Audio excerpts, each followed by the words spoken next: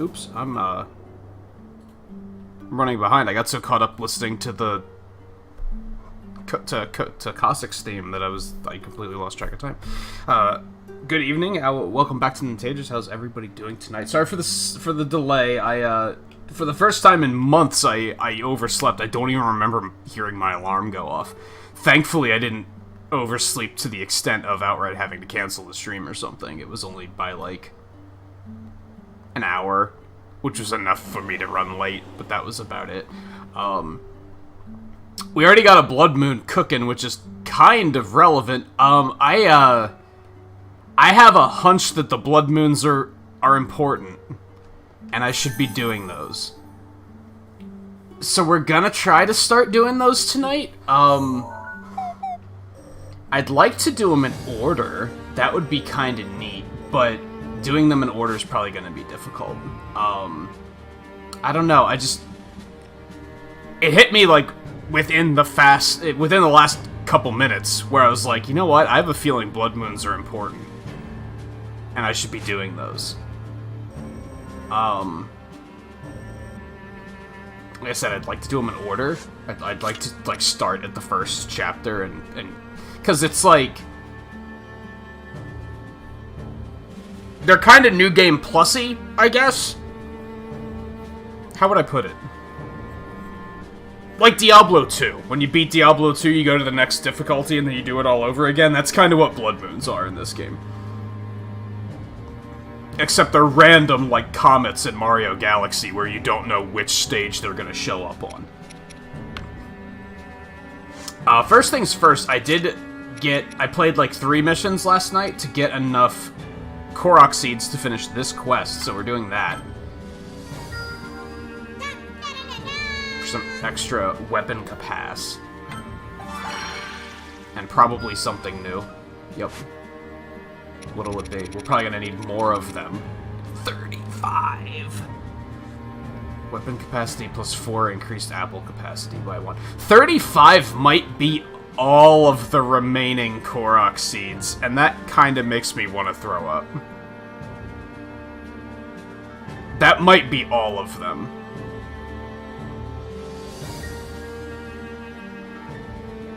That sucks. We'll see what happens. We'll see what happens. As far as quest completion, we're at 93% complete. That we now know that is specifically quest completion. That doesn't count challenges. That only counts quests. Now, since we beat the game, it's not over here. Where am I going? Since we beat the game, we can come into records and we can see what our map completion is. So that's probably our true completion, which, as you can see, is just about the same amount.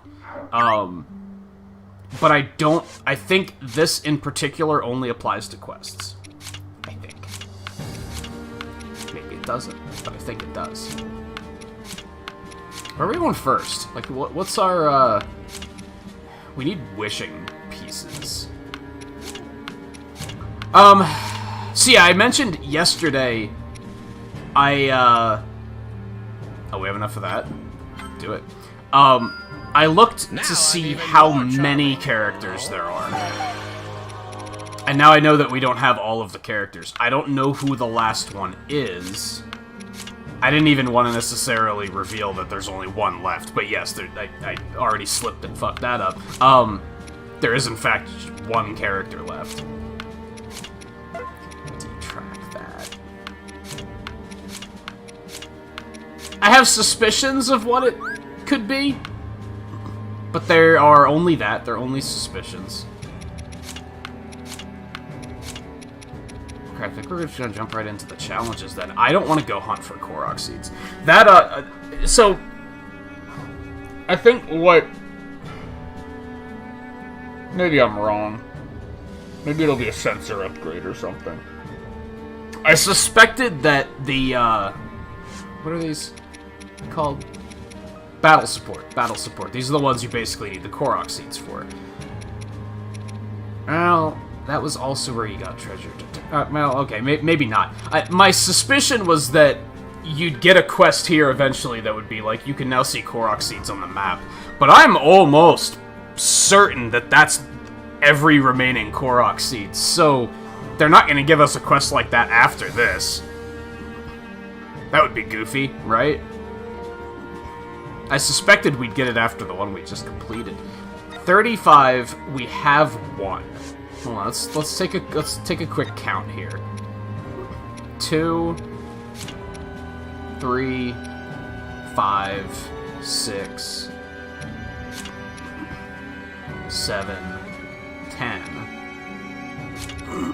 11, 12, 14, 15, 17, 20, 22, 26, 29. That's only 30. And so that leaves that there's 5 missing, which are probably in the challenges. We probably don't have them yet, but this is probably where they are. Or we just get them for completing a quest somewhere. That's also likely. Like this one. 5. Yep, that's all of them. That's all of the Korok seeds, and that fucking sucks. What can you do, I guess? Do we have to buy anything from the shops? I don't think we do. I'm pretty sure we don't. Okay, challenge is away. Challenge is away. Alright, we have to use Terraco for that. And he's probably not high enough level yet, so let's not. We might have to boost everyone up to, like, level... Ooh, we have to defeat all of the blights. That sucks. I'm gonna do that.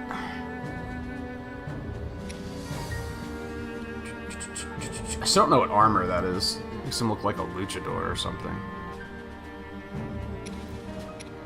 Some of these we can do with... Like, this is tricky because Mipha's not high enough level.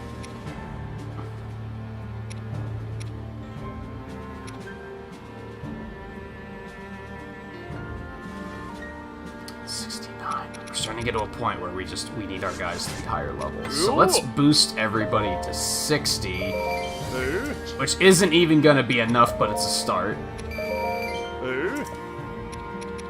Apparently everyone was 59 already. Did I boost everyone to 58 last week, maybe? And then I had to use them for various things, and they leveled up some. That's maybe what happened there. Oops.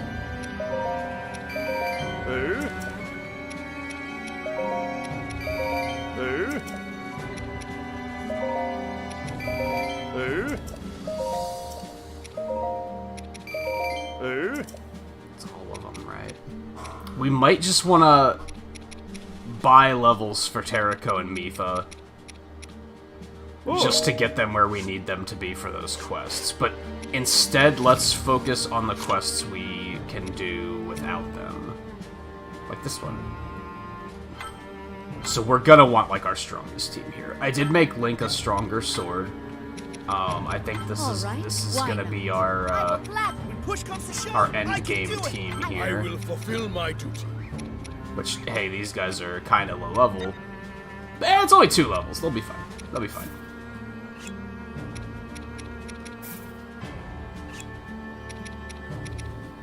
Especially Yunobo, because he has a good weapon. So, we'll be fine. Okay. Anyway. How's it going? Like Azer, how's it going? I've been looking forward to seeing you again because I was playing Astroneer the other morning.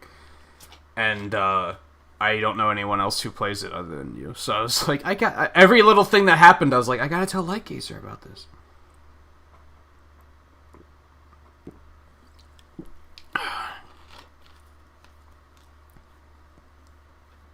Yeah, the 17th character is Terraco. He's okay. He's okay.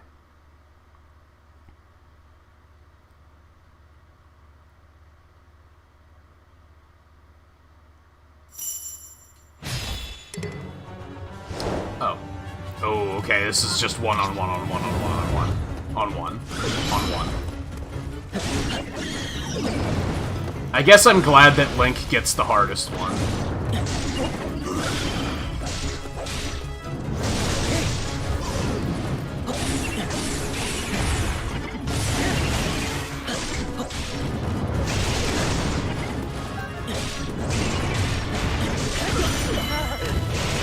I know how to dodge, thank you. Except for when I'm... Except for when my dead.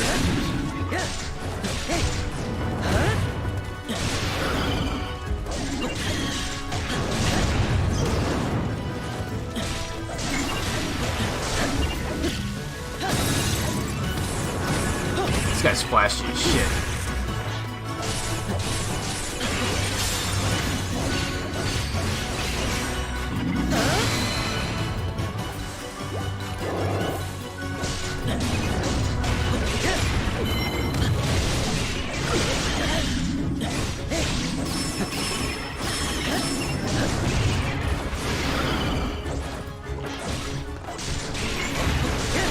I think this one's the hardest just because his hitboxes are enormous, and everything's really difficult to dodge.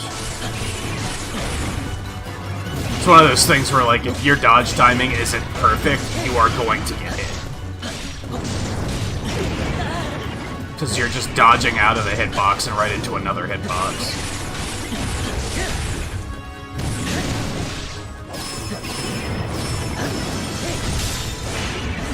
I found out that attack was actually super good last night. Like, I was kind of misusing it. Not bad.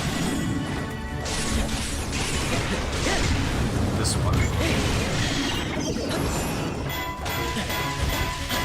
Where you get launched into the air, you can actually transition into light attacks. Hit him a couple times, which you get weak point hits for, because it's an air attack. And then you can go into the heavy attack. So it's actually a little bit better. See, look at that shit. Like, I was behind him, and they were still like, nah. That's his hitbox. Like, yeah. Seriously?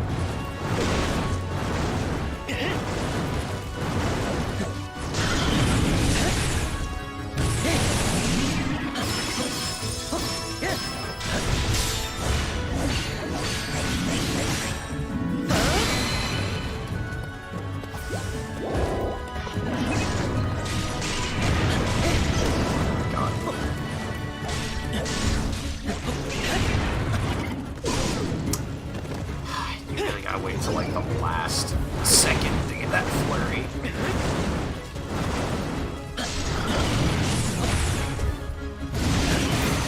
That attack sucks. I'm not a fan of that one. What the hell? Come on, dude.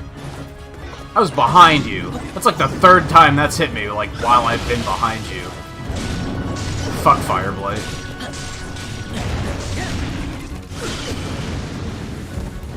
Like, just fuck that attack. Get the flurry, it didn't pay out. That's gonna hit me.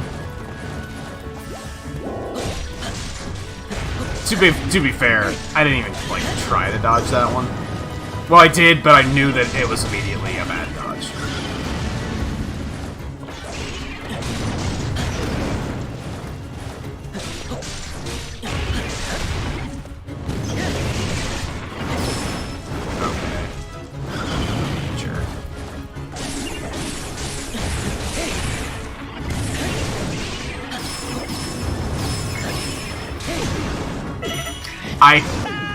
I tried to stasis and nothing happened.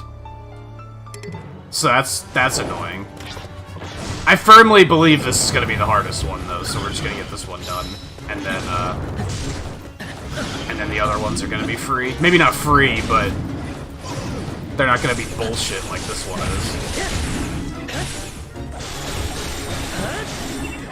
This is the only one that has retained his bullshit stat from Breath of the Wild. The rest all got nerfed.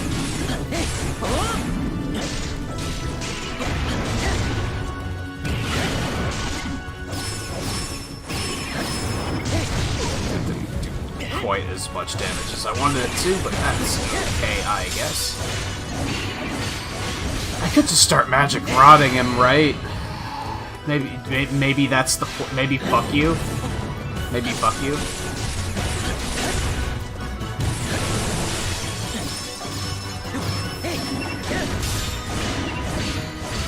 Like, that's basically a free break. So whatever, right? Yeah, fuck you, dude. Now he's the one whining. It's so cheap! He can just do that.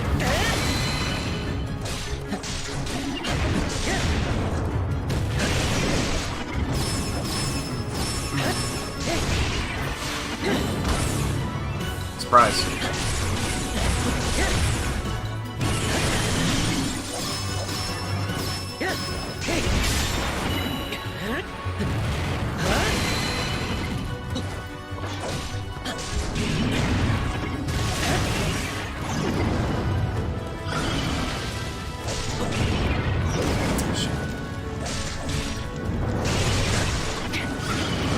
I guess it's because that move, like, explodes after he does it.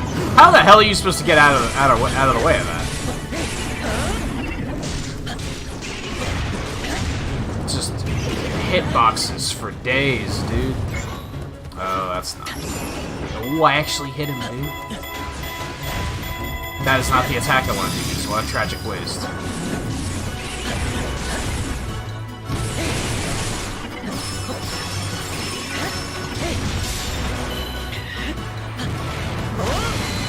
Alright, this is going much smoother now.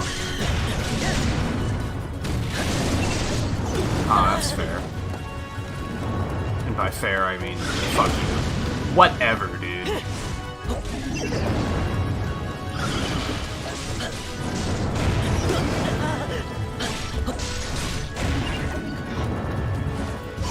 Biggest jerk.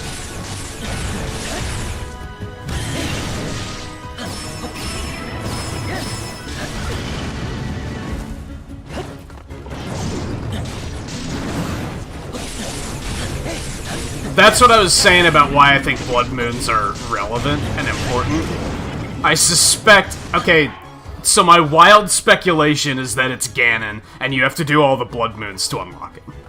That's like my wild speculation. That might not be it at all, but that's just my shot in the dark, because whoever it's gonna be kind of random, right? There's not like one character on the hero's side of things that is just missing. Like, for example, if they never gave us King Rome, I'd be saying it's King Rome because obviously he's there, he's in the battle, and we just haven't unlocked him yet. So that would be like the obvious answer. There's nobody like that. Unless you want to count Pura and Robbie.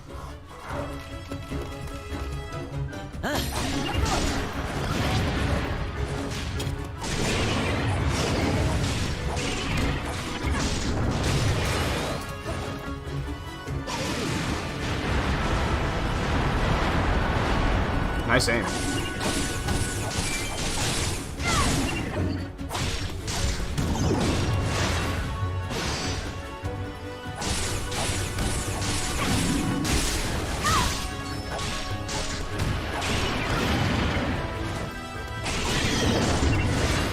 For a second, I was gonna say it's fitting that she's fighting water, but this isn't water. Learn to read.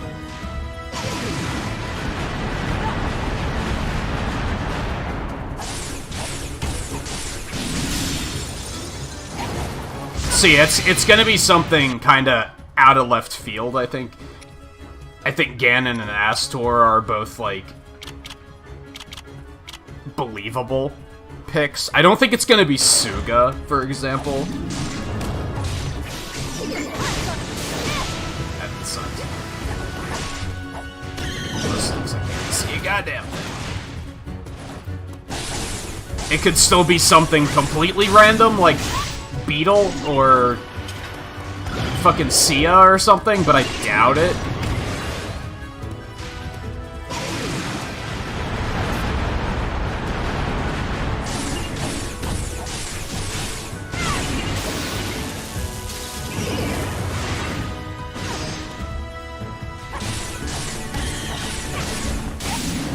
Wind is easy peasy.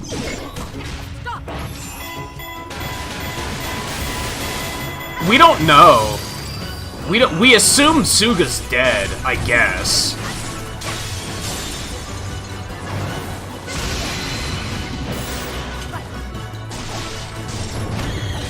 They never say. Like, you see when Astor's betraying them,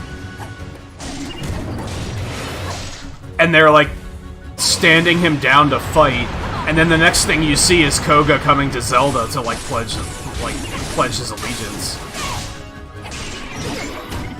And Suga's nowhere to be found, so we just don't know. I don't even think his bio says anything about like what happened.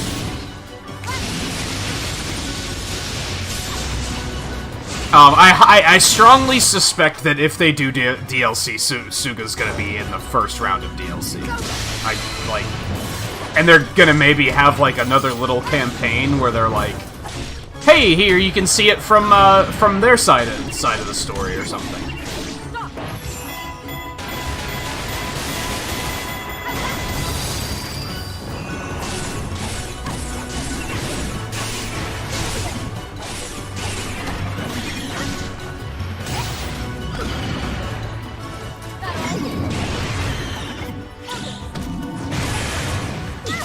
What?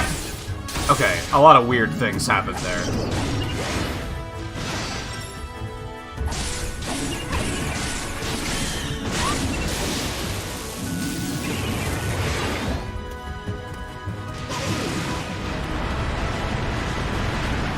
Now, sure, this is easy because I can block.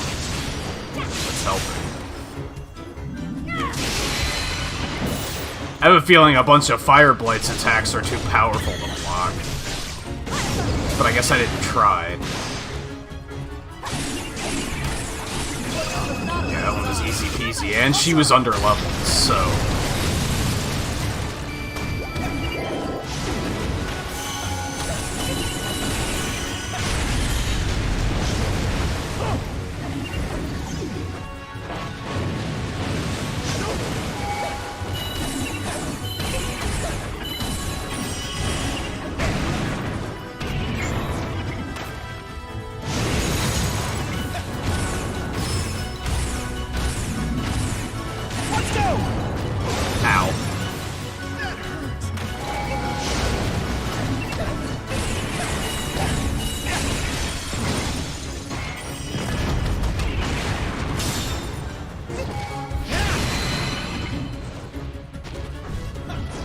Yeah, I think if it was something... I don't think it's something I missed. I think it's definitely an endgame thing.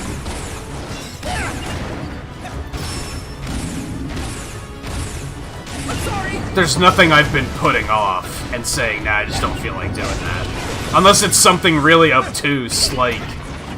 Oh god. Didn't realize we were timing. Like, get all the Korok seeds or something. I could have done that a long time ago. But I was like, no, fuck you.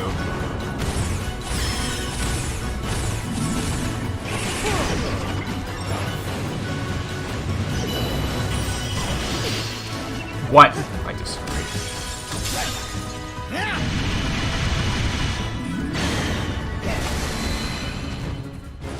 But yeah, I could see the first DLC pack being Suga and Astor. And you are given the ability to see it from their perspective.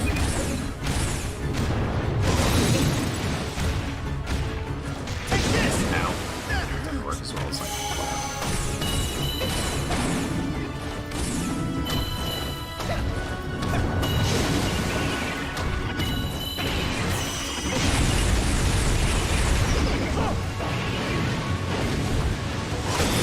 Fuck you.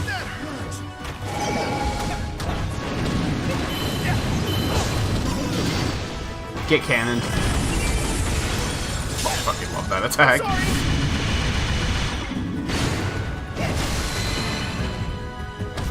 They're not really difficult, you just have to find them. Which is annoying, because it's more akin to heart containers, I think.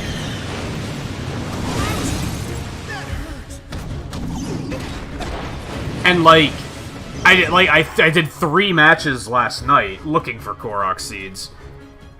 And I think on each one I did, I combed the entire map over the span of like 30 minutes, and I think I missed 1 Korok seed in each map. And I was like, what the fuck? Like, where are they? Like, honestly, I'm probably going to just look some of them up. Because I don't feel... It's too time-consuming for 1 Korok seed. It's pretty similar to Hyrule Warriors, where sometimes you'd be like, oh, there's 1 heart container, but especially Legend mode, like the campaign of Hyrule Warriors, where there's like, oh, there's a heart container for Impa, I've checked every keep and I can't find it, and that's because it's under a rock on the far corner of the map and you're not thinking to look there. And it's like, but even then, like, I can go in and get it in like 5 minutes, under 5 minutes, but after that, I still have to do a 30-minute campaign mission to actually have it count, which sucks. And that's probably what a lot of the Korok seeds are going to be. Like, it's going to be very... not fulfilling. It's over. So a lot of the ones that I have 1 left on, I'm probably just going to look it up. Now, granted, all the Korok seeds is probably going to be the last thing I do. I'm probably going to... Well, what I'll probably do is multitask and say, well, I'll do the Blood Moons, because the Blood Moons... Since they're the same stage, they have the same treasure chests and the same Koroks, so I can just get them through that. So I'll see how many I can get while doing the Blood Moons, and then I'll go back and try to get them all. Unless I break and say, no, I don't want to do these again, so I'm just gonna look now. Which I might. Okay, yeah, I don't think you can block lightning.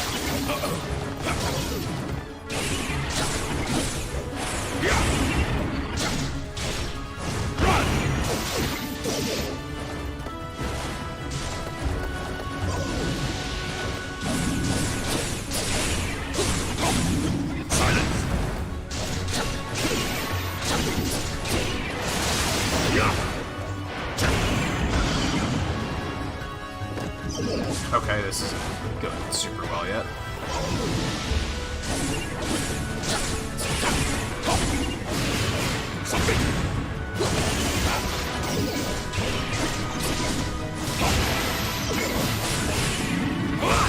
Damn. The fuck him up. I don't know how many there are total. I want to say like 100, 120, somewhere around there. There's not that many.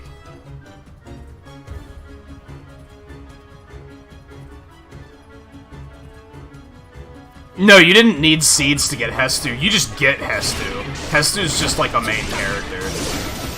The only optional characters so far are kind of Terrico, if you want to consider the fact that you just didn't have to do that. You didn't get that through campaign progression. The Great Fairy and the Monk are the 2 like optional characters that I could, if you were rushing through the campaign, you may have not got them. Everyone else was just a main part of the campaign that you can't miss.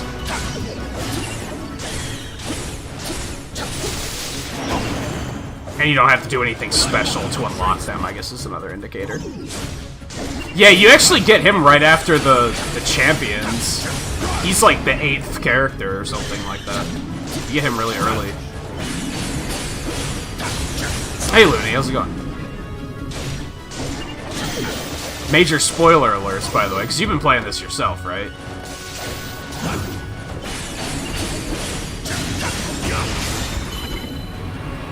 Of course, I don't know how far you are, so maybe it might be nothing to worry about. We're currently triangulating, like, where the final character might be.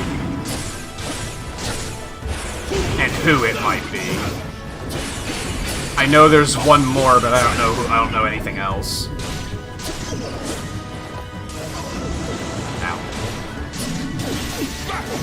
Okay, jerk.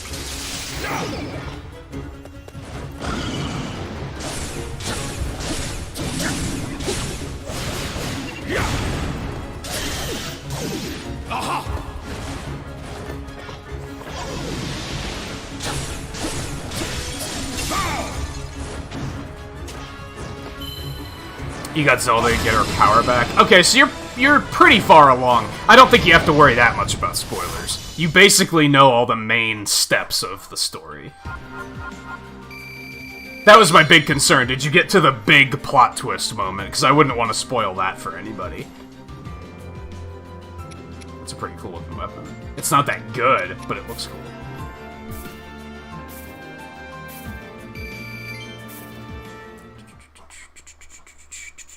Hey, Scarlet. We didn't see any dozens Boko in that. That was just fighting the stupid, the quarter dozen blights, I guess.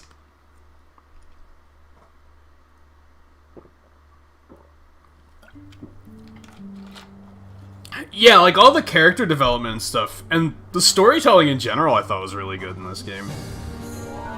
They're completely different types of games, but this game it fixes so many things that I didn't care for with Breath of the Wild. We should probably do that one. Was that stage 1? No, that's like one of the last ones. It's level 70. I don't think I'm ready for that one. We want to see... I want to see Chapter 1 show up as a Blood Moon, then we'll go do it and see what happens. That's like my current dream.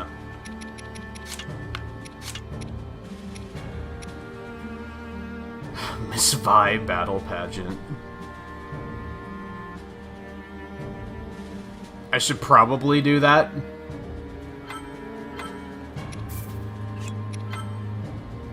Can you actually use Urbosa? But we have to fight Urbosa. I feel like you gotta use Link for this, right? Oh, you can't.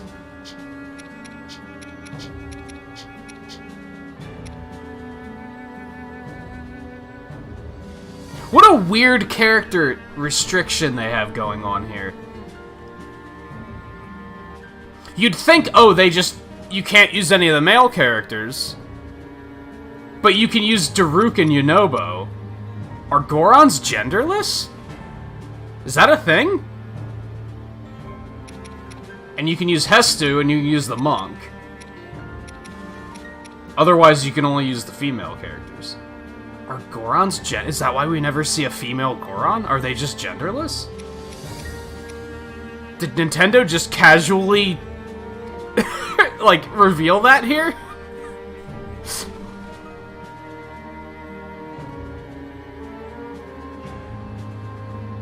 Oh, because Gorons are exempt from the you can't enter the city rule. That's right.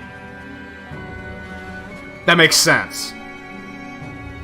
Yeah, they do talk about that in Breath of the Wild. They're like, no men allowed, but Gorons are okay, I guess. I forgot about that.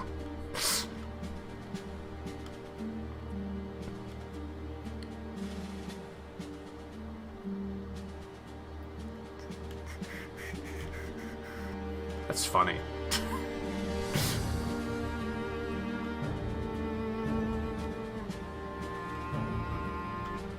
But then why can... And I guess the monk can because it's an optional character. And then Hestu is... Hestu. So... I guess we'll use Urbosa, because she's probably my strongest. She's a little under-leveled, but it might be okay. It might be okay. She's probably our best bet.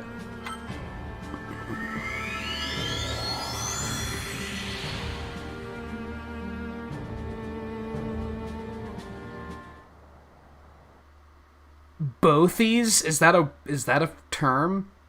If that's an offensive term, I'm reading what Scarlet said. That's not my own words. Just to get that out there. In case anyone's like, oh, how dare you? That was Scarlet. That was Scarlet. God damn it. You just invented it. Isn't it great how the English language works like that? That you can kind of just invent words, and oh, it's offensive to somebody, it's gotta be. Like, you can just invent words and people just kind of know what you mean. Like, re-look. Who remembers that little gem from yesterday?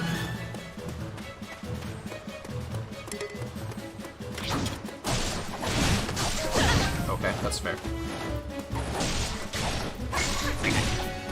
I'll freeze you out. Good work.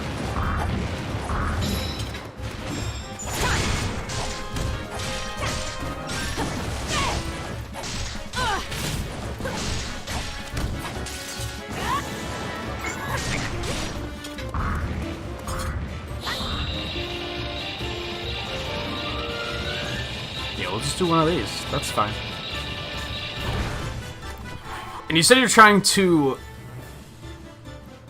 learn how to do X3 as effectively as possible, like, in terms of 100%, or what? I always thought that game would be interesting to learn how to speedrun, just to learn how to, like, just to try and route it myself. Even though I'm sure they've already got it all figured out. I'll freeze you out. There we go.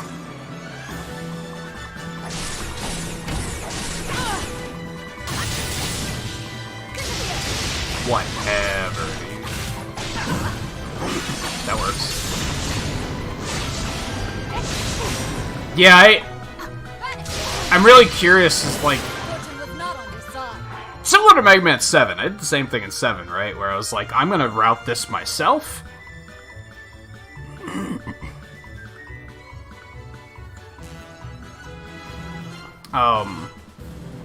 And then I'll check to see how everyone does it. Because, yeah, there's a lot of backtracking, so I was like, well, how's the most efficient way of doing... My nose is so fucking itchy now, holy shit.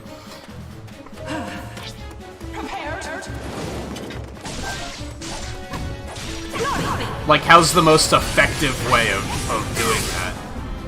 For 100%. There we go. Shit, I'm bad.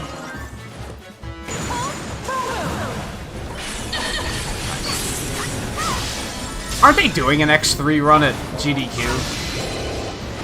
For those curious, I realized last night that GDQ's 3 weeks away, and therefore my next vacation is 3 weeks away. So that's neat.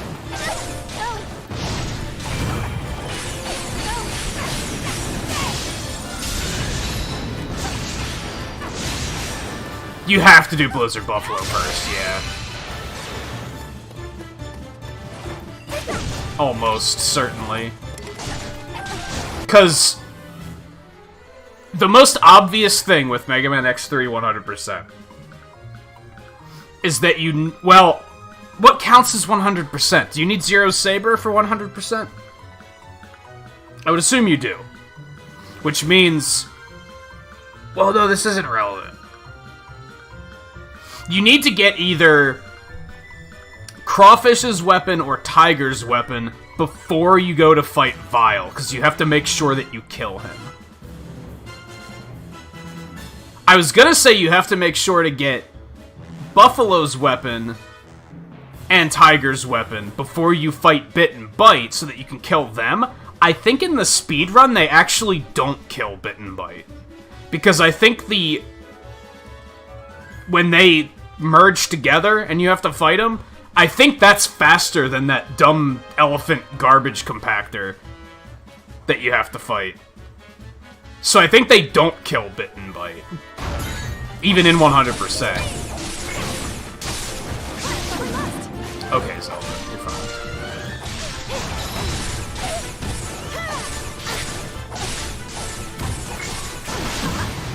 Okay, that works.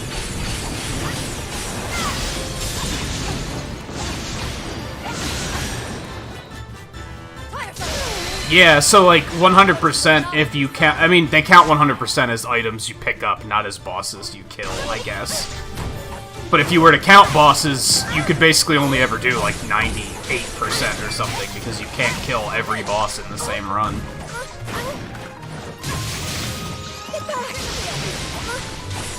Okay, let's get out of here. This is uncomfortable. My nose is so itchy. What the fuck?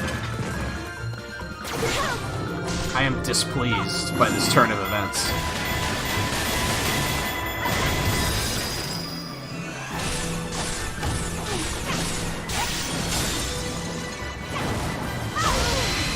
But yeah, Buffalo first is, like, almost necessary. You can beat him easily with no weapons. You can get the sub-tank, which is important. Maybe that's why you can't use Link. Link's such a fucking cheater. I'll freeze you out.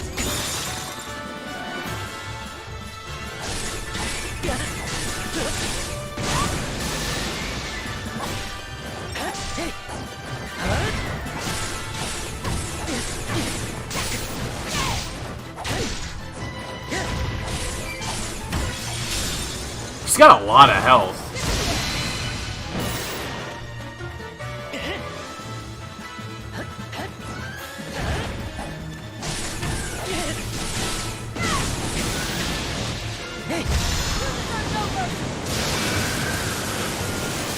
Yeah, Bit, if you don't defeat Bit and or Bite, if you leave one of them alive, they turn into God Car Machine or Owenary, whatever the fuck it's called. And then if you beat both of them, you fight this stupid garbage compactor bullshit. It's not a compactor. It's this elephant thing it's awful. It's an awful, awful fight. And then actually, if you don't kill Vile, I don't know what you fight in the fortress. Do you just fight Vile there?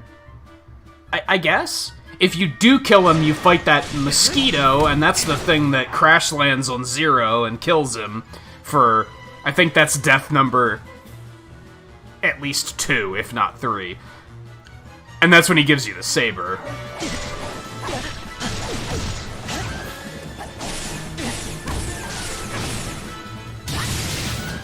Which I assume is necessary for 100%.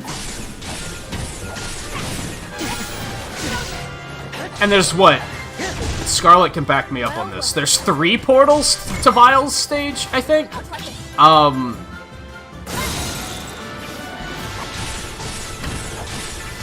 I always use the one in Catfish's stage, personally, because it's easy to get to. But again, you want to make sure you have Tiger's weapon or Crawfish's weapon. Tiger's weapon is probably more likely, because I usually do Crawfish, like, last.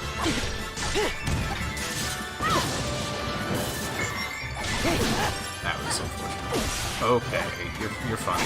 You're funny.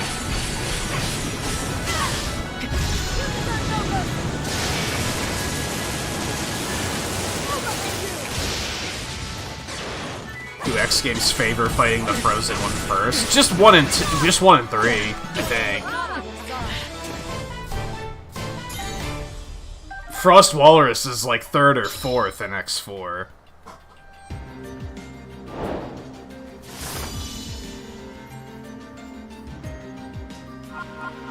Oh man, what the hell? Just be my allergies acting up. That only took 5 minutes? Really? Felt like it took longer. Uh-oh.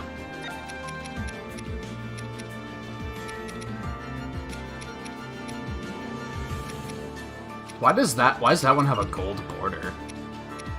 It looks special for no particular reason. That too.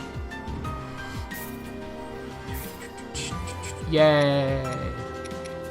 I guess. You could do Walrus first, I just never do.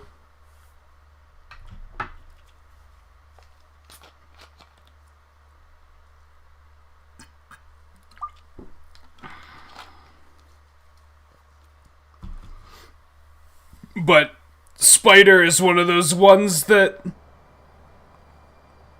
you want to do Spider first. Well, if you're only playing it blind, I guess I don't want to say why. Come to think of it, but it's similar to X1 where they set it up in a way where it's like, oh, clearly you're supposed to do this one first.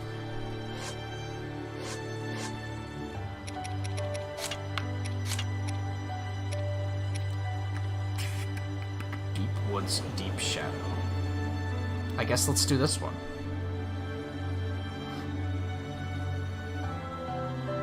I think Let's do our best. Yeah, this is team endgame. Let's level up my weapons a little bit, maybe. It couldn't hurt. To at least, like, 15. Most of these guys have way more weapons than they know what to do with, so... Damage at full hearts, we don't necessarily want to hold on to that one. That's just reduced damage from enemies. I'm thinking, once you get the weapons high enough level, you might want to have 2 boosts. I already have healing item effect. Like, because the seals, like, synergize in this, right? So these are stronger because they're all the same, like, type of seal. They're all hexagons.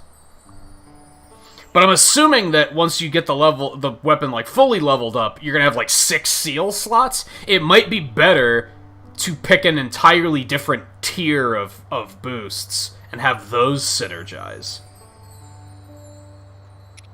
At the moment, it doesn't matter, because I'm pretty sure we actually don't unlock another seal at level 15. It's probably not until level 20. Do we have any that gives increased fusion experience? Yeah, that's what I'm talking about. Unfortunately, it's a low-level weapon, so it's not that helpful, but cool, I guess. It's something. That's the only one we got. Okay.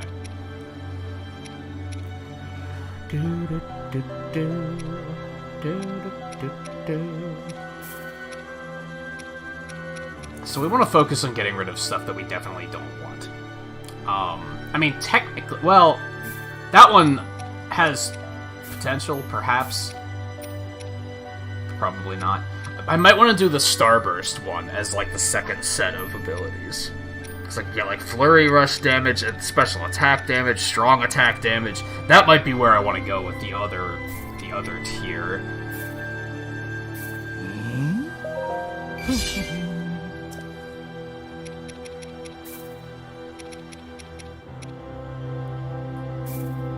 So it's special attack damage plus... Mid-air attack damage doesn't really seem that good. That seems, like, selective. Oh, and there's regular attack damage.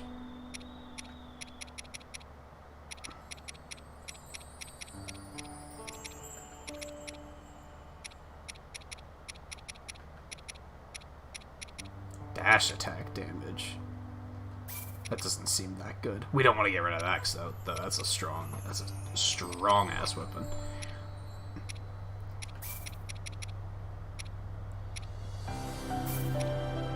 And I may be getting my wish here, in that this might actually start to really matter if I start doing blood moons. Because I said a couple times about how, like,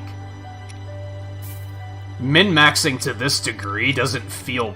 It feels like there's no point. It's kind of like, who cares? And...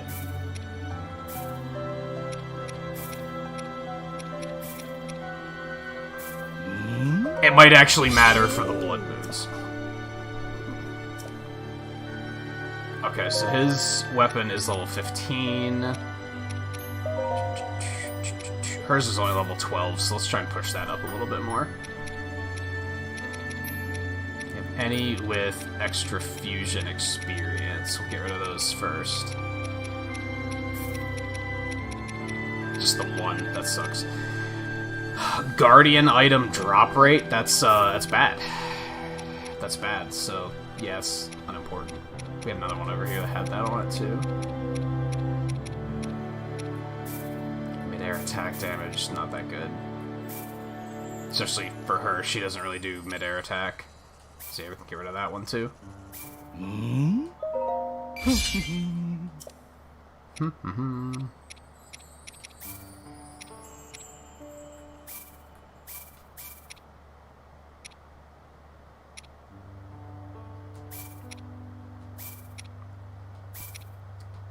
Just burn the most powerful ones, I guess. And now we'll burn the weak ones. Oop.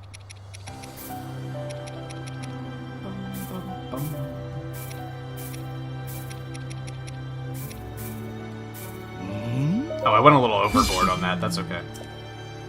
Okay, so that's 15. His is already 15. I think his might be too. His is only level 10. Okay. His isn't... This isn't a great weapon, which is why I've been holding back on leveling his up further. Because I'm pretty sure I could get better. I have a bunch of level 54 weapons here. Maybe I should go for one of those.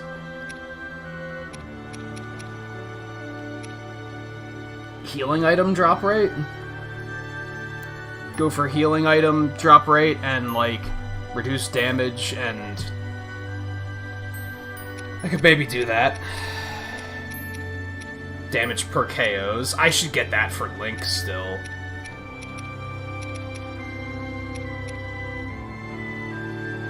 Let's do that. Okay, so we're gonna equip this one instead.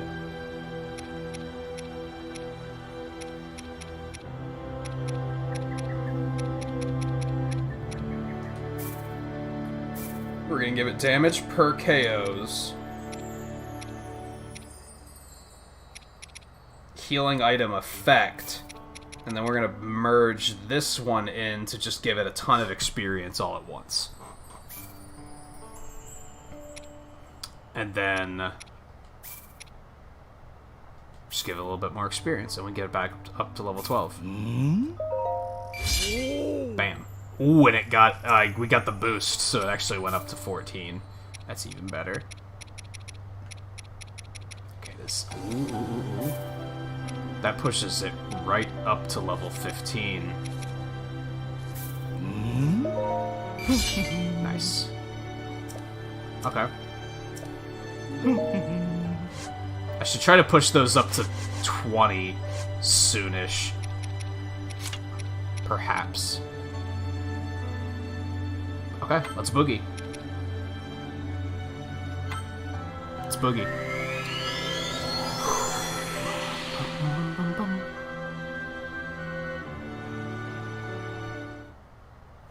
It's not that blind. I just didn't want to be like, here's where all the upgrades are. You know what I mean?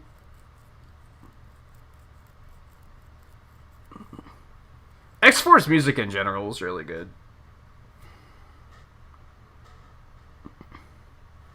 It's different. It's not as, like, heavy. It's more techno-y than X1 through 3. But it's still really good.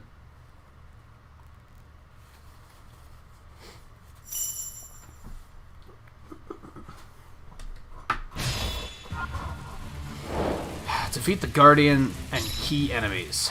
I wasn't paying attention. Are there Korok seeds here? I'm pretty sure there aren't, but let's double check to be safe.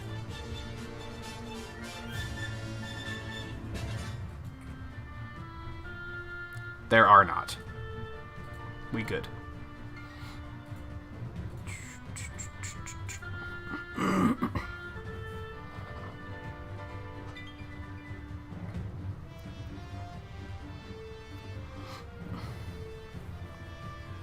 I'm also trying to remember more about X4 than just the speedrun, because clearly there's more to it than that. Okay, so you can go here. Looks like you're fighting an Ice Hinox. You're fighting some Fire Moblins, and you're fighting some Stone Talus. And then what's Link gonna get into here? Okay, let's try something new. I heard about this. I haven't tried it yet. That you can zap the boxes and get a big ol' area of effect. It's pretty goddamn effective. I think I outright killed one of them with that, so that's crazy.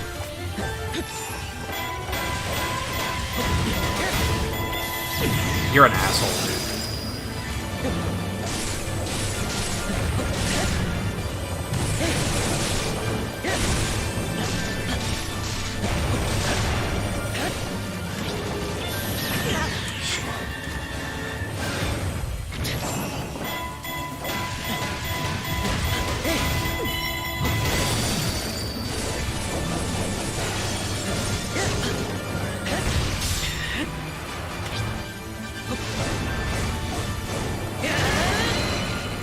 I'm surprised we haven't seen the flying guardians with elements yet, knock wood.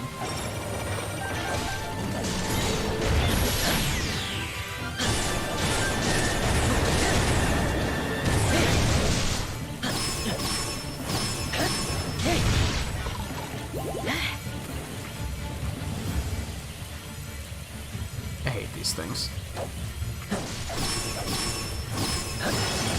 That works.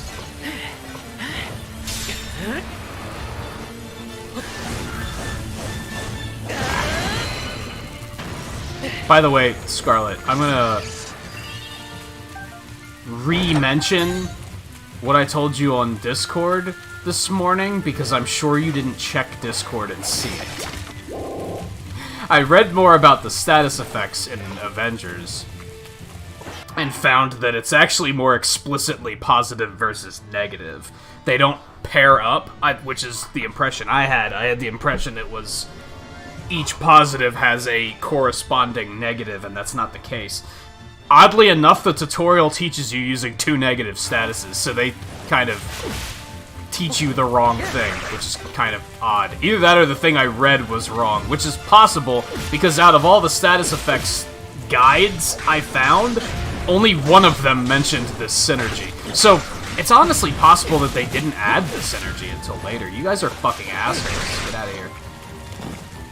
Oh my god. Okay, you know what, Link? How about you just go back? We could just switch to a different character instead. How's that sound? But yeah, the positive charged statuses are Particle and Pim, and Cosmic, which apparently Cosmic is very end-gamey. Like, you don't really see that on much gear. And the negatives are Cryo, Gamma, and Shock. So, like, for Widow, you would want to gear for Particle or Pim damage, because then all of your shock attacks are going to do more damage. Thor is probably the same way.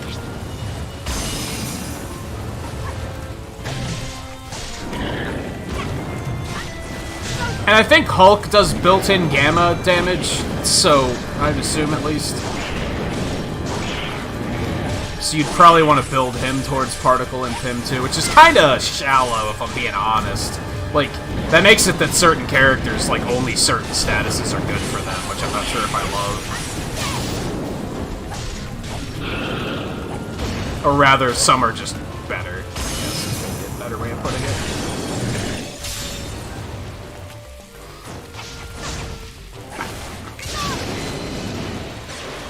There was something else I wanted to research about Avengers, and I forgot what it was, so I didn't research it.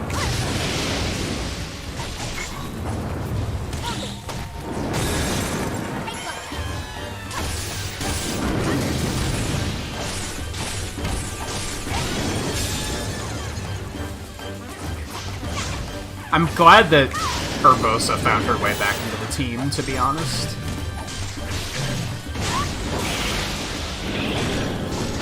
Like, early on, I was like, she's really cool and I want to use her, but when she didn't have her full combo, I was kind of like, meh.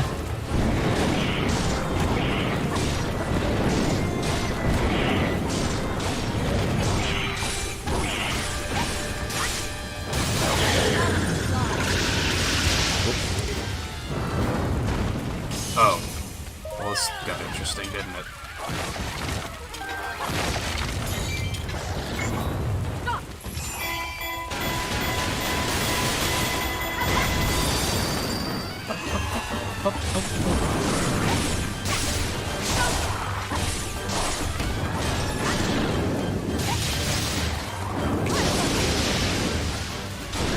I guess that's doing more damage because we're in water. That's interesting. I mean, it makes sense. Or not that it's doing more damage, but it's stunning him.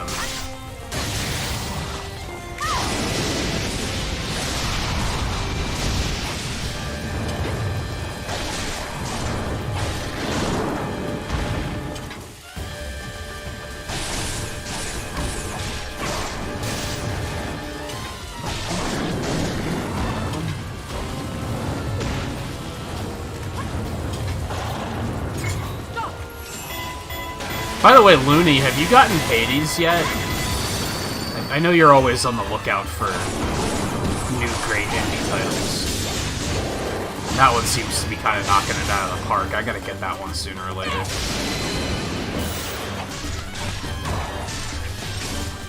I've only mentioned to a few people, I picked up a couple indie games last week for the upcoming IndieWary, and I'm definitely looking forward to that. So much so that I'm like semi-tempted to start it early.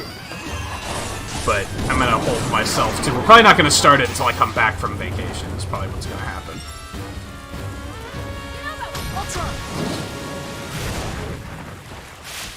I'm pressing the wrong buttons.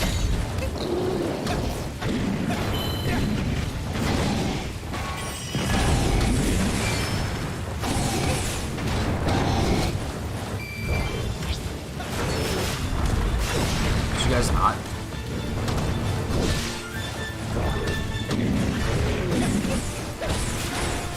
I'm sorry. It's over.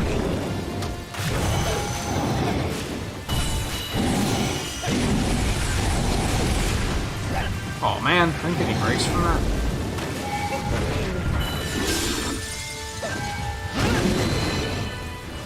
He did it.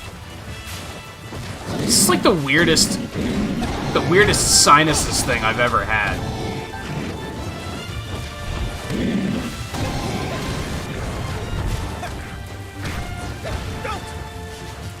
It's not like my nose is dried out. It's something. It's just tickly. It's weird. Never had this particular bit happen. God damn it. Yeah, let's do one of those. We did it.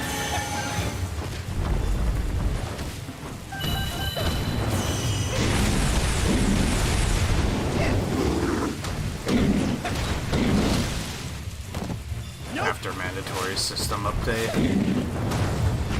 Well, you haven't even started playing the new update, right? So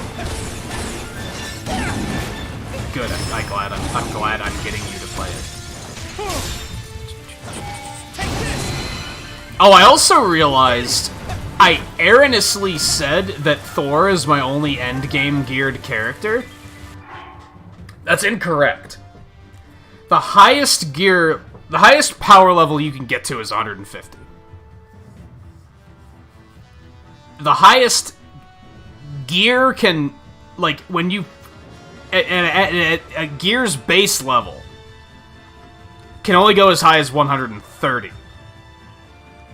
You upgrade it up to 140, and then your major artifact just gives you 10 power levels. So that's what gets you to 150. So Cap and Hulk are technically also endgame geared, because they're up to 130. So those three characters I all have in, like, max level gear. Like, they're not min-maxed for good stats or for good, like, effects or anything, but they are more or less endgame geared. I realized that right at the end of the stream. If the internet wouldn't have cut out, I would have realized it on stream. But Hulk was just, I wasn't getting any stronger gear, and I was like, oh, right. This is all the further it goes.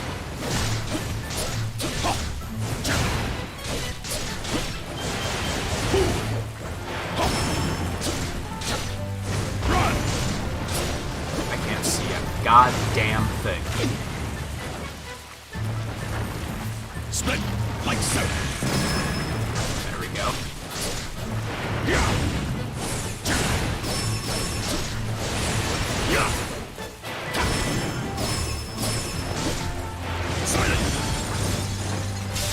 I hate to be fussing with my nose so much, but holy shit, it's really bothering me. Not bothering me, but it's annoying.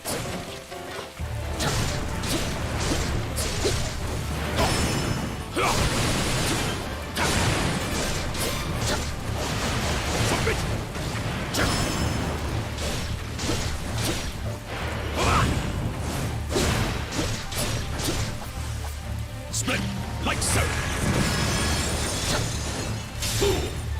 Vicious.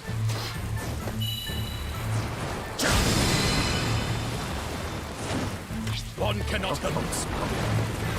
Oh, I defeated the other one? Okay. I thought this was the one I defeated. Split like so. God. Run! Good fucking bomb attack, man.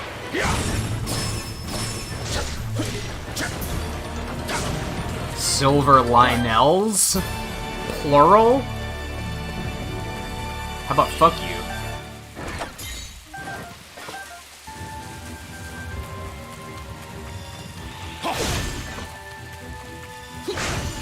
What's with all the spitting Lizalfos?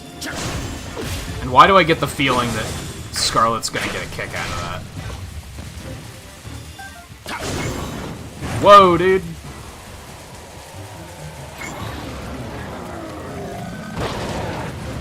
I'm gonna disagree.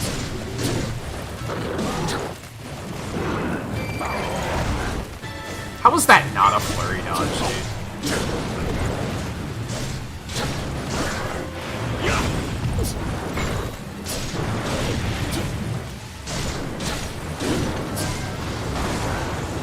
God, fighting two Lionels at once sucks out loud.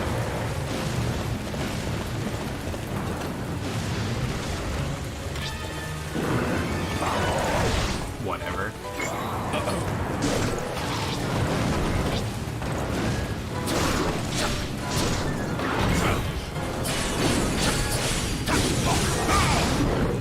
Spitting Lizalfos. Did I say spinning? I may have just... Thunder! Fuck you guys. I am ready. Yeah.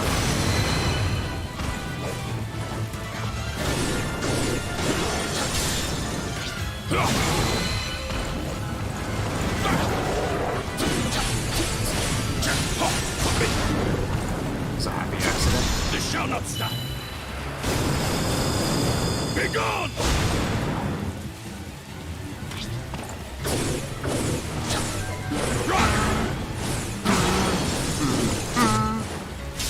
Alright, this is looking up. Yeah.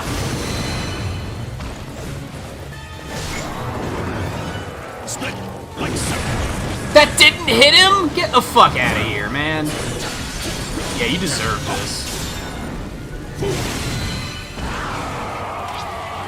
Oh god. Nope. I tried, I failed.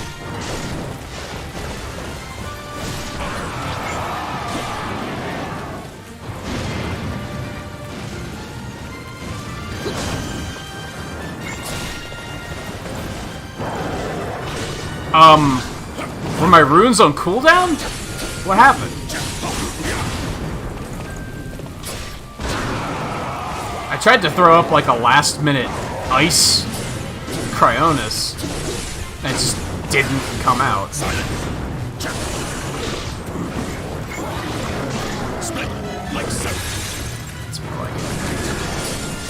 Oh, I found out bombs actually do increased damage to weak point gauges. I didn't know that. One cannot help us. Okay, my runes were down that time. It's interesting how they tried to give the runes more uses than just the counters. The thing is due to the cooldown, you almost always want to save them for the counters. So it kind of doesn't work. But it's interesting. So yeah, bombs do extra damage to weak point gauges. Stasis freezes it so that you can just do more damage to it.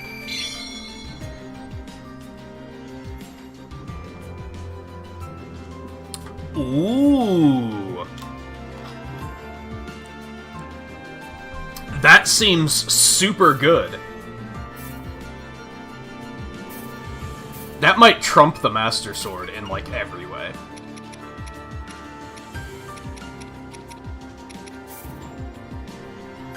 Radiant Mask. Oh, right. Someone mentioned this last week, that this is probably the one that glows. Yeah, it has, like, the skeleton on it. Yeah, I forgot that existed. neat, I guess. My hair's a fucking mess today. I gotta stop. I gotta start waking up earlier so that I can actually, like, get showered and let my hair properly dry before I throw my headphones on, and then just my hair's a mess for the rest of the night.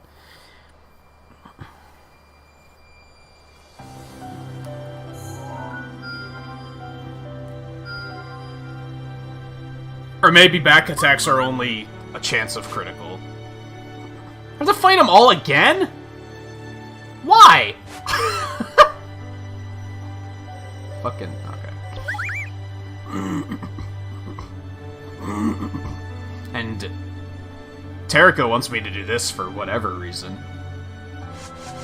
How are we looking on quests? Can I get, like, any of these done yet? I need one more star fragment, so you know what? Let's do exactly what he wanted us to do. Cause... Wait, no. This is the one we get a star fragment from. Yeah, so let's just do this.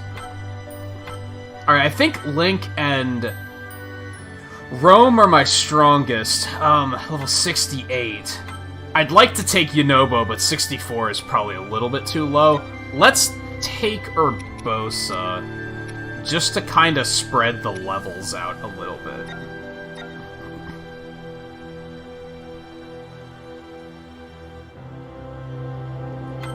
Yeah. I think that makes sense.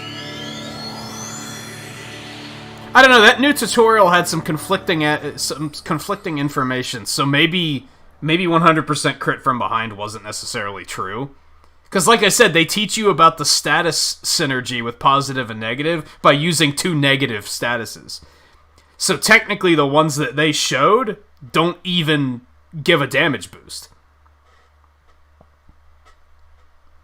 According to the thing I read this morning, that is. And like I said, out of like the 6 guides I read on status effects, most of them simply said, here's what the status effects do. Like, oh, this one's a dot.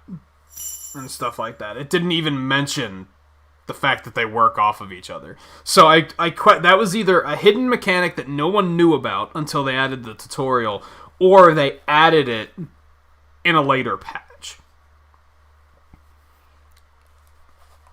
And it's hard to tell which is true. Like, was the thing I read true, or was the tutorial correct?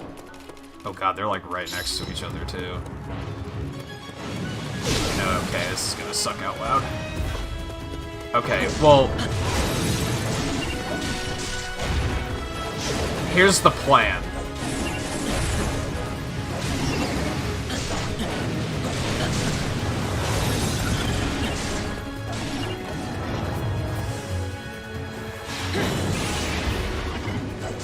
I know I said that and then did not follow that up with what my plan is. I'm gonna be honest, my plan isn't very good, so, hold that thought.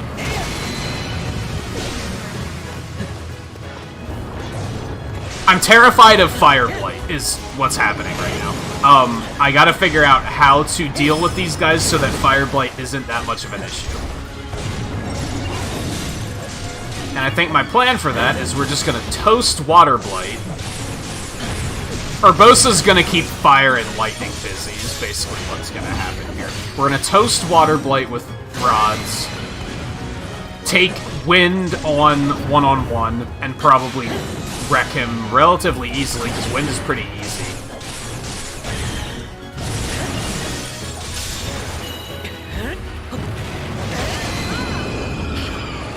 And then I'm gonna try to drag the other 2 apart. Or, alternatively, we'll just wreck Fire as quickly as possible with magic, and...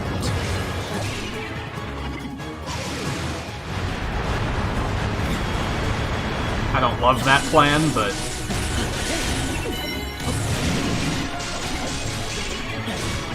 It's bullshit that that doesn't count as an air attack for opening their weak point gauge. IMO.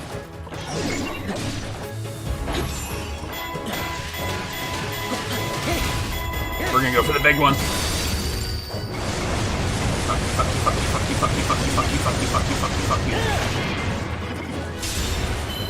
I don't know how much damage that did, but...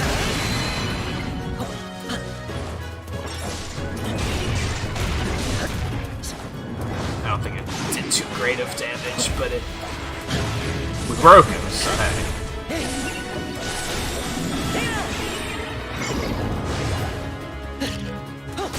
I didn't think I was gonna get that on time.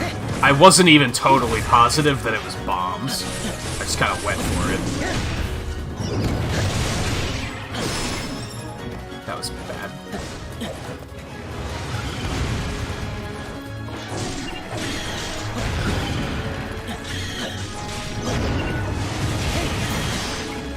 It sucked a little bit.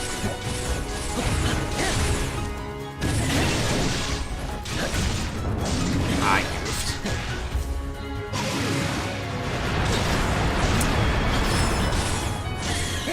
There we go. We're not timed on this, too. That's worth keeping in mind.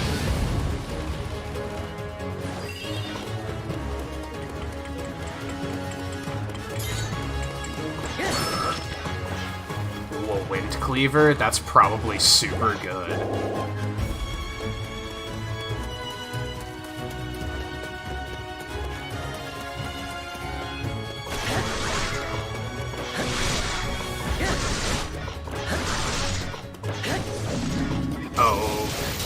That works. Not quite what I had in mind, but that works. Oh god. Oh, they're both coming, though. That's not... This isn't really what I wanted.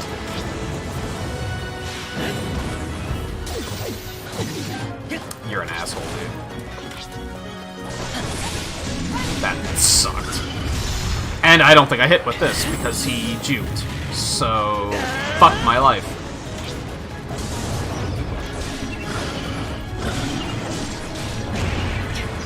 This is not working at all. Urbosa, do you have a special? You do not have a special. Fuck me. That's something. Alright, we're gonna get this meter first.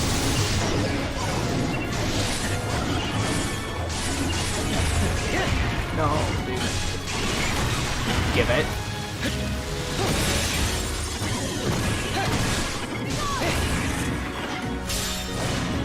Did some damage to Thunderblight too, so that's neat. Okay.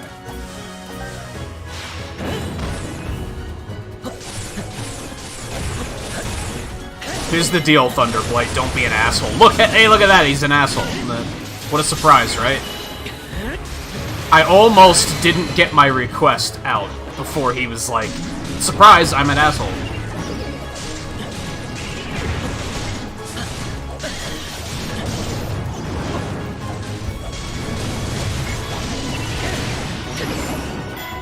God damn it, dude.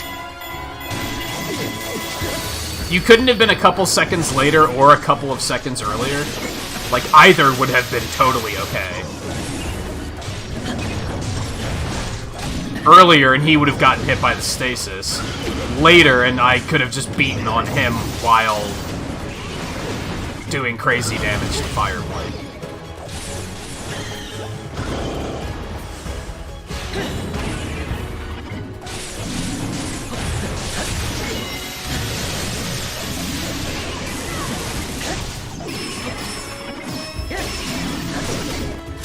Okay, that almost sucked, but I think we should be okay. This should kill Fireblade. Alright. It's just this punk bitch.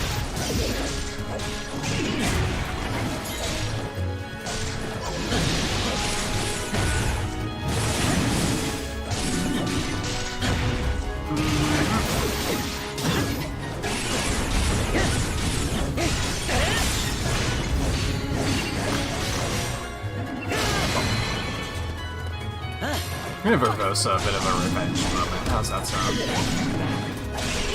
Oh right, he does this bullshit. Well, how about I just toast you all? How's that sound?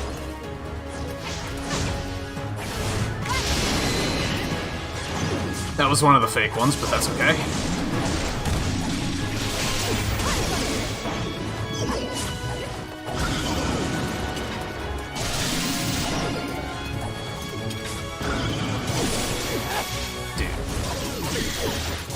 Could you not?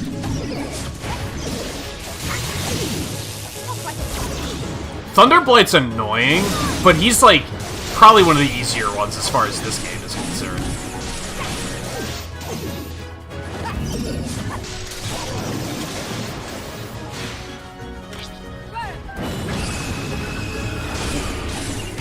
That did more than I expected it to. Good shit. Pop! All things considered, fighting all of them one-on-one was harder. And I think they probably weakened them here because they knew that you were gonna have to fight more than one at once. And that sucks. 45? It's not as good as I was expecting it to be. That's good! It has damage at full hearts, though. That blows. And it's only 2% damage at full heart. That's terrible. That's like... the payout, that's not worth it at all. You have to struggle to keep yourself at full health and like be super try-hard Dark Souls mode to make sure you don't take any damage and you're rewarded with 2% extra damage. That's nothing. That's literally nothing.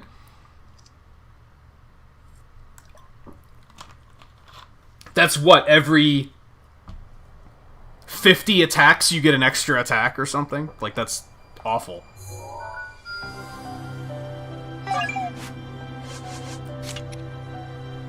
Reduce enemy damage, yeah baby. Beautiful work. Hey, Lineiru's done.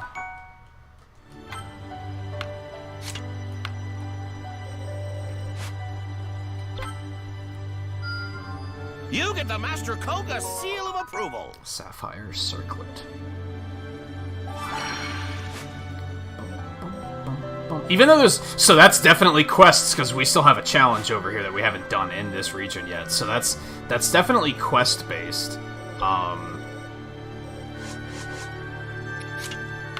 we don't seem to be getting a bunch of new quests, which is a little disheartening. Okay, we still have to do this one. We only have exactly 5 stones, and I'm pretty sure we have another character that we need them for. I don't remember who, though. Koga.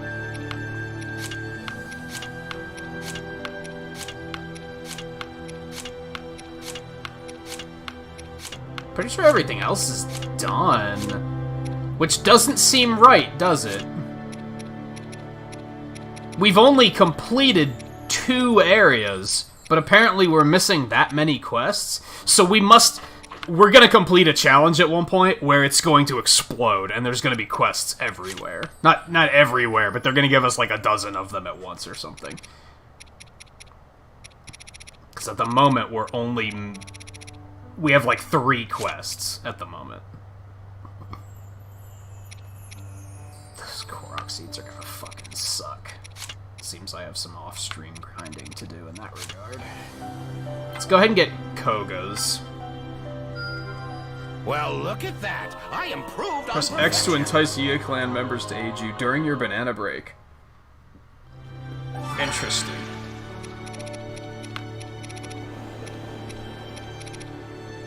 Interesting. I think those are like the only 2 quests we have at this point. So yeah, we're kind of looking for an explosion at the moment, and it might honestly be connected to Blood Moons in some way.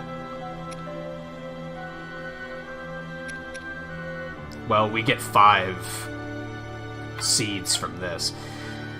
Level 68. I'm still gonna roll with these 2.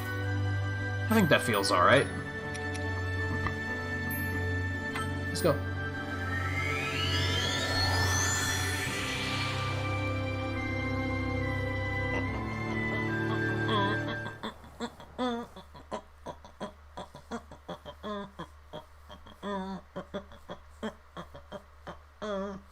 Load times are a bit of a downer in this game, too.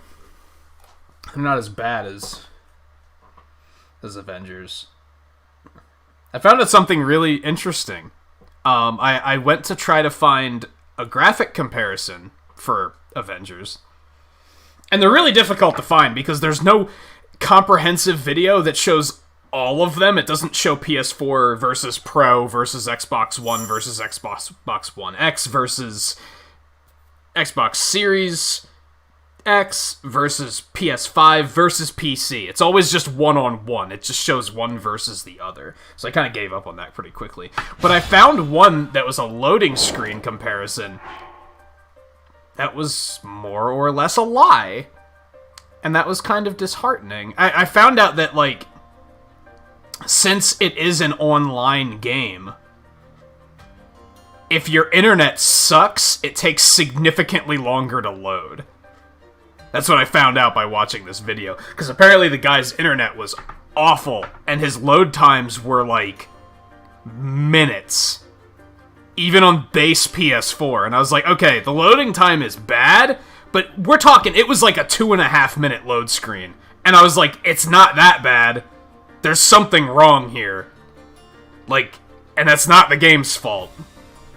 Fortunately, the video wasn't highly watched. So it wasn't outright causing a misconception, where, like, it's not like it was a big channel that was doing it. So, and the comments were filled with people saying, dude, this is wrong. Like, that's not correct. And the load times were worse on PS5 by this guy's comparison, which didn't make any sense.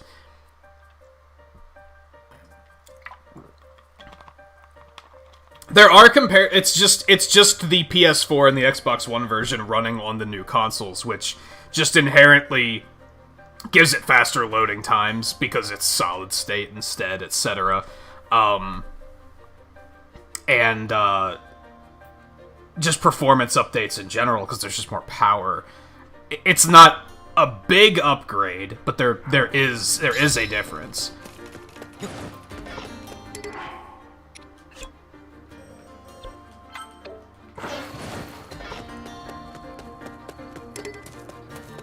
Let the allied strongholds fall. Okay, I take that back. Urbosa, you stay here. This is gonna be a we have to defend the base mission, which this game actually doesn't do a lot of, and I'm not sure how I feel about that. And whenever they do a mission that is defend the outpost, it's not that intense. Like, Eno's gonna know what I'm talking about. And in Hyrule Warriors and Fire Emblem Warriors, there were often missions where, like, you have to defend your base, and you will often lose because you didn't even know your base was under attack. Like, it comes so hard and so fast that just all of a sudden you're like, we're losing. And that doesn't happen in this game, and I can't decide if that's for better or for worse. It's significantly less intense, but it's also, you know, if your base is in trouble, which is good.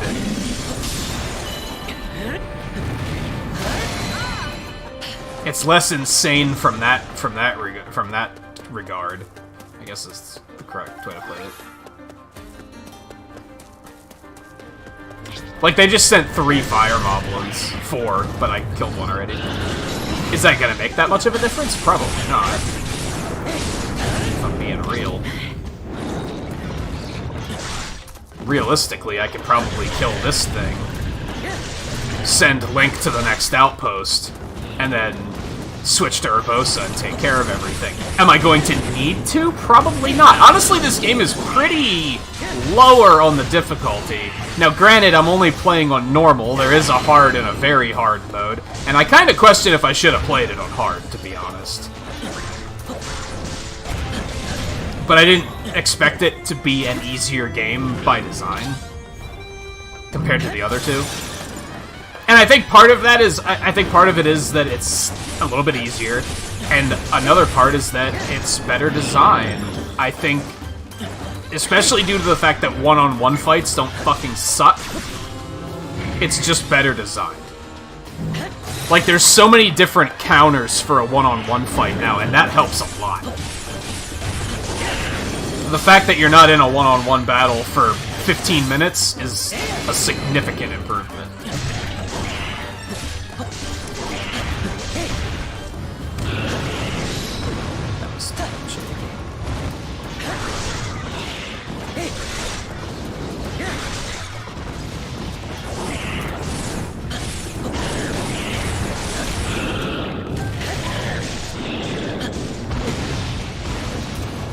Like, honestly, if you are familiar with Warriors games, and you're picking this game up, I'd probably recommend that you play it on hard. Unless you just want to enjoy the story and you don't necessarily mind that it's easy. But if you're expecting it to be super challenging, like the other Warriors games that I've played, at least, have been, you're probably going to want to play this on a difficulty other than normal.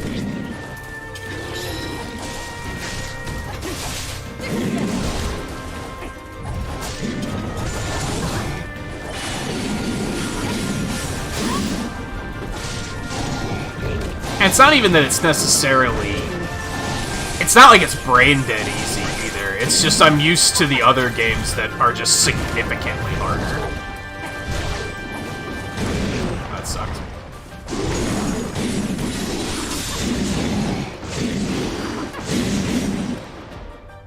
It's over. Fortune was not on your side. I think a lot of it is that people only care to compare, like, PS4 versus PS4 Pro and shit like that, too. And the big one for me is I want to see PC. I want to see, like, if you have, like, a top-of-the-line PC, how does the game look? Is it, like, significantly better?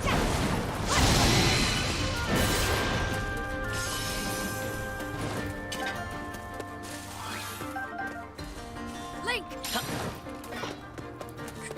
So... It's weird to point this out now, because we've been experiencing this for going on 70 hours now. I really like how, when you switch between characters, the characters, like, verbally tag each other out. So if you switch from Urbosa to Zelda, she's gonna say, Zelda! And then if you switch to Mipha, she's gonna say, Mipha. Like, as you're switching, it's like, almost like, it reminds me of Marvel vs. Capcom 3, where the characters, like, shout each other out as they're calling each other in. What makes it really funny, though, is that Link doesn't talk. So Link just grunts, and it's really funny. No matter who you switch to, he's just like, huh? It's like, does nobody think this is weird? Nobody's questioning this. Like, in universe, you think someone would be like, that's odd. It's really funny.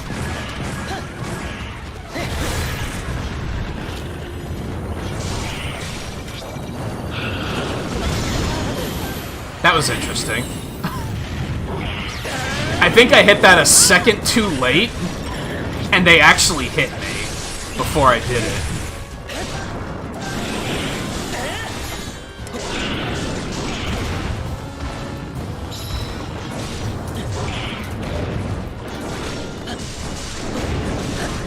Oh, we have to defend 2 bases here. That changes things a little bit.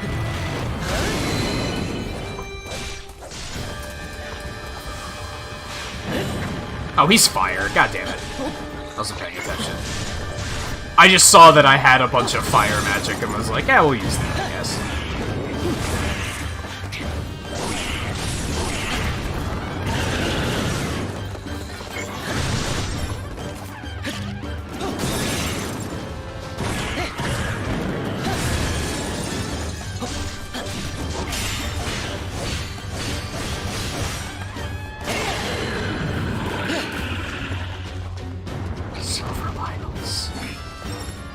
Well, fuck. Okay. Link. Go...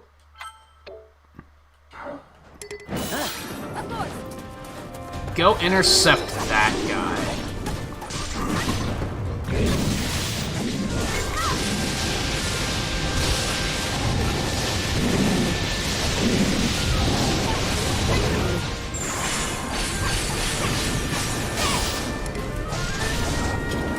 We're gonna take these guys out.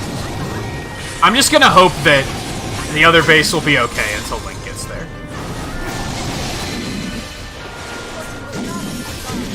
We'll see how that pans out.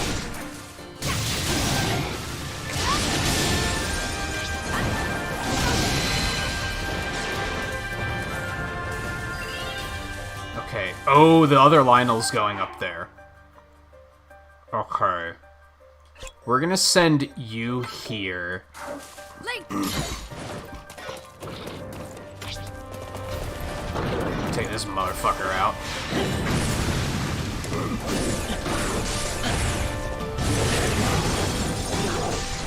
This one could get kind of intense, but I think we'll be okay. I'm gonna do something really. Let's not do that. Never mind. I was gonna say I'm gonna go fight the other Lionel and kite this one over there.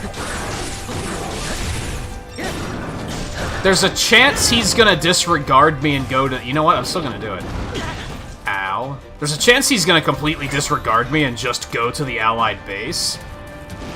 I think we're just gonna let that happen. I don't want to leave the other base alone for too long, is what I'm getting at. Yeah, because there's already moblins up there too. I need to go do something about that.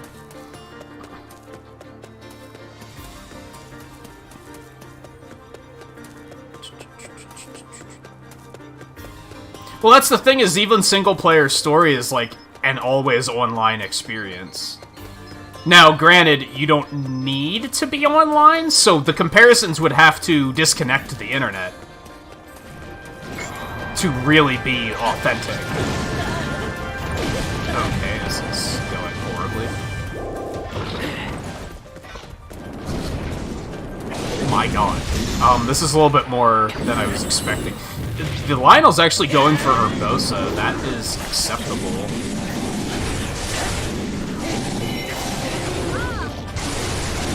Yeah, fuck you guys. You know what you did.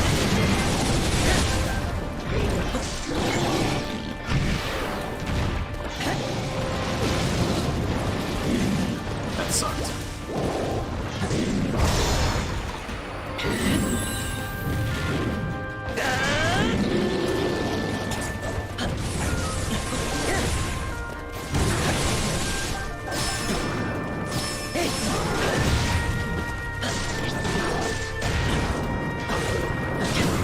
I was gonna say, how is that not a flurry? I mean, okay, they're leaving the base alone. That's what I wanted. That's what I wanted.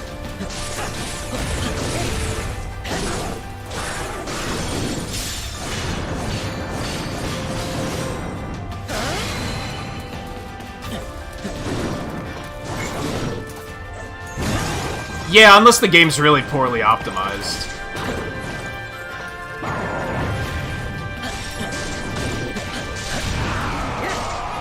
Which, at the moment... Okay, well, it didn't hit me. I'll take it. At the moment, I can't really think of any other than Little Nightmares. Little Nightmares was not very well optimized. The load times in that game were awful.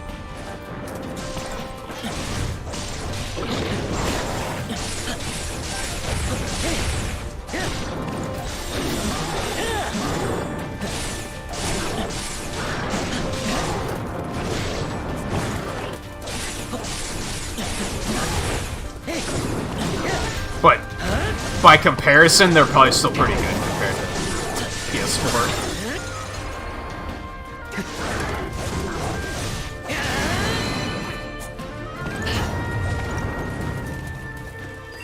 Okay. I'm gonna leave you here. Well, this is just bad news. This is awful.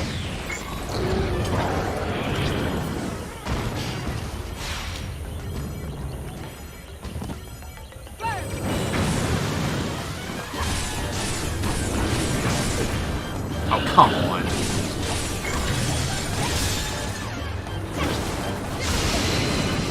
The whole reason I sent Urbosa out here is because I wanted to try and do some laser parries on Guardians, but there's a little too much shit going on right now.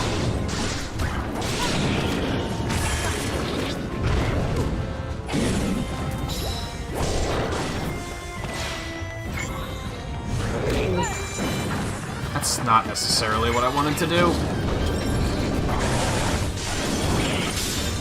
But I'll take it. At the moment, things just need to die.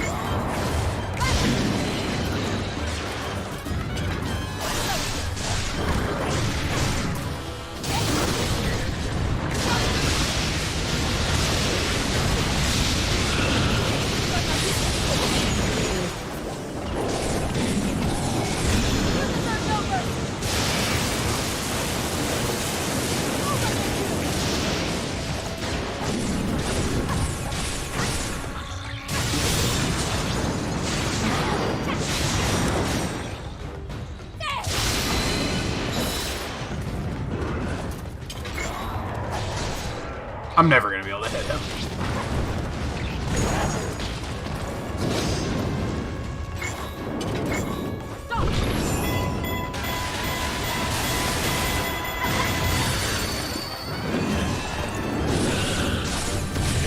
That ice moblin's still alive? Holy shit, dude. Okay. Link, where did you go? Why did you come over here, dude? Go defend the base.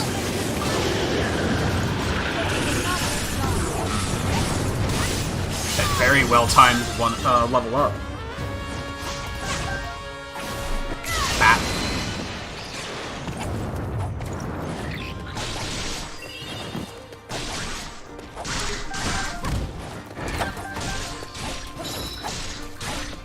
Okay. Link! I've got, like, no health. So.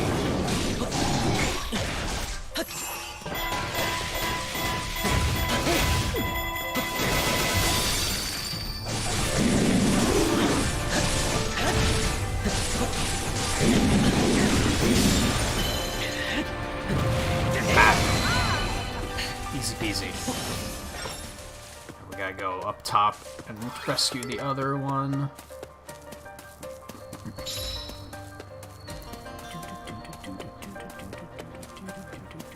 Are you still installing your shit, Scarlet? I don't know if you were just saying that you will be back or if that you are currently back. So never mind if you stepped away again.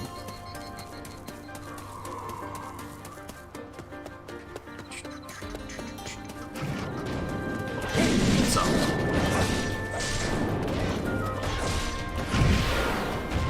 What was with that extra slow-mo? That was intense. It wasn't a flurry, but it was still like...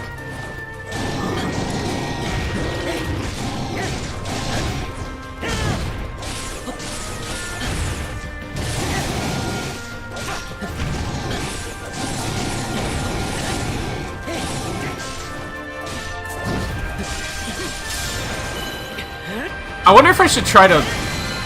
I only half saw what you said, Looney, so it's kind of in response to that. I wonder if I should try to learn another speedrun GDQ week like I did last one. Like, I think the big focus is gonna be on, bitch. The big focus is gonna be on, doing the art montage. But the last one, I did that, and that's when I started to learn X4, I'm pretty sure.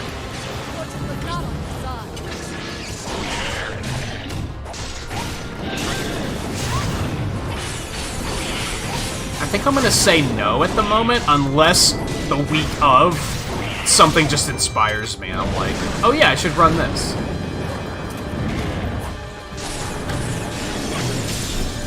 I can't immediately think of... Oh, here's the game I've been meaning to want to, like, I've been wanting to learn, so I'll do that.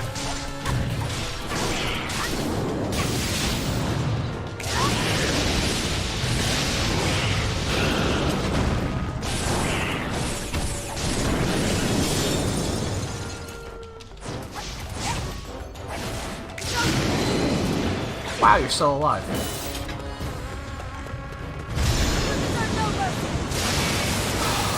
111 X3 and X5.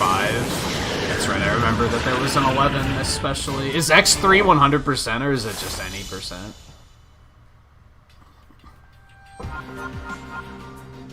They've done 100% X3 runs before, I just haven't watched them.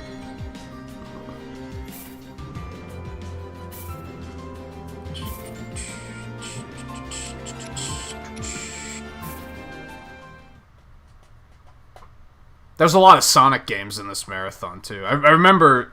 I haven't looked at the schedule in a couple... Like, I looked at it when it first came out, which was a couple weeks ago. I remember there's some pretty good stuff in the schedule for this event. I have to decide just how much time I'm going to take off. Because for the last event, I took off for the event. The event runs Sunday through Saturday. I took off Sunday through Saturday. And I kind of remember wishing that I had taken more time, but I don't remember if it was at the beginning or at the end. So, I'm not sure what I'm going to do that week. Ew, it's low percent? I don't know if I'm into that. Low percent is you avoid everything that you can avoid. So they won't get any upgrades unless they have to. Basically, the only things they'll get will be the boss weapons. Everything else they'll skip. Which means no heart tanks. Which means no sub tanks. It's the try-hard mode, honestly. That's what you do when you're like, when you really want to show off. Because you're basically doing it no damage at that point. It's kind of silly. The only thing more tryhard is doing Buster only, because then even though you're getting the weapons, you're not using them. Again, unless you have to. Yeah, it kind of comes back to what I've said before about how, like, speedrunners will do anything if it's fast. Like, it doesn't matter if it's the least fun thing imaginable. If it's fast, they're like, yeah, I'll do it.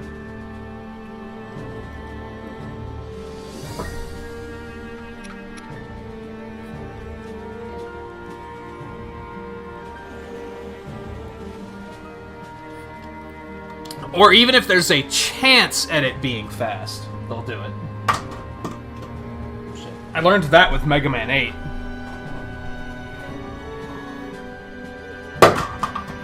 In Mega Man 8, they do...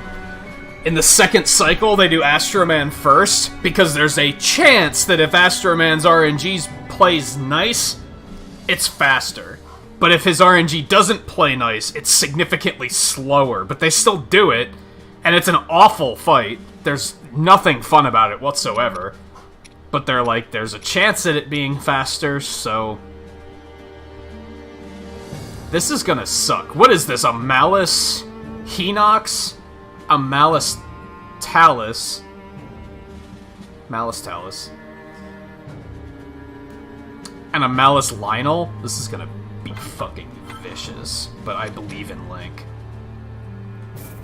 But I believe in Link. I feel like...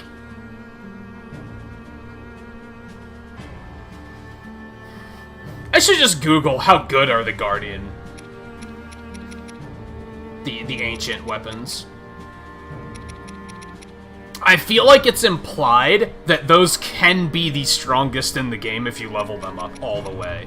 But I might... Oh my god, I got one of the fucking Moblin arms. I didn't even know they were in this. I'm not that surprised, that's just I haven't seen one until now.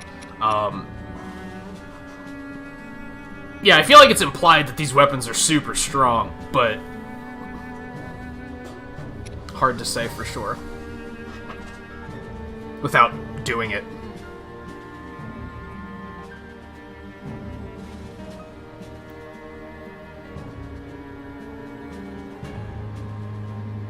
I think Buster only makes sense. Yeah, because especially in the Mega Man X games, the Buster's really good, so the fights don't feel that impossible. In Classic, a lot of fights feel impossible with Buster. The problem is when they say Buster only, they mean upgrade lists too. So they also, you might be thinking, oh, just I don't have to use the weapons, but no, that's no upgrades, no heart tanks, no sub tanks. It's bare minimum, which is like, why? What are you trying to prove? We get it, you're good. You know what I mean?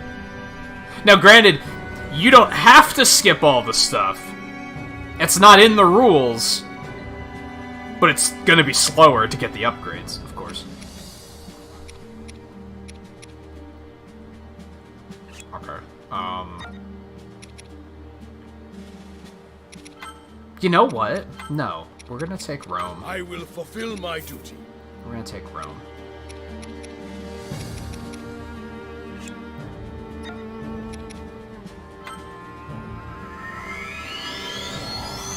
Hey Volpe, how's it going?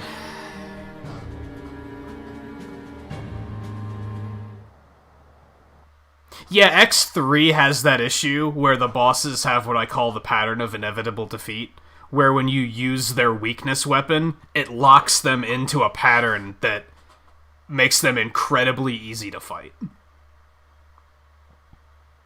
And yeah, a lot of the games do that. Mega Man 7 does that, 8 does it with some bosses, not all of them, but some of them. X3 does it, X4 does it.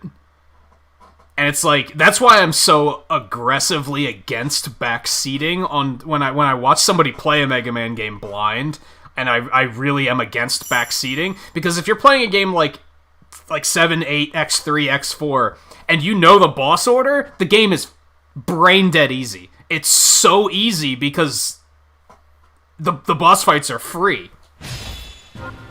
Especially the X games, because I feel like the X games are... You don't have the platforming challenges on top of it. They typically don't get too ridiculous with platforming in X games. Some of them. Some of them still do get pretty ridiculous, but not all of them. Yeah, you come over here. I don't want to fight all three of these guys at once. That sounds miserable. Quickly. I think we can safely avoid the Lionel, but the other one, Split. I'm also afraid of.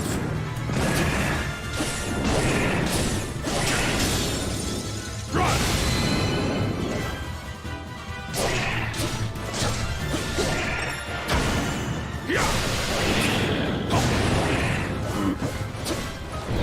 Coincidentally, X7 had the opposite issue, where their weakness weapons were really bad.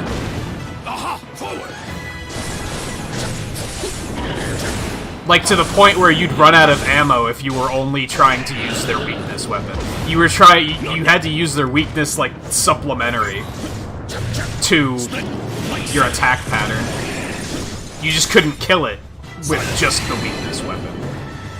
But that was too far in the other direction, and then the weakness, the Maverick weapons feel pointless and bad. Which is also an issue. I can't use any magic. And for those that missed it, the Lionel came to play, so... Okay, so I can use healing, I just can't use magic. Well, the Lionel is significantly more threatening, so...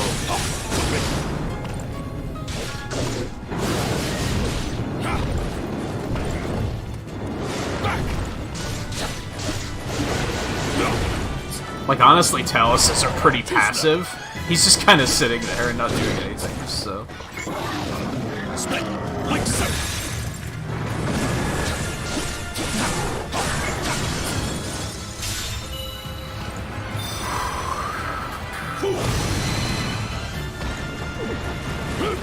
That was a lot of it. Oh, I can use the wands. At one time I tried to bring them up and they weren't there. I wonder why.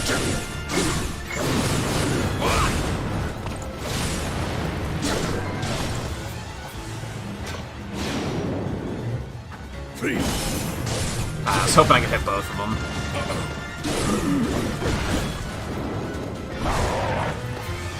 Now I might be able to. Wow, I missed? Okay. And yeah, some of the games do that where, like... Not many of them, but... I remember X7, that was a weird thing, is that the weapons just weren't that good. I think X8 was kind of similar, but not to the same extent.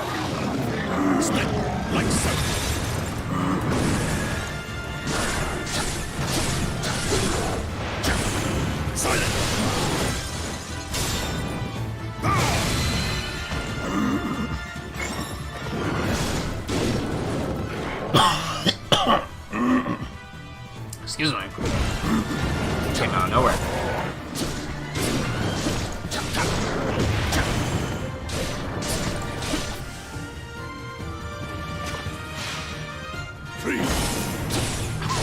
What do I have to do to hit that guy, dude?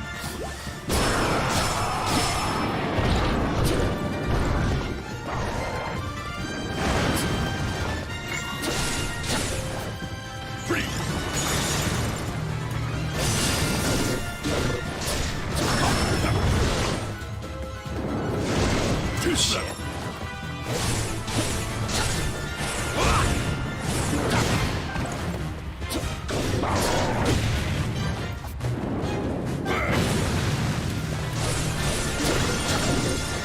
Run! I don't think I have any more apples. One cannot help but see. I do not. That sucks.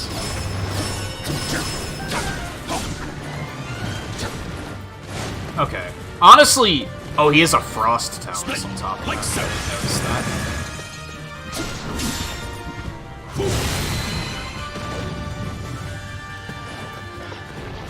Yeah, aside from X6, I had a lot of fun sitting down and playing through all 8 games. Even 7 and 8. To a point. There were some things I didn't like, especially about X8, actually. I didn't mind X7 that much. X6 was literal garbage, and I never want to play that game again.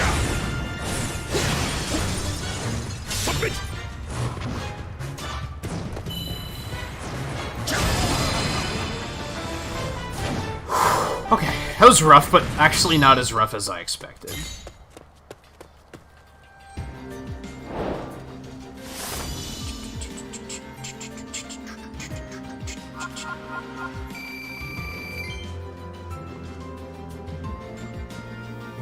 Now we're fucking talking. Now we're fucking talking. Now we got this fucking level 60 one. Oh right, the yellow one means it was a reward for... The yellow border means it was a reward for the quest, not a drop.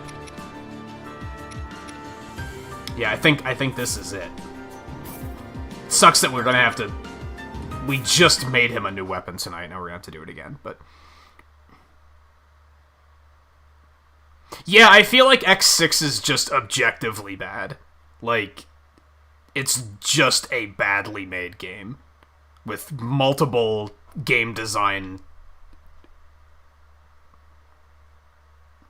disasters. Let's use the word disaster. I feel like that's accurate.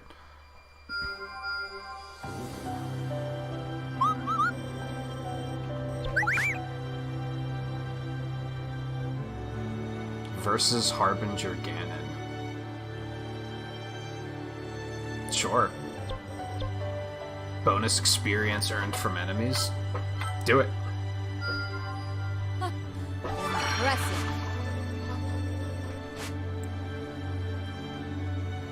No healing items, time limited. I ain't afraid. You!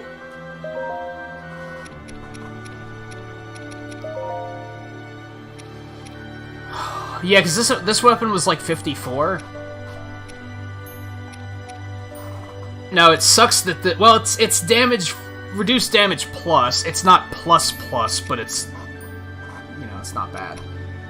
I'll take it. Okay, so we want to equip this.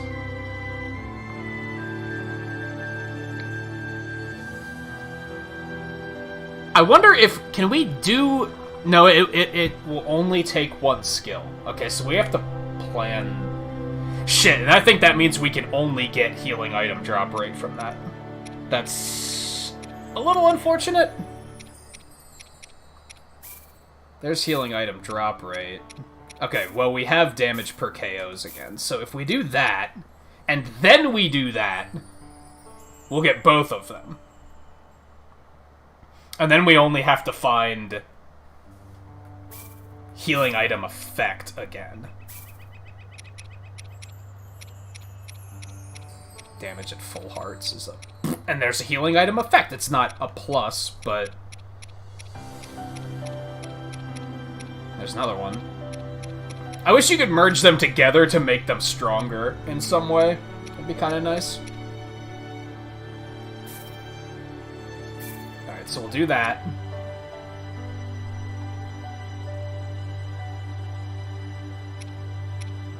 Let's... just go ahead and do that.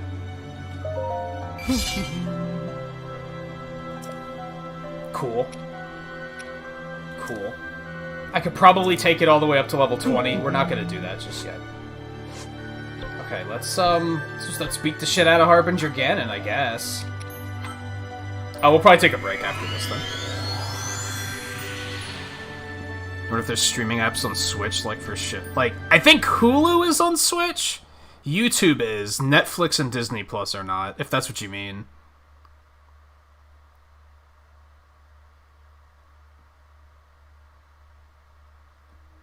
You're starting to put her out on Tetris a bit? Really? I don't believe you.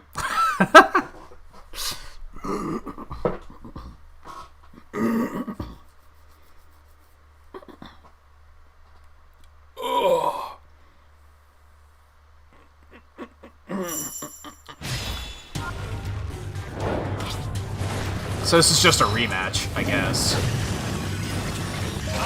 With 5 minutes, it's not that big of a deal.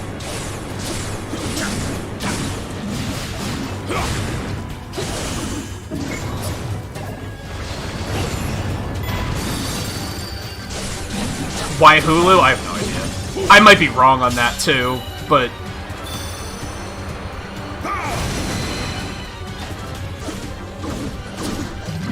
Netflix in particular is really funny to me, because Netflix keeps insisting that they're waiting for Nintendo to say that it's okay, and Nintendo keeps saying they're waiting for Netflix to show an interest in doing it. Like, they're both blaming each other.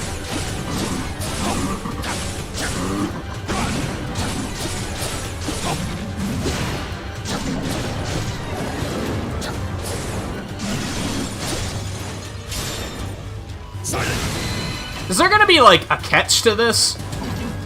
This feels, like, ridiculously easy.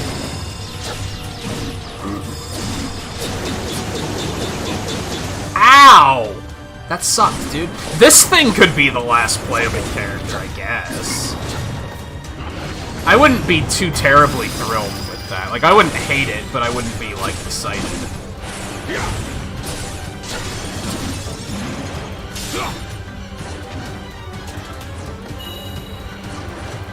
Although now that I'm thinking about it, I'm like, it's kind of likely. Especially because this was such an easy quest, it leads me to believe that we're going to... Like, that was so easy and just... We just did it for the sake of doing it. You know what I mean?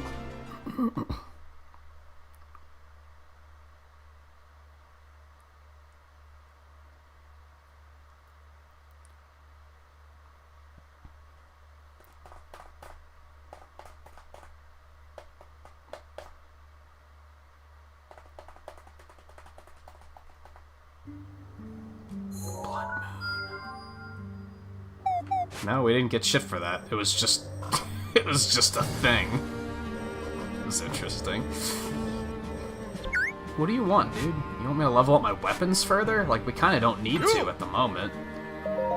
Unless that's important for some reason.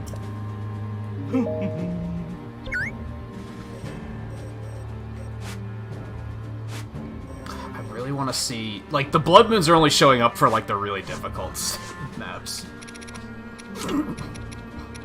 Alright, well, we gotta use... We gotta level up Terrico, and we gotta level up Mipha, so that we can do these two quests. So Terrico's gotta be 63, Mipha's gotta be 64. Ooh.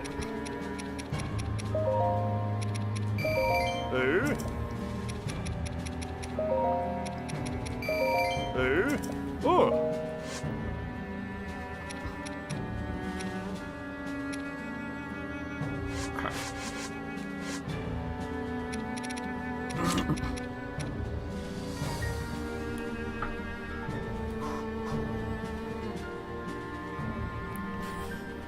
Excuse me. Alright, yeah, let me take a quick break. I need a drink, if nothing else. And I'm probably gonna grab a snack, too.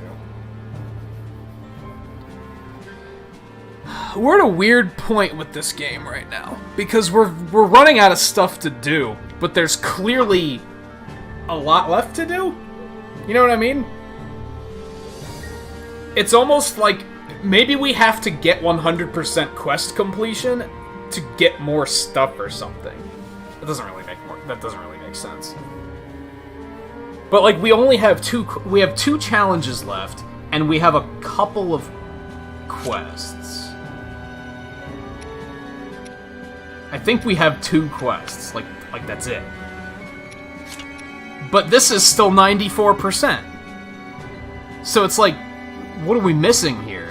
It might be the Blood Moons, or maybe one of these quests is gonna explode and be like, oh, here's a bunch of other stuff.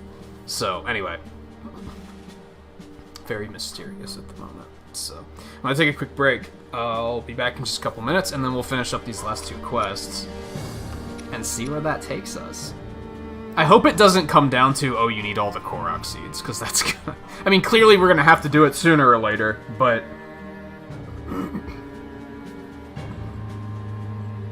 maybe that's it. Maybe I just have to start doing the Blood Moons. Maybe that's all I have left. I really want to see one show up for, like, an easier chapter, like an earlier chapter. Because they do scale, like, the early ones are, like, level 60, and then the late ones are, like, level 75.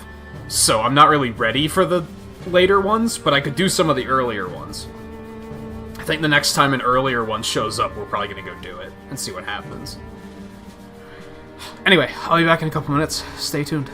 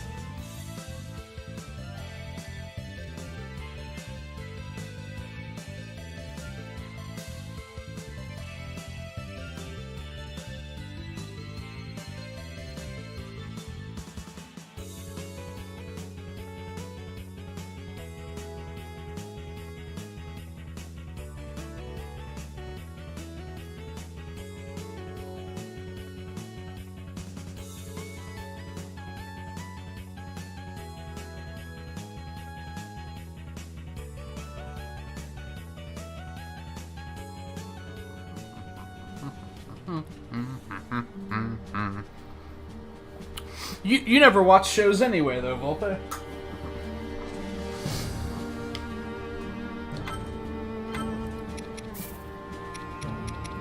Not to say that that means you can't care. Just kind of. Huh. Is your interest in watching shows and movies really that low? Were you putting on an act?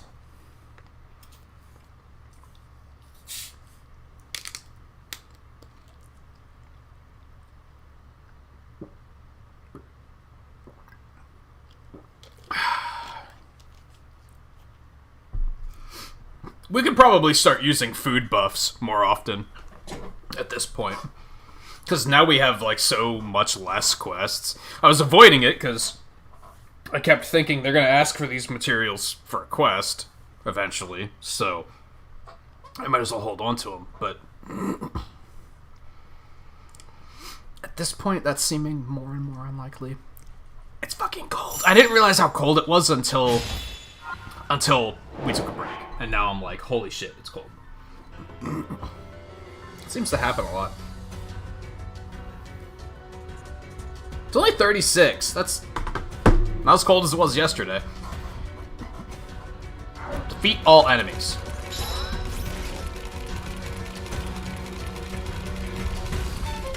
What's up?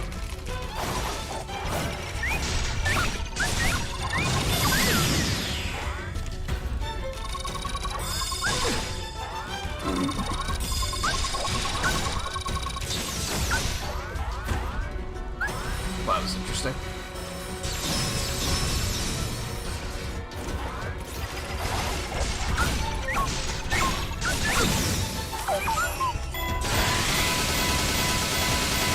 That seems good.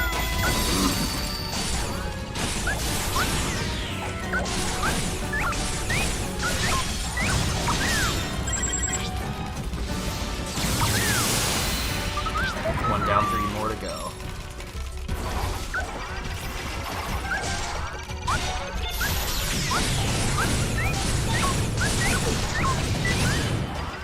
It sounds like you like to try a lot of different shows, but, like, it's rare for one to really catch your attention, which I get.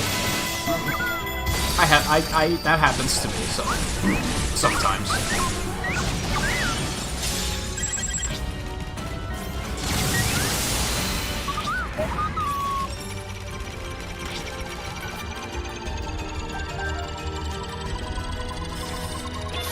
Okay, he just didn't give me a thing.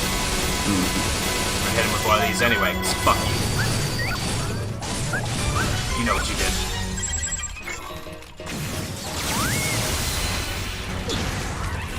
I hope there's more to it than these guys, because... Ow.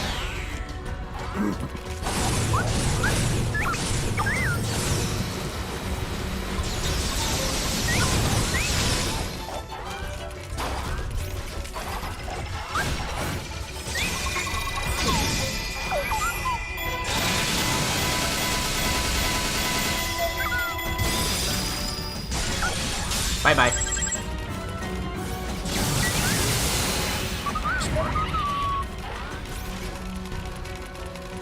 Big boy guardians now.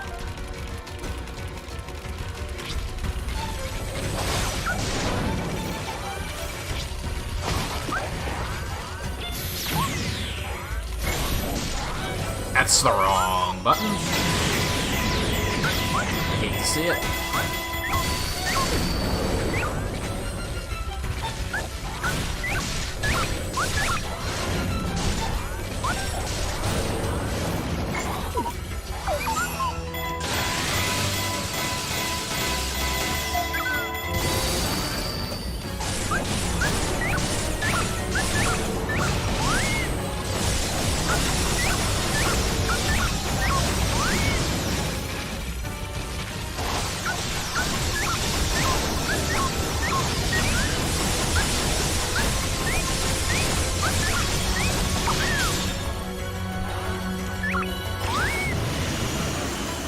I notice if I have too many games to play at once, like with Game Pass right now, I do the same thing. Where I try out a bunch of different games, but I only try them out for like a day, and then I'll move on and try something else.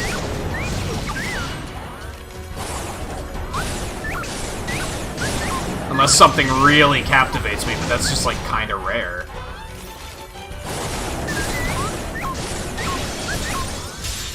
Now, part of that is because if I know something is going to captivate me, I, deliberately save it for streaming. Because I'm like, well, we might as well do it as a stream and really have some fun with it.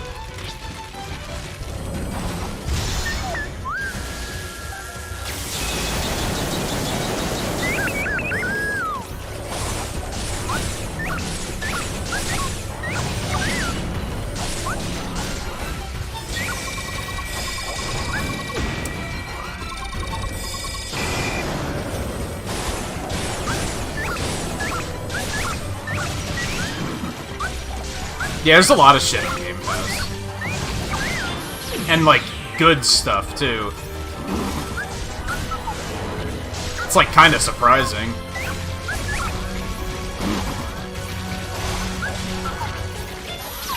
Yes.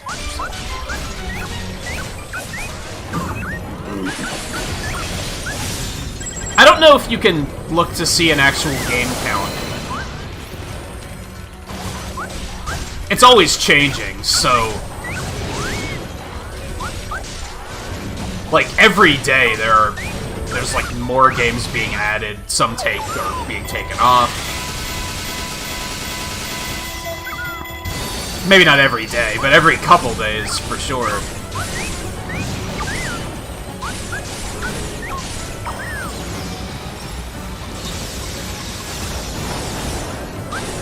It's on Xbox and it's on PC. That's how I play. That's how we play Deep Rock Galactic.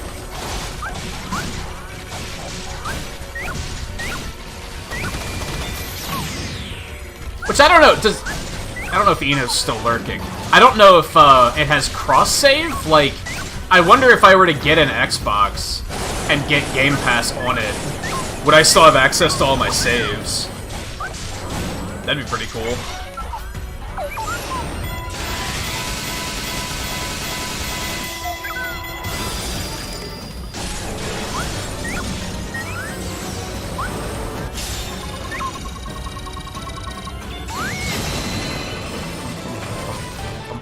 Now, there are some games that are only on one or the other, but I find for the most part they're available on both.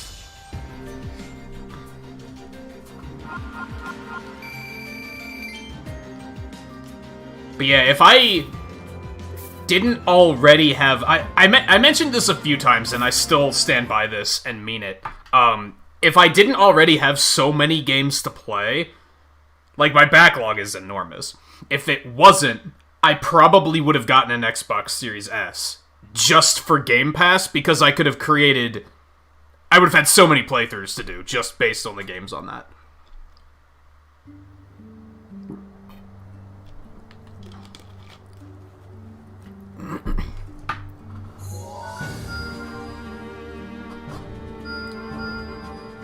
Okay, that did give us 2 more. Including a thing for Terrico. For enhanced ability. Where's the other one? This one? Blight Ganon's research. We have to fight him again? I'm getting a little sick of fighting the Blights, dude. Air and Light. That's another late one. I'm not really ready for one like that, I don't think. I guess we're fighting the Blights again. Now, let's do Mipha's instead. I feel like this is potentially not going to unlock anything further, but fuck it. But fuck it. We're gonna do it anyway. 100%. Gotta do everything. So.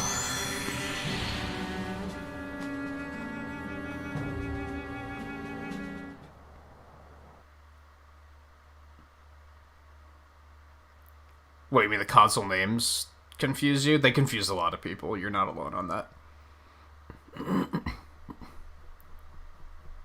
Or were you asking, was Game Pass on the previous Xbox? I believe it was also on Xbox One, yes. If that's what you were asking.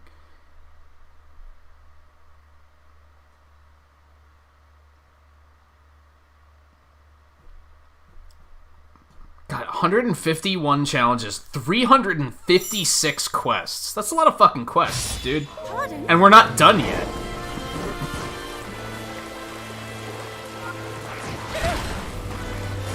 This game is a tryhard.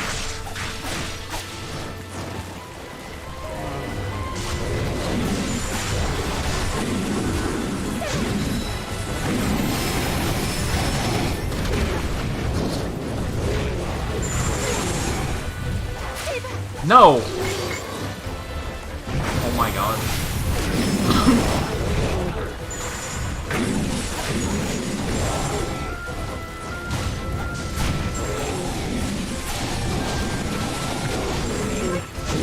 Shouldn't Link be the one to have to do this? Because this is involving her making him the tunic, right?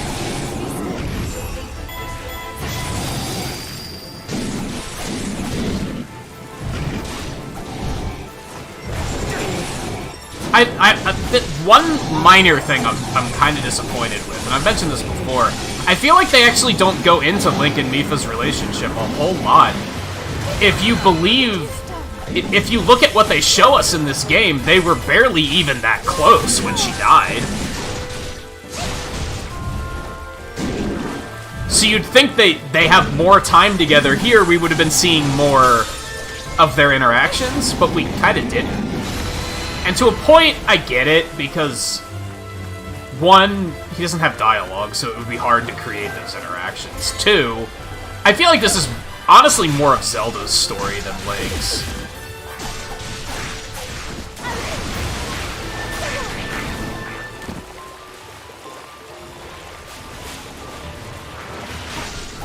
This is gonna suck because he...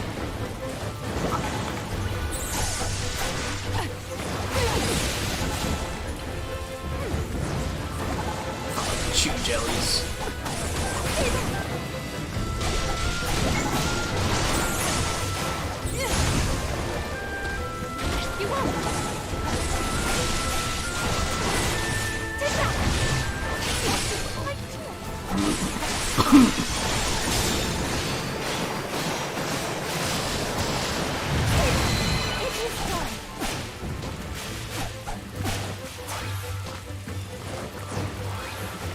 Yeah, the Wii U had the same problem, where people were like, huh? That and the fact that they put such a focus on the controller that people thought it was just like a peripheral for a while. To be honest, it was an E3, right? When they revealed the Wii U? Whenever they did the event for revealing the Wii U, I remember watching it and thinking, is that the console? Because they weren't showing the console, they were only showing the gamepad, and I was like, is that the console? Like, it was almost like they were deliberately not showing the console to cause confusion? Like, I had to go out of my way to, like, research it to fully understand what I was looking at. And that isn't good.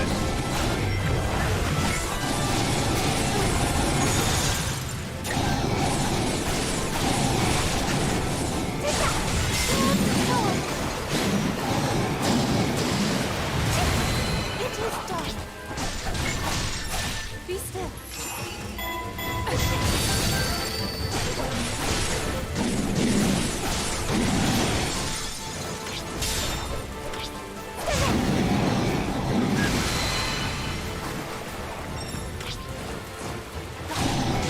And that's similar to how I felt about even the Xbox One X and S and whatever. I was like, what's the difference between all this shit? Like, it was already confusing, and then I feel like the new one was just... Like, to a point I get it, because I think what they're going for is that they're all Xboxes, right? Xbox isn't the name of the console, it's the name of the brand. So, like, I kinda get it. You won.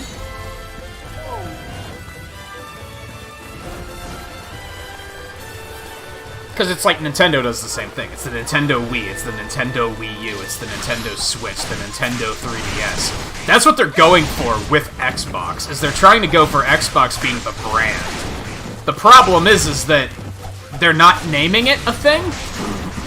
That's how it works for Nintendo. If you say Wii, if you say Wii U, if you say Switch, if you say 3DS, if you exempt the Nintendo part, people are still going to know what you're talking about. But with the Xbox, you can't just say the S. The Series S. Like, people aren't going to know what you're talking about. You got to include that Xbox in there. And that's perhaps the problem. Project Scarlet was a better name in that regard because it was unique. So people, if you said Project Scarlet, people knew what you were talking about. So if they named it, like, the Xbox Scarlet, I feel like that would have been a step in the right direction. That's not the best name, it's not bad, but at least you know what it is. I cannot go. Onward.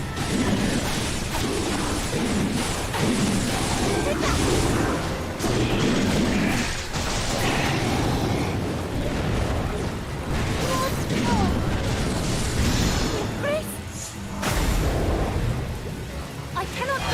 'Cause then you could just have people call it Scarlet, and you'd be like, yeah, I know what that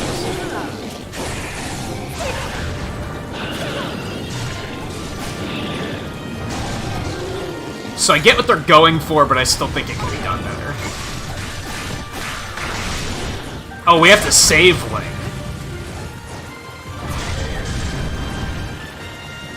Does he really need saving? Probably not.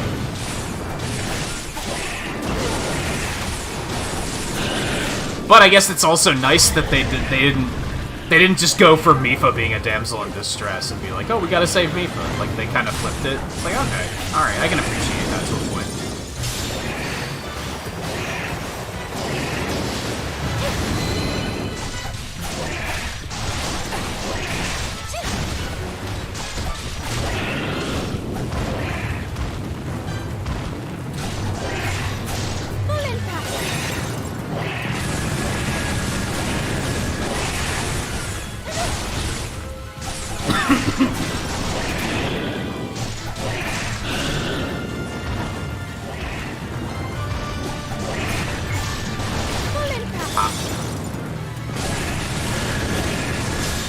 So it's weird.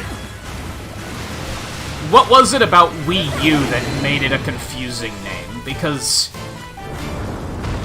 that was confusing, and most people will agree to that. But no, but PlayStation can be abbreviated into PS5, so that works a little bit more. You could say that Xbox can be shortened into XSX, but SXS, but that doesn't roll off the tongue, is a bit of the problem there. It works when you're typing, but verbally it doesn't really work. My allergies fucking suck tonight, and it's starting to piss me off a little bit. I'm not gonna lie. Because, like, holy shit, I'm trying to fucking enjoy playing a video game and streaming. And it's just like, nah, you got like a little tickle in your nose and throat all night that's just gonna be pissing you off.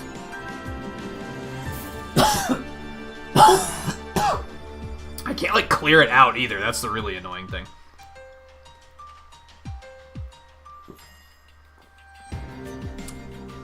Custom armor painstakingly crafted by each generation's Zora princess for her future husband. It's probably fine to be wearing this. Probably.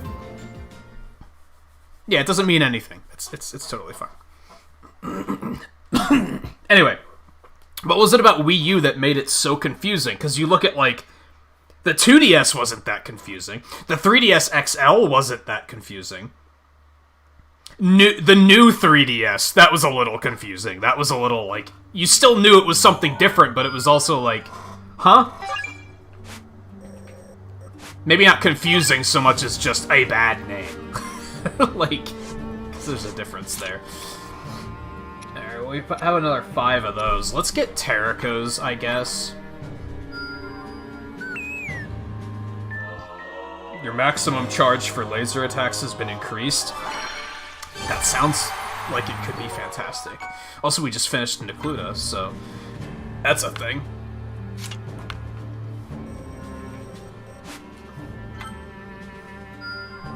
Well done, my friend. Climbing gear.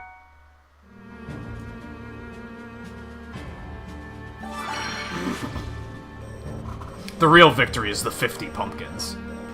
Can you imagine being gifted 50 What the fuck are you gonna do with 50 pumpkins? That's a lot of pumpkin. That's a lot of pumpkin. I don't know why that struck me just all of a sudden where I'm like, that's weird. Like, that's a lot of fucking pumpkins. And I'm under the impression that pumpkins in this universe are pretty big. They're not like, you know, like small-sized pumpkins. They're fucking pumpkins. Anyway.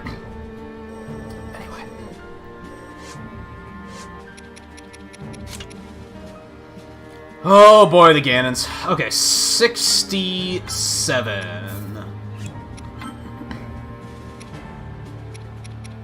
Let's take Urbosa. All right, why not? Yeah, exactly. Why not? This will be fine.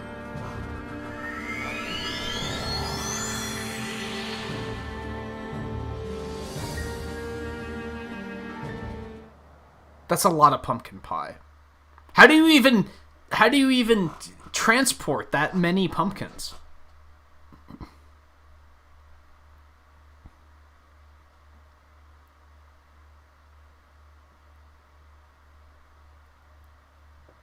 That's a lot. That's a lot. Wait, 15 minutes, okay. If it's one at a time, that's not too bad.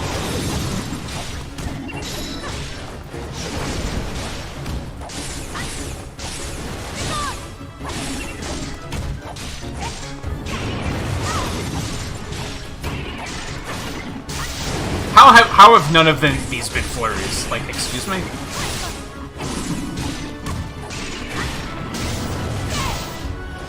What?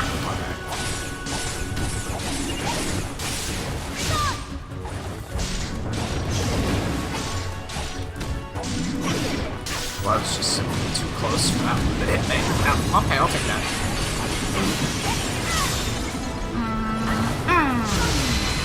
That did not do much damage. Okay.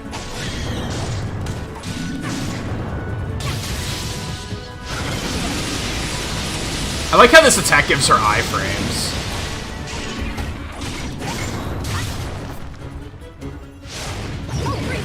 Oh, come on, dude. I couldn't see what the rune was, so I hesitated, like, longer than I should have.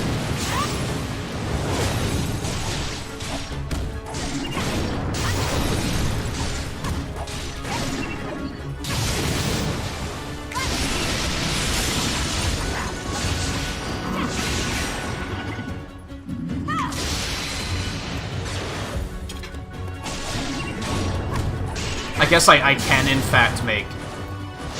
Probably pumpkin soup is what they're used for. In terms of food buffage.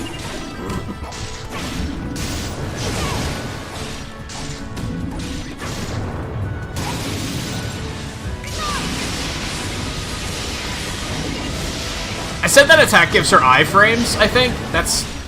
Maybe I didn't. If I did say iframes, I didn't mean iframes. I meant super armor. Like, she can't be interrupted. She does still take damage, though. Fairly certain. Oh yeah, absolutely. She's still interrupted. What? I dodged like 4 times, dude.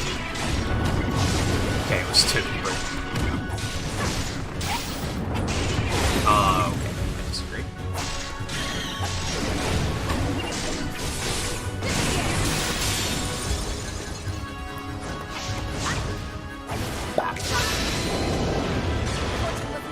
I mean, I think the problem that the Xbox and the PlayStation have, and I wouldn't say this is a problem, to be fair. And hey, maybe this is actually what they're going for. People are just going to refer to them as PlayStation and Xbox. And I think you kind of said that anyway. And as far as that, like, because I guess Nintendo was a little bit different because they had two consoles at once there for a while. They had the 3DS and the Switch. So you have to question if it was just the one console, would people just be referring to that as the Nintendo as well?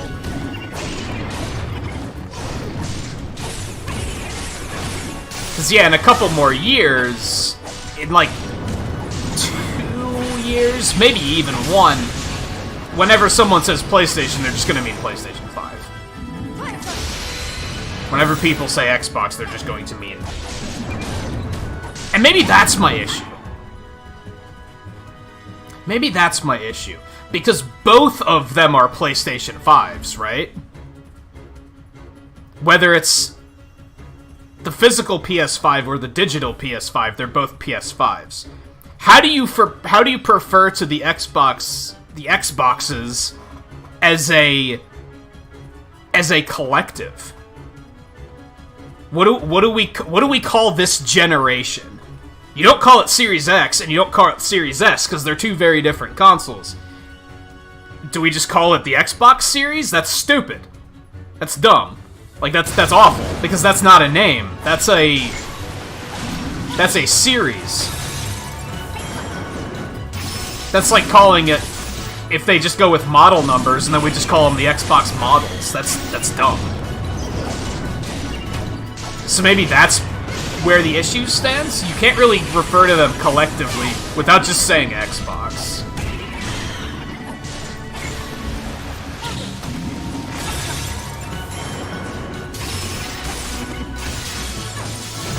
The new Xbox, I guess. At least with the previous generation, they were all Xbox Ones, right? Which Xbox One was a stupid name too, don't get me wrong. I'm gonna have to start using these.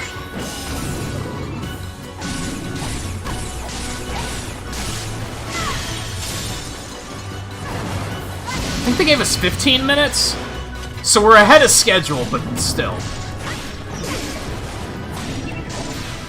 I actually didn't want to do that. I goofed. That was a goof.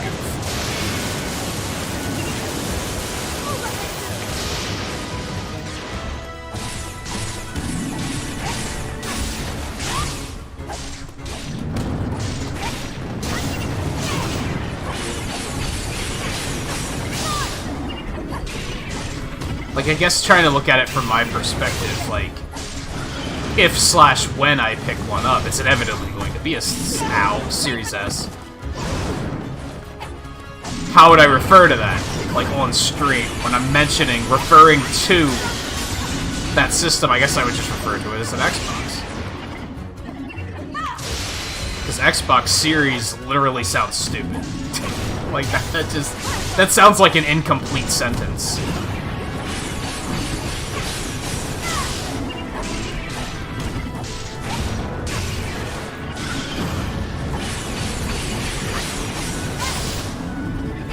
Die. I dislike you.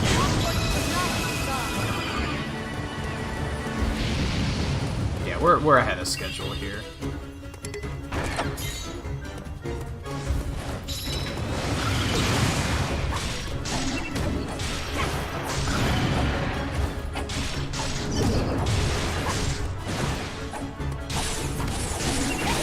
I forgot that I turned my space heater up all the way because it was so cold last night.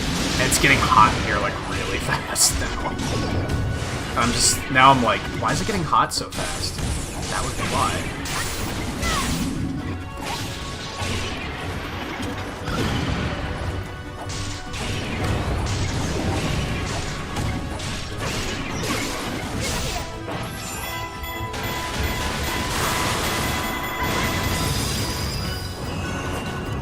I don't think anybody refers to the PS4 or PS4 Pro separately, though. Most people just say PS4 Pro, and they just assume that you're gonna know what they're talking about, which is dumb, but the console names became so unelegant and so much of a mouthful that we kind of have no choice but to do that.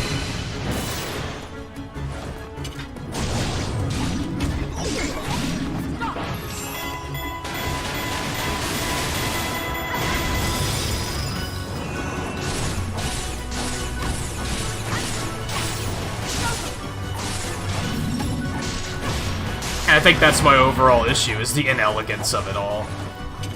Which you think marketing departments would have a better mind of what's elegant and what's not, but apparently they don't.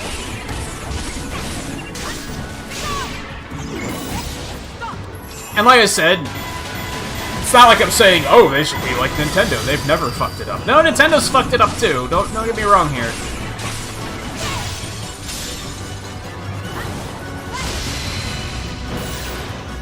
The Wii U was kind of a catastrophe as far as naming went, and that may or may not have been had a lot to do with it not being a successful console. I don't think it was the leading cause. A lot of people say it is. A lot of people say that's the only reason the Wii U failed is because it was named stupidly. I strongly disagree with that. I think it was part of it, but the unit also just didn't have a killer app, for lack of a better way of putting it. It didn't have a game that made you say, I need to get that console to play that game. It had a lot of lost potential, and I think that was the greater issue with that console. It also had a gimmick that Nintendo themselves did not seem to believe in. And I think that was the bigger issue. I think it could have gotten over bad naming if it had something that drove sales, that made people say, I need this.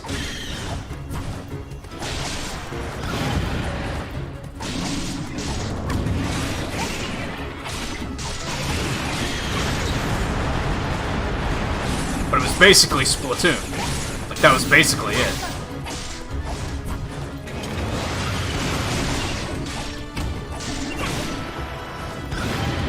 And you know, as I say that, I'm like, that's a nonsensical statement.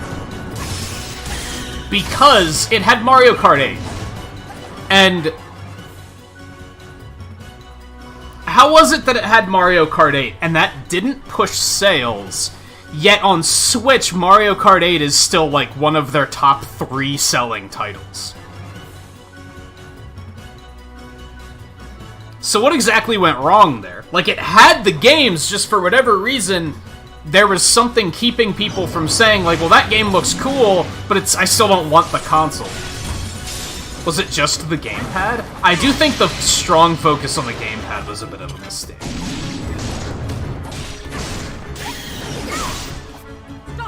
That and the Xbox One taught us that consumers don't want extra shit. Like, remember how bad the One's launch was because it came bundled with Kinect and people were like, we don't want Kinect. So I think the gamepad might have been a similar thing. People looked at that and they were like, well, I don't want that. I just want a game console. I think that kind of held a lot of people back. But I think people would have went for the gamepad if there was a strong enough game that was like, damn, that's the only way I can play that game, is with the gamepad. But it didn't. That's the problem. Even Splatoon, we tried to be like, well, you could only play this with the gamepad. Well, that was a lie. Because it is 100% playable on Switch.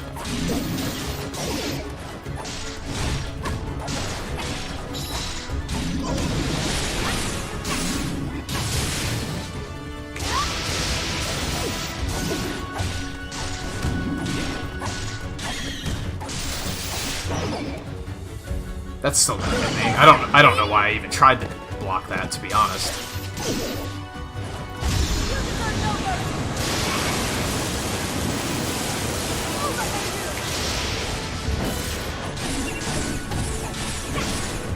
I don't think that affected that much, though, to be honest. Like, yeah, they were being shitty about people streaming their games, but I don't think the mainstream consumer watches people play games on YouTube anyway.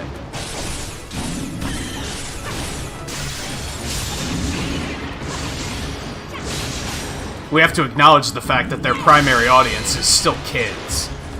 And I don't think kids watch things on YouTube. Parents certainly don't watch things on YouTube. Well, some do, but you get what I'm saying.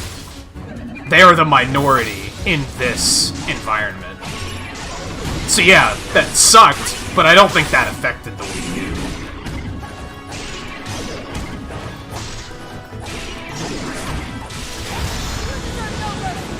It didn't affect the Switch. They only took that back like 2 years ago. A year ago. And the Switch was still flying off the goddamn shelves. See, no, I don't think that did affect the Wii U. It may have in the greater scheme of things when you look at, well, it was a bunch of little things that was wrong with the Wii U. Then sure, yeah. It could have been a part of it.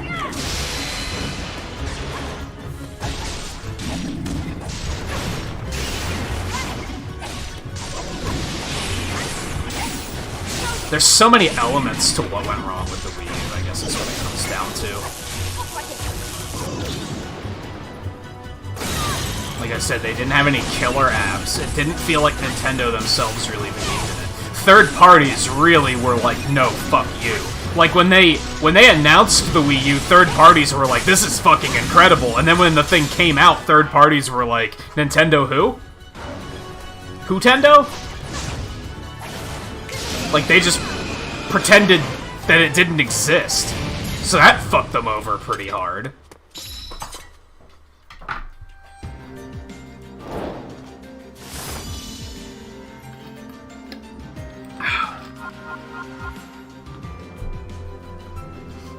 And yeah, the thing was difficult to develop for, that was another issue. And I think that's what it was. I think there was a lot of small issues that made it a problem. Because it's funny, a lot of the issues you can look at and say, that was a thing during the Switch, though, and that didn't make a difference. I think a lot of it might come down to the Wii U got off on the wrong foot. Like, when they announced the Wii U, even Nintendo fans were confused about it. They were like, what is this? Is it a console? Is it a controller? And the fact that even we were confused about it didn't bode well. Mysterious arrivals. Gotta fight the shadow variants. Not variants, but you know what I mean. Recommended level 69. Fucking poor Yunobo's starting to fall behind. Maybe I should just give him some levels really quick to catch him up. Ooh. Get him to like 68. Hey. Oh. Oh, we don't have a Blood Moon, do we? No, we do not. Okay. When push comes to shove, I can do it.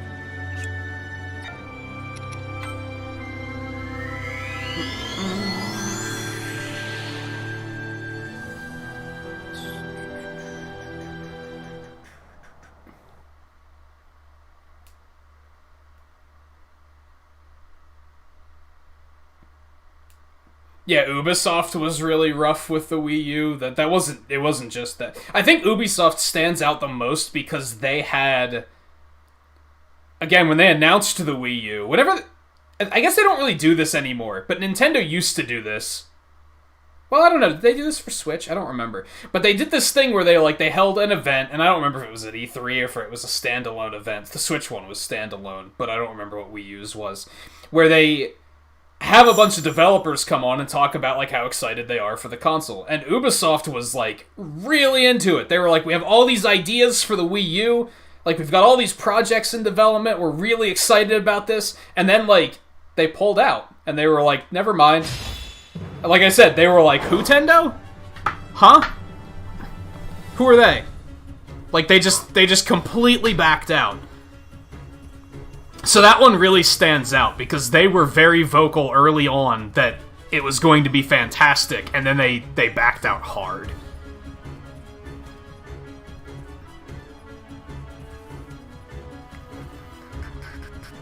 EA is shitty every generation, though, so I feel like that doesn't even count. Like, they're just bad all generations. They're being shitty about the Switch now. Like, they're still being shitty towards Nintendo. And it's still that thing with, we'll see once the install base is better. Like, they're still using that fucking just stale-ass excuse that doesn't make any sense.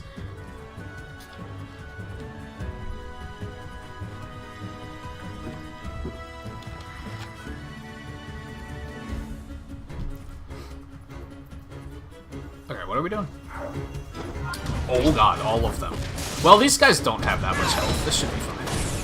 Hollows! I keep forgetting that's what they're called in this game. Hollows. You know what? Rivali, fuck you.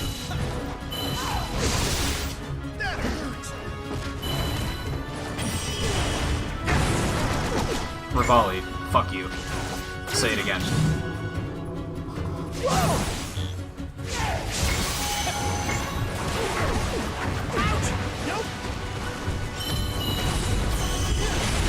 There we go. There's some damage. Oh my god. I'll try.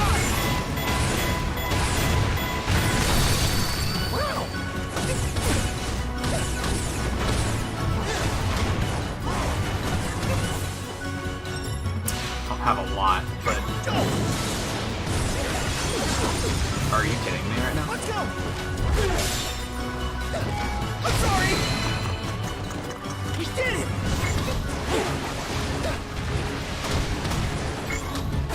Yeah, so it's a bunch of repeats, right? Old FIFA games and shit. It's over. And not even that aside, I feel like, what good games does EA make? I feel like, how are they still in business? And I think it comes down to, like, it's the mainstream bullshit. Like honestly, as much as we don't want to admit it,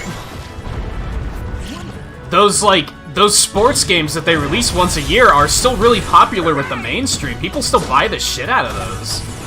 And that's keeping the company afloat. When for all intents and purposes, they shouldn't be.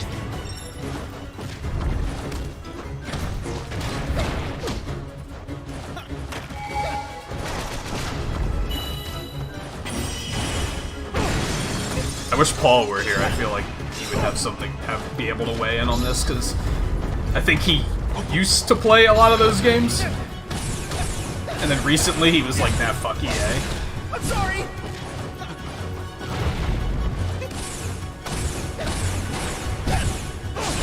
Let's go. It's over. Easy peasy. I almost feel like these challenges are, like, leading up to something, because they're, like, kind of not that difficult, right? That's true, they own BioWare.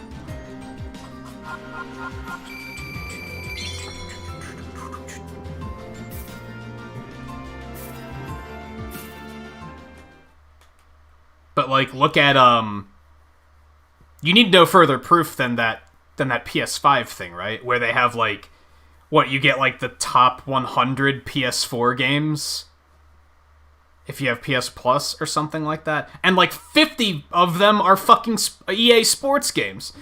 So clearly those games are pretty fucking popular, whether we want to admit it or not.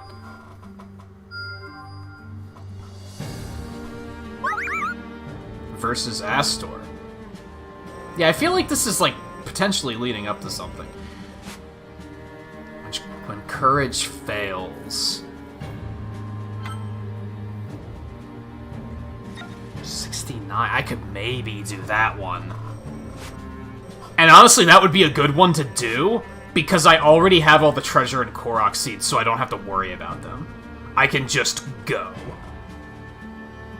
Let's do this one. It's Blood Moon time.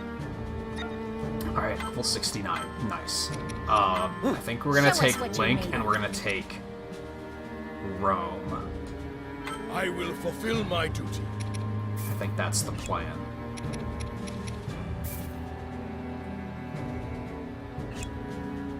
two-handed sword bros.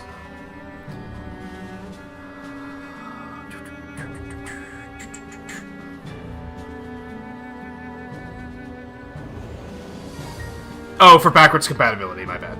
Yeah, I knew there was something wrong about what I was saying there, but I wasn't totally sure what it was. Yeah, top 100 for backwards compatibility.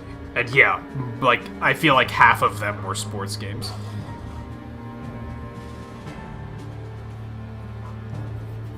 Which doesn't even make sense. Why would they include, like, the 2018 version of some... Well, maybe they didn't, to be fair, but it's like...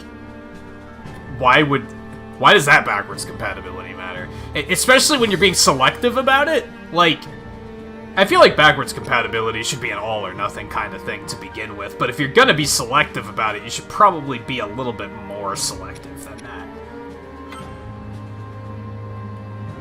Yeah, I don't need no buffs.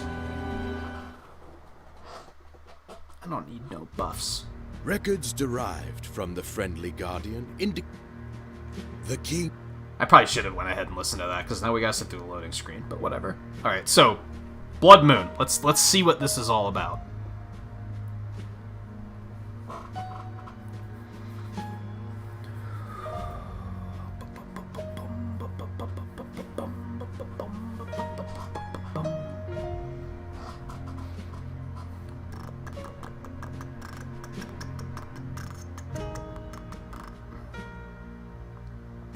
But yeah, it's amazing to me that a company like that can still operate.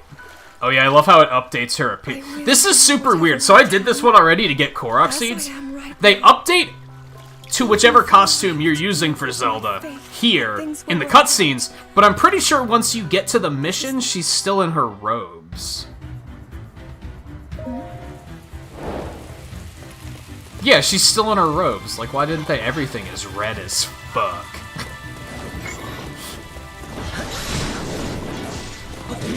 Alright, so I don't know if there's any special gimmicks here. I mean, that's what we're finding out, right? I think everything's just higher level, but...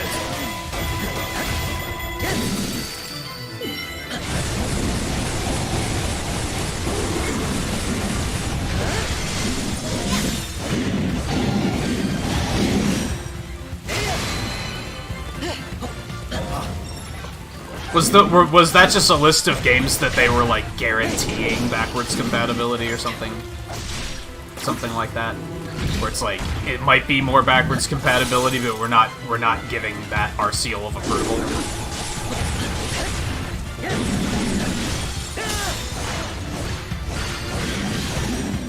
Well, technically you can play PS3 games on PlayStation now, I guess.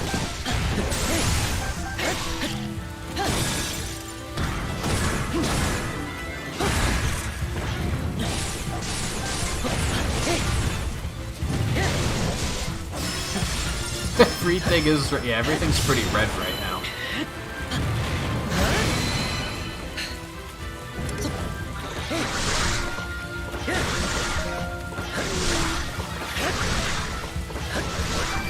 I'm stuck.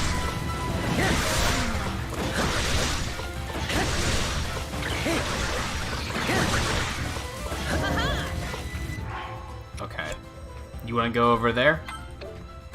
I'll go over here. Man, I used to think this running sword attack was super good, but now it just doesn't kill anything, like, at all. You showed me.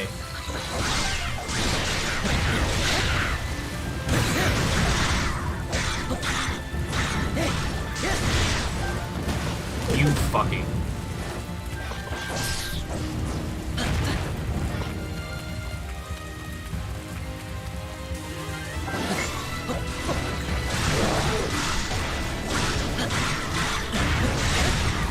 Yeah, and, like, honestly...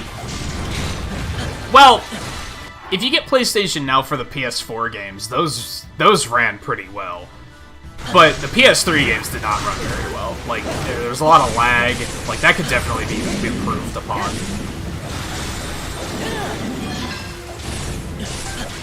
It was cool for what it was, but it's like... Yeah, it could be better. Points for ambition, I guess. But even though there was a bunch of stuff on there that I was like, I wouldn't mind playing that, I was like, well, it's not going to run very well. So, do I want to play it? Because it might not be optimal.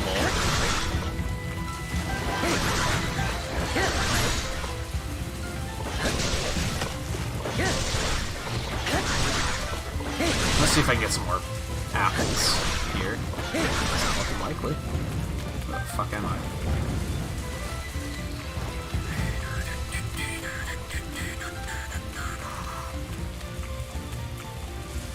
And yeah, they're pushing that EA Play thing, like, really hard, like, everywhere. I think I got a free month of that when I signed up for that Humble Choice thing. But I was like, it's EA, who cares? Like, like, I don't give a fuck.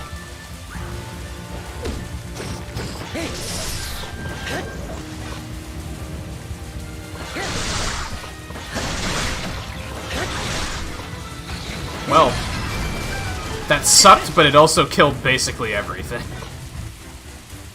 I think it was worth it.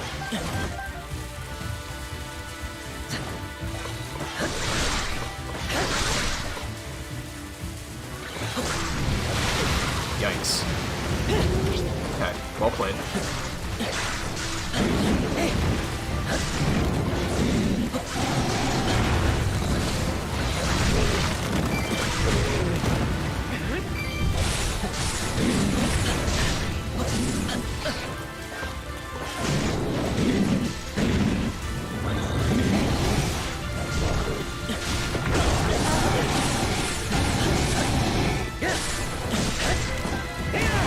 You can only do it for PS4 games.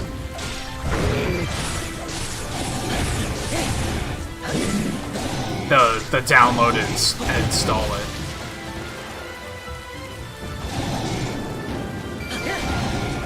And I don't know if that's how it works on PS5 either, to be fair. I would assume, but you know what they say about assuming things.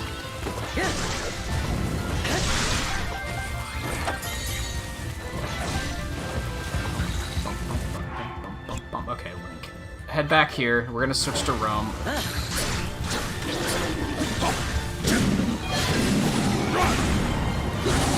you doubt me?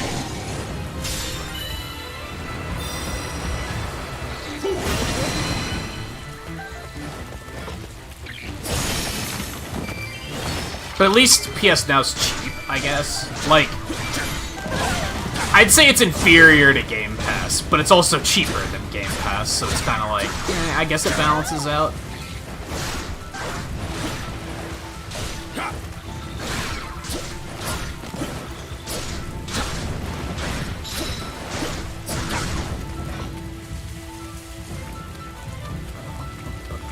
Oh my god, dude. You're hilarious. You're hilarious. Super funny.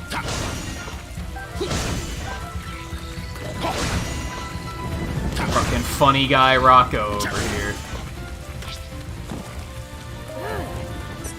This shall not stop. Be gone!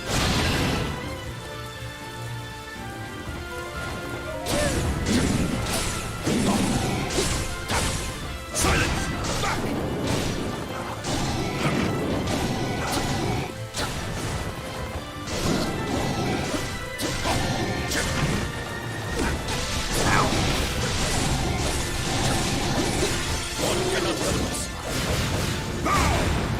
Though I guess the big difference is that, I think the thing that makes Game Pass amazing is if you actually care about the exclusives that Microsoft makes, they put them on Game Pass the day they come out. So it's like, you just basically get their new releases for free, which is pretty fucking bonkers.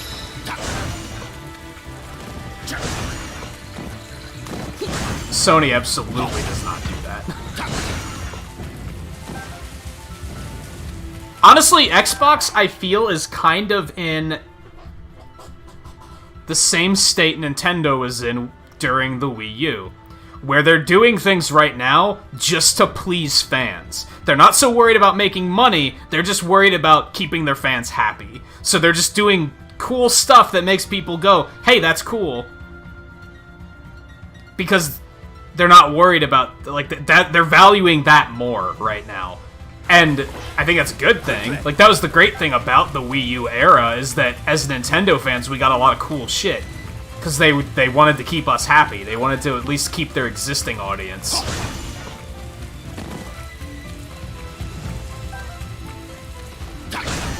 Whereas now, I'd argue, they are kind of getting to a point now where they're like, they care more about money than that, which kind of sucks. It kind of sucks. It doesn't full tilt suck, but it kind of sucks.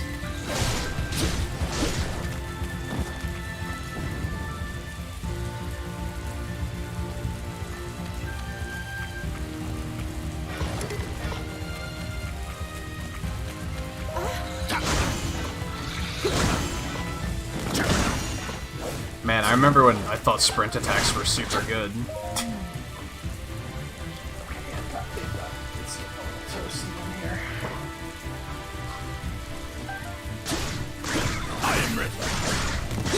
Link, you might want to catch up a little bit here, buddy.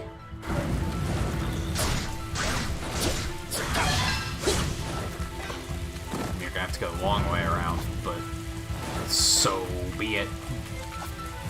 Split like so. I see.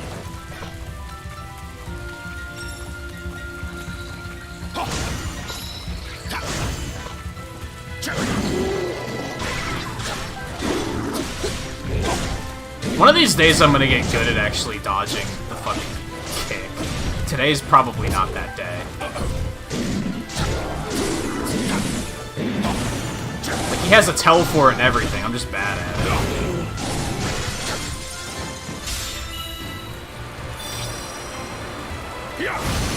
Yeah, it's because they're eating profit if they do that. They're in a position that's the exact opposite of the position Microsoft is in. They're on top right now, so they're like, well, why wouldn't we get money? And, like, honestly, that's kind of what Nintendo's in right now, too. I was shocked that they actually put some of their biggest titles on sale after the Game Awards. You can actually get Breath of the Wild on sale for, like, $40. That's still too goddamn much. Because, on sale with the DLC, it's still a $60 game, which is fucking bonkers. But the fact that they're actually putting it on sale, that never happens because they're on top and they have no reason to put their games on sale. Because they're like, why would we just say no to money? And it's like, to a point, it's kind of what I was talking about a couple nights ago. I don't remember when we were talking about that, actually. But when I said, like, you can't really hold it against a business for trying to make money, because that's ultimately what they're trying to do. But you can tell they're in a position where they're like, well, why would we say no to money? And it's like, I get that. But I do think sometimes you gotta throw your consumer base a bone. It will be done. And I think Nintendo's kind of forgotten how to do that, which is kind of unfortunate. They still do it every now and then, but it's to a much lesser extent. Like, who remembers the fucking Club Nintendo days? When they just gave us free games, like, all the goddamn time. They don't do stuff like that anymore.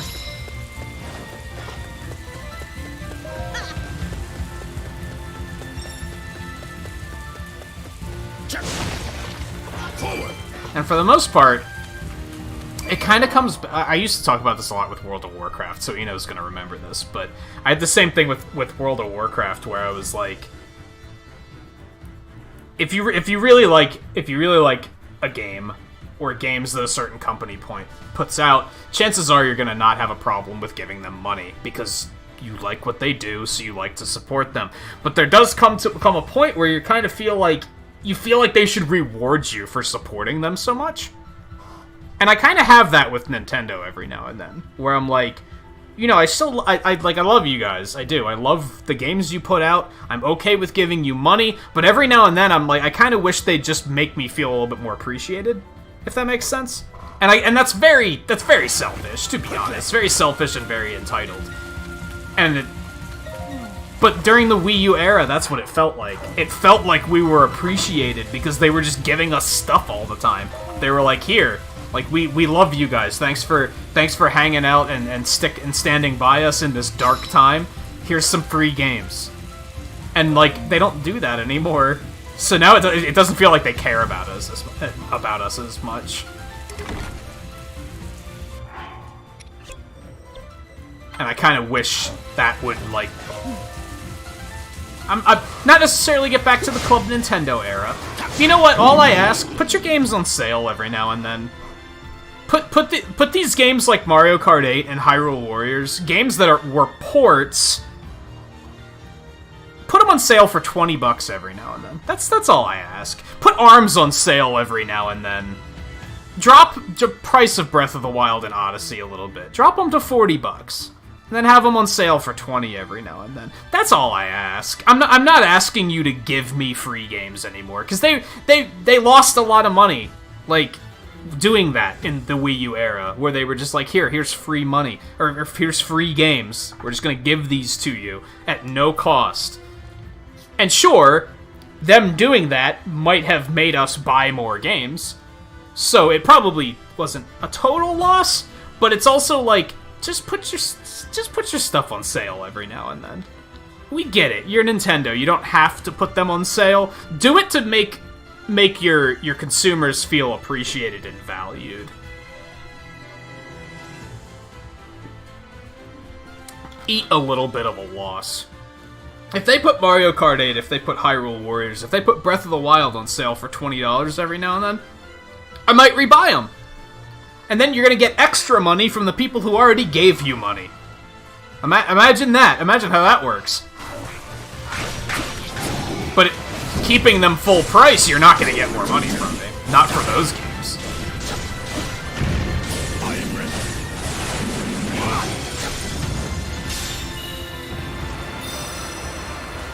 Yeah.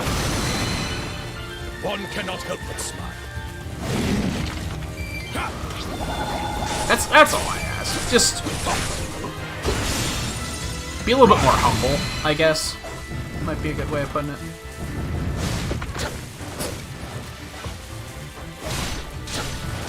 Because, hey, if they put Mario Kart 8 on sale every now and then, I might pick it up, because, hey, we could play it on stream or something.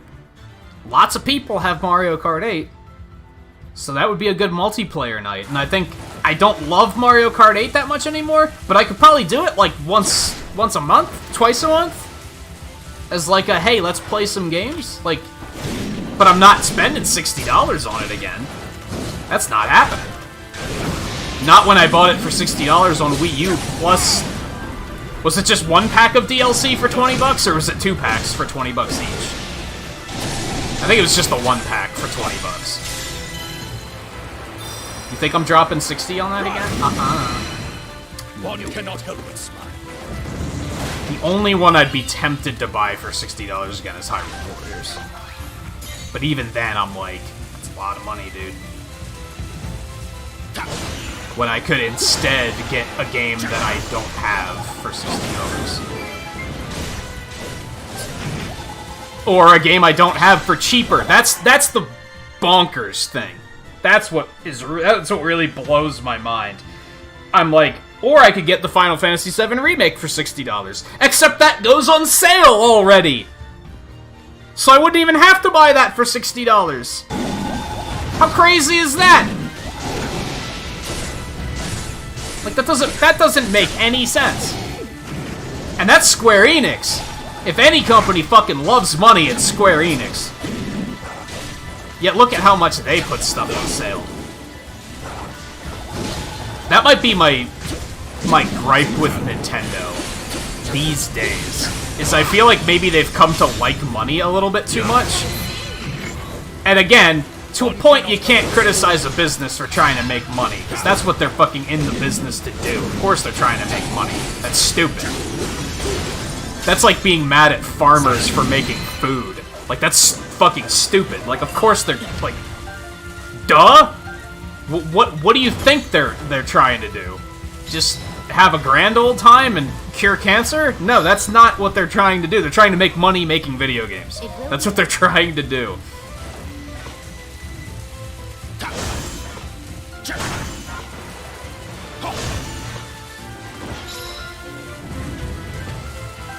many times.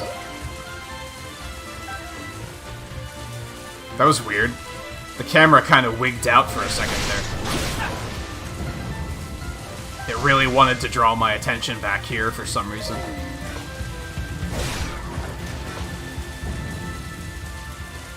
This shall not stop. Be gone! One cannot help us. And yeah, that's an issue too. But it's also, for the most part, I don't mind the Wii U ports because a lot of them I'm like, well, yeah, there's a lot of people who didn't play them, so it makes sense. I'm okay with that. If anything, I wish they'd port more 3DS stuff. Read any 3DS stuff, because they don't do that at all.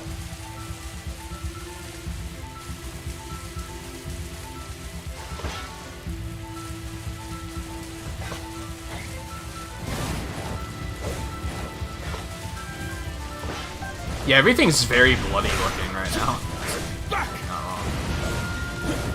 You guys want to move it along?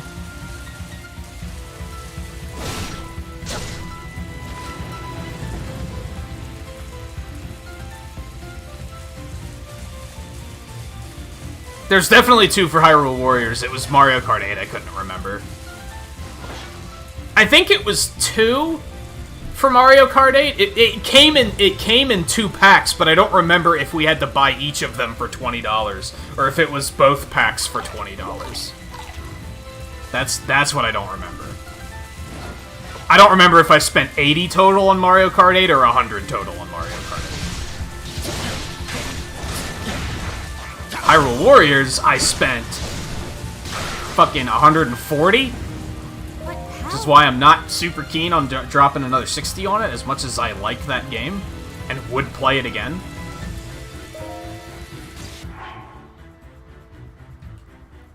That's true, yeah. Like that, you're not wrong. Iwata was a game lover and a game designer, and now their current president, who, yeah, he's. I think he appreciates gaming at least.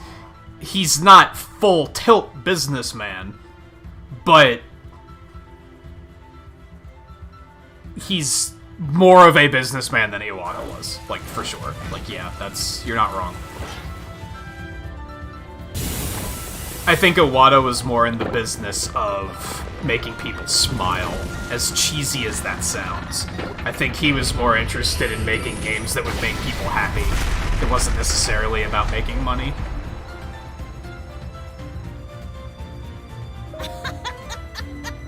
Quickly! And again, they're in it to make money. I can't fully hold that against them. I'm just saying that there's a balance. And I think they're losing sight of that balance.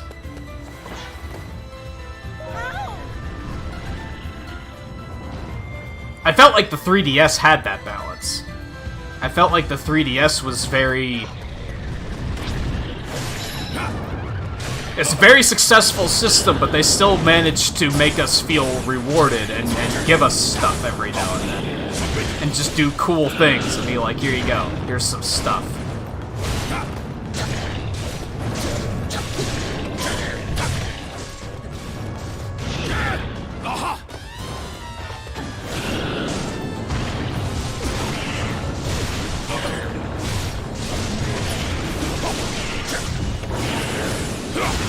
And that was without... That might be my complaint with the fact that we have to pay online now. Again, they gotta make money. I get that. I'm not saying that it should just be free. But I am saying what they kind of give us for it is we get NES and Super NES games, and it's kind of like, okay, I don't really care that much. Like, I guess that's cool. But throw, like, Game Boy and N64 on there, and I'll probably be a little bit more excited, and I'll be like, fuck yeah. But for now, I'm kind of like, eh.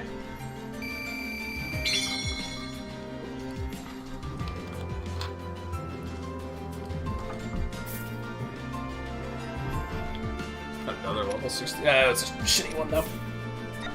Cannot carry any more weapons. Yeah, those suck. Just get rid of those.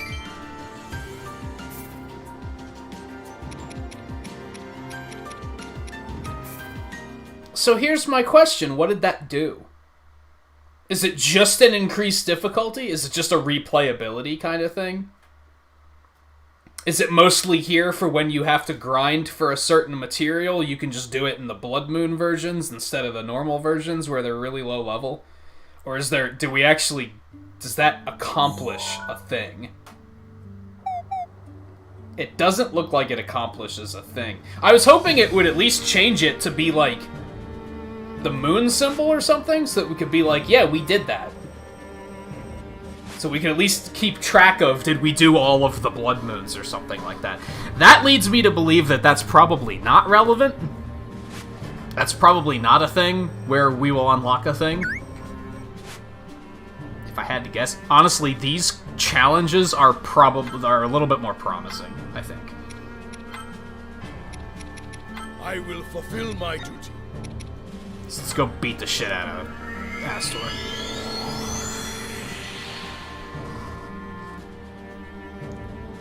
Man, I'm gonna be totally transparent here. Transparent and honest and blunt. No one wants to watch Hyrule Warriors, do they? Like, I don't understand why. I'm under the impression this game is doing very well. Like, apparently critics are praising it, it's selling very well. It's doing shit-ass for my channel. It's doing terrible. Like, I thought YouTube was just kind of boning me there on views for a while, but literally everything else we've done this week has done better than this game. Even Avengers, which is fucking wild, because no one wants to watch that either, because everyone hates that fucking game, for no reason. This game does so poorly, and the only thing I can figure is because I'm in post-game, and people don't want it spoiled. But even then, the game's been out for like a month already. So that's, like, questionable. Like, even Deep Rock did better than this. I don't get it.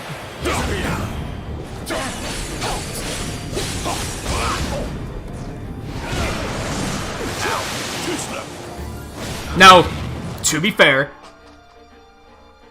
I started 15 minutes late tonight. And we've talked before about how... I have a theory that if I set a stream to start at 8:30, YouTube sends out a notification 30 minutes before that to say, hey, in 30 minutes they're going to be live. I think if I schedule it for 8:30, 8 o'clock passes and that notification goes out. And then at like 8:15, I reschedule the stream for 8:45, like I did tonight. The notification for me going live just gets lost. I don't think the system knows what to do when you do that, unless you delay it by enough that another 30-minute notification can come out. And even then, I've heard something about how YouTube will only send out 3 notifications a day for you. And if you do anything after that, they just stop sending notifications. I don't know how true that is. But that could be part of the problem, too. I did start late, and I changed the time at, like, 10 after 8. So that might have caused notifications to just get fucked. Like, that is a possibility. Curse you!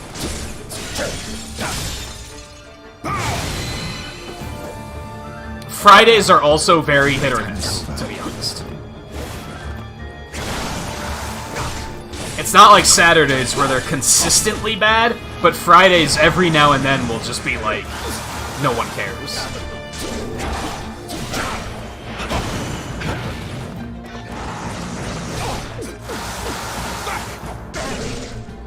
Like, I've thought about taking Fridays off, too. On that note.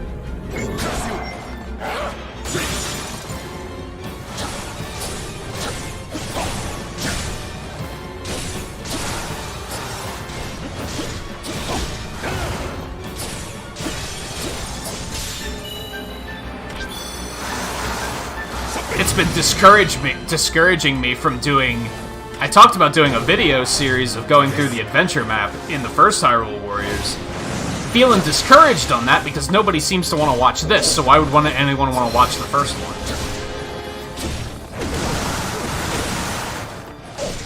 But I do know, for example, I do think spoilers is a part of it, because I know for a fact that Twain and Mike are both avoiding the streams because of the fact that they want to play it eventually themselves. So I do think that is a part of it, but it doesn't seem likely that that's the full reason.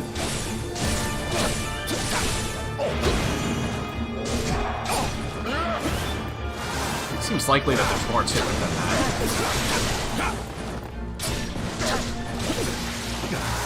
I don't know, anyone that's lurking around, is there, like... Is there any particular reason that you're, like, not thrilled with this game? I also thought it was that I was playing too much of it, which is why I said I'm only going to start playing it once a week.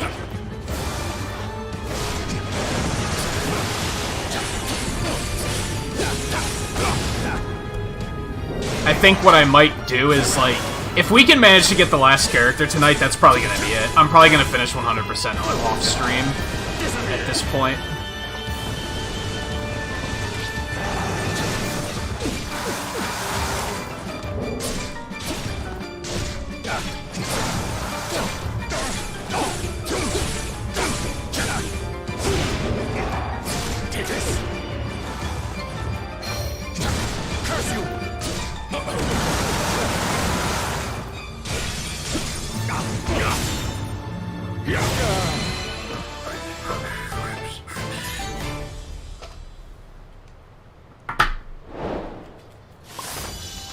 I mean, to the people who are avoiding it for spoilers, I'm glad that they are, honestly. Because I want to preserve people's experiences like that, so I don't even hold it against them. But I feel like that can't be why numbers are so low. That just doesn't seem reasonable. Mostly because they sold this game as a prequel. So, and it is, but it also isn't. So I want that surprise to be preserved for people, for sure.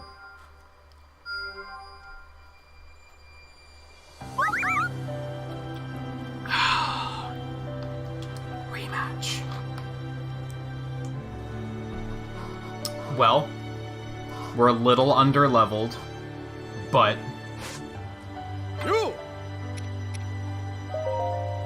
Do I maybe want to make his sword a little bit stronger? Do I maybe want to go for level 20?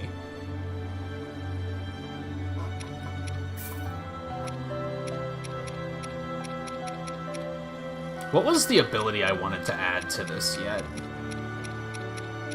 In case we get one at 20. We already have healing item drop rate. Oh, healing item effect, which we only have a normal one of. We don't have a plus version of.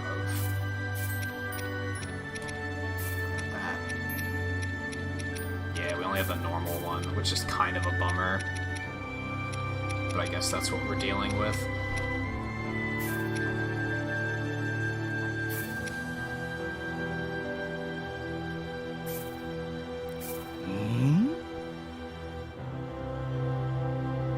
Yeah, I don't think that's all of it. I think for just whatever reason, this is just an unwatchable game.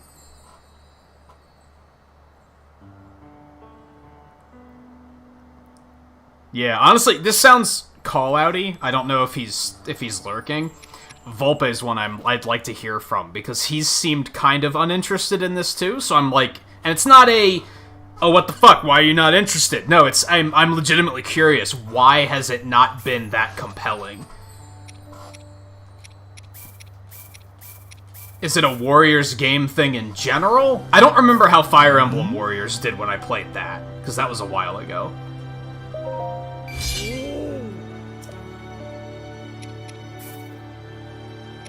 Okay, we're probably gonna hit 20 here, so we want to do this. Yeah, it does add another slot.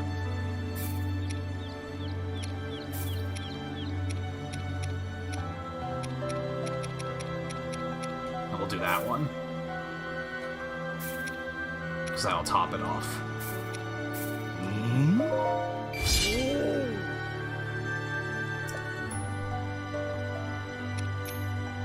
I love that I can still fuse, despite the fact that it's max level. So what does it take to raise weapon level limit? I mean, at this point, that's not that big of an ask. For a while it was, but... 30 fish, 50 monster parts, and 100 trophies. We have 3,600 Bokoblin trophies, holy shit. It's funny how quickly we stocked up on those once we didn't need them for anything. So what does this actually do? Back up. What does that actually do? We're currently 113 plus 15. And that's going to boost it up to level 25. That's not as far as I expected it to go.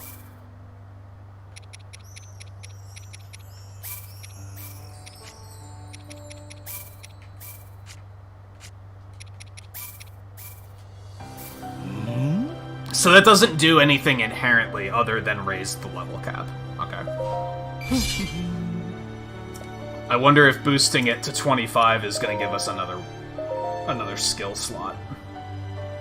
I assume we're going to do that once to take it to 25. We'll get another skill slot. We'll boost it again, and that'll go up to 30 to give us the last skill slot. But I think that's strong enough for now. I don't think we really have to go further than that. Finish all the 61 through 70.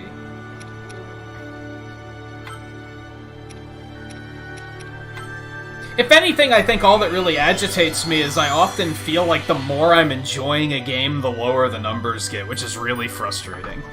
Because those are the experiences that I want to share with people the most. Like, the Spyro trilogy got really low eventually, and I was like, I'm enjoying this so much. And so, like, that can be frustrating. Because then it kind of reflects on the game. And that's frustrating, because I've really been enjoying this game, but I'm probably going to look back, and 5 months from now, I'm going to look back and be like, yeah, no one cared. Like, that's the part I'm going to remember, is that no one seemed to care. Which is going to be, like, that's rough.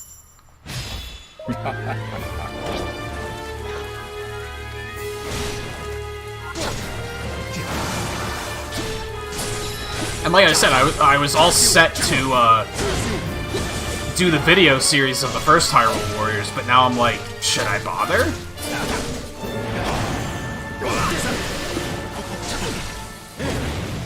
It's a tricky thing about video content, is I really have to question what will be compelling to people. I don't think I can just do whatever.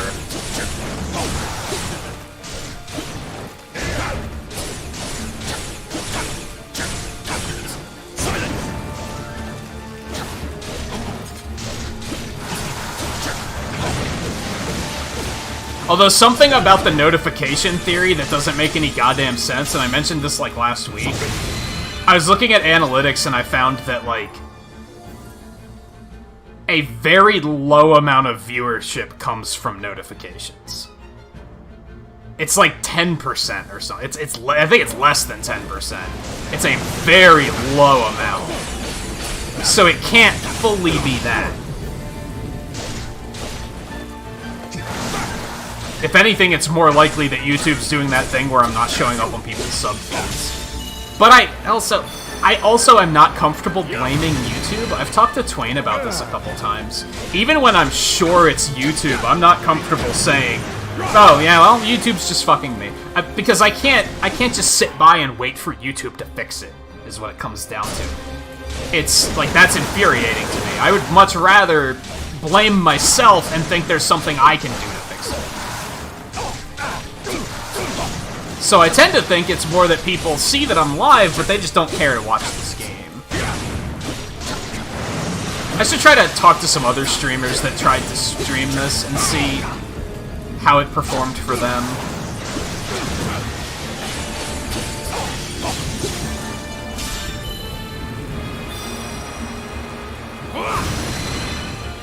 We're gonna have to wand it up a little bit here. It's going a little too slow. Playtime is over.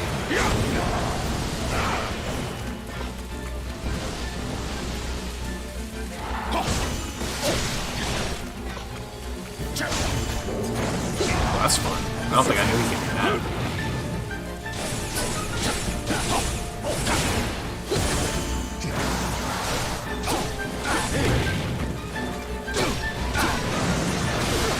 Yeah, like I said, the unfortunate thing is it leads to me thinking... It leads to me looking forward to being done with the game. Despite the fact that I'm liking it so much, I'm like, but what's the point in streaming it? One cannot help us. Oh, did that kill him too? Nice. Nice.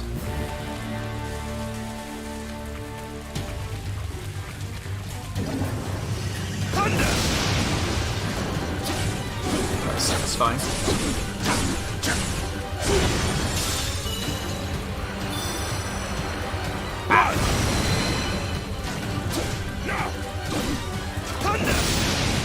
I don't know if that's because he's a guardian. I think they're inherently weak to lightning, or if it's because he's in the water. Silent!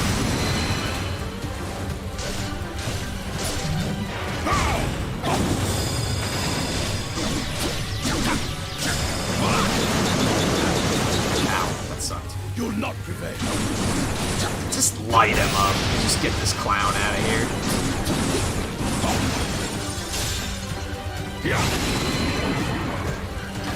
One cannot help us. Hold on, I want to check something really quick.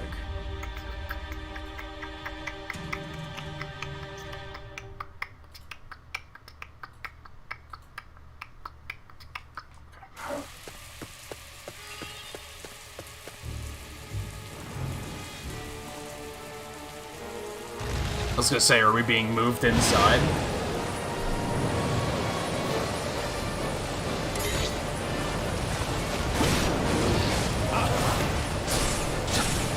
God. He looks so much fucking cooler than he did in Breath of the Wild. Like, I hated the Breath of the Wild design. It looks so dumb.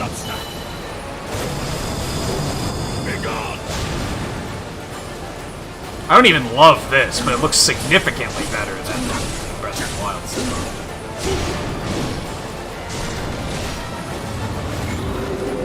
Split like so.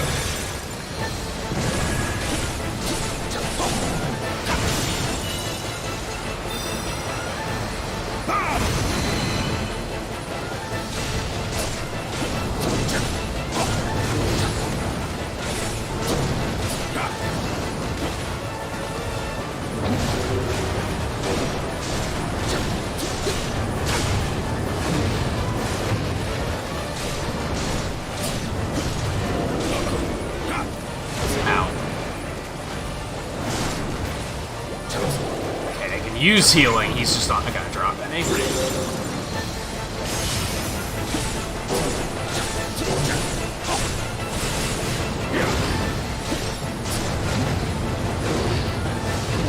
Quickly. Yes.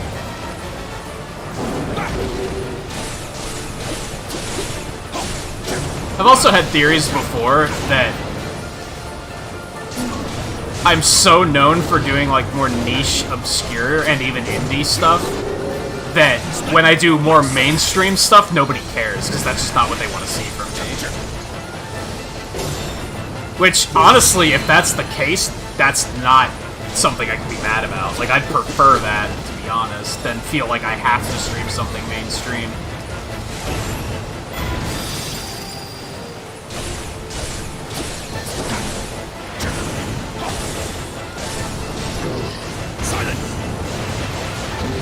I dodged into that. Spectacular.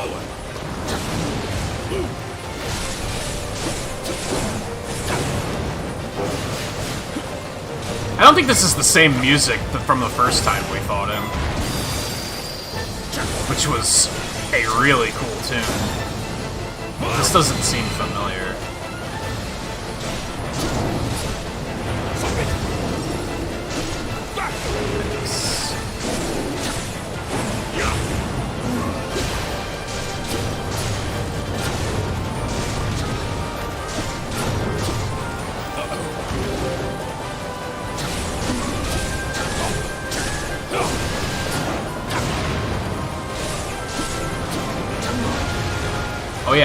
forgot it. He does that shit. I guess we are at half health, so he's gonna start pulling that shit out.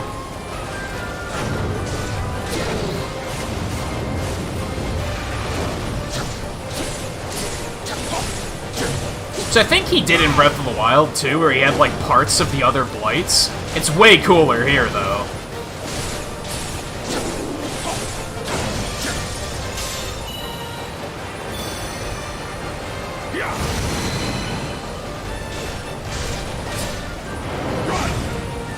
Yeah, and like I said, it's weird because I've seen that this game is getting, like, it's getting good reviews. It's selling well, like, people are really into it. Which I was worried about. I was worried that it was just going to be like, this isn't Breath of the Wild, and it was just going to get shit on. But that's not happening. Which is great.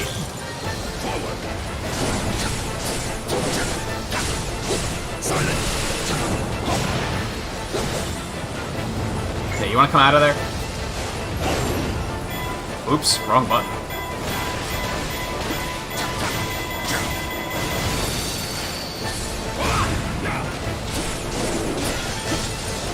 He has a lot of health, dude.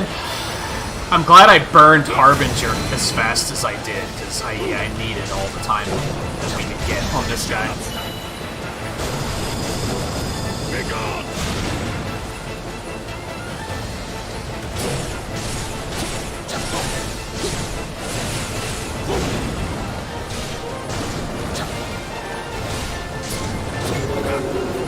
Split like so.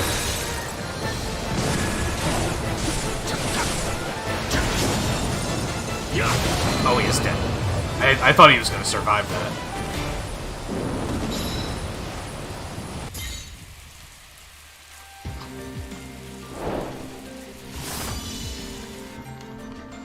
I thought he was going to survive it with a teeny little sliver of health.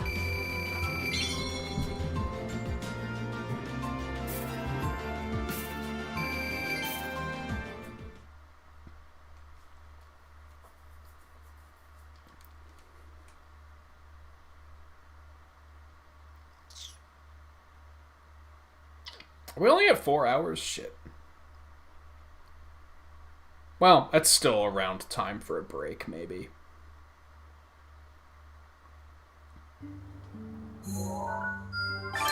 Oh, that's it? So I was like 98% sure that he was probably going to be the last playable. That was very abrupt. They were just like, here he is! Born after absorbing Astor's power, he was revived to bring Hyrule to ruin and has now been sealed away by Link, Zelda, and the others.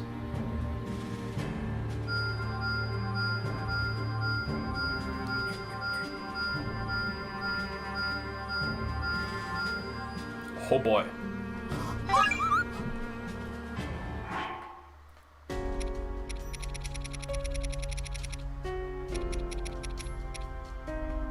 Yeah, I was pretty sure, since they don't have unique icons, I was like, it's pretty sure it's not going to be any of them. Which I forgot Harbinger Ganon was in here, so my idea about it might be him was kind of off.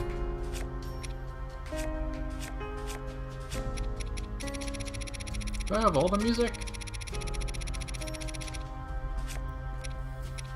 95.87%, is that what that said?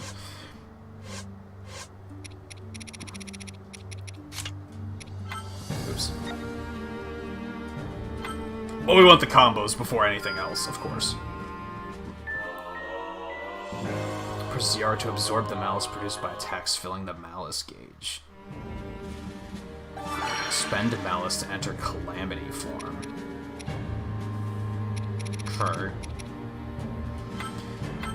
Just give me all the combos. I think, unfortunately, because it's a bit of a cliffhanger, I think I'm going to take a break before we go check him out.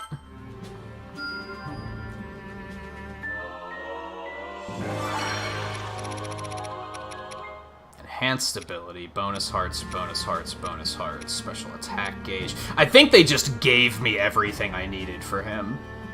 They didn't... Usually you have to, like, do his training, and then they'll be like, okay, here's some more stuff. Press Y in Calamity form to spread malice, then press ZR to absorb it. harder. I still feel like there might be more combos after we do the training. Let's split the difference. I think we're gonna go into the meditative training and check him out quick. Hey, at least I can use him while I'm looking for all the fucking Korok seeds. Did we get anything else quest-wise from that? I think those were the only... There were a couple new challenges, but they're probably... Yeah, Ganon's training.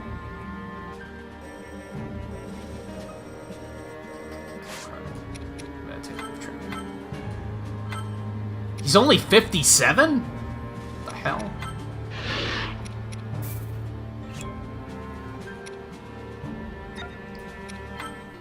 Don't make him smaller. Please, I want to see him that large at all times.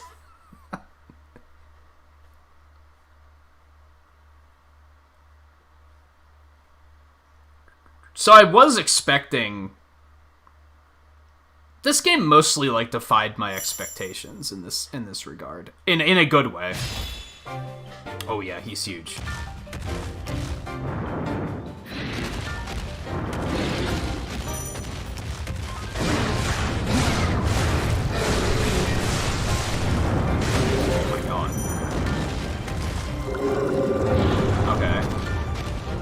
You need a lot of malice.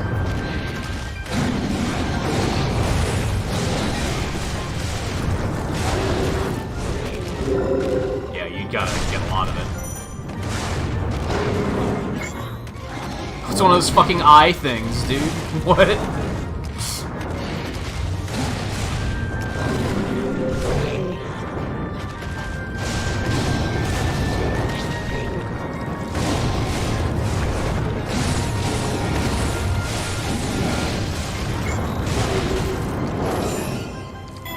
No fancy stasis attack.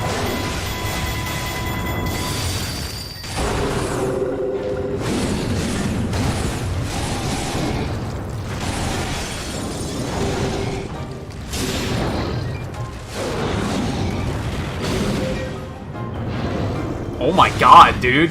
Chill out. This is the longest break attack animation ever. It's bonkers. Alright, so Strength 2 summons the Eye. Dude, go away. Don't bother me. Oh my god.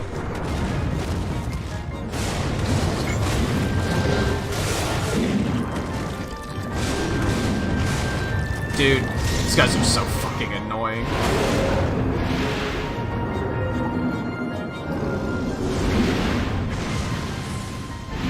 Pretty badass. I like that.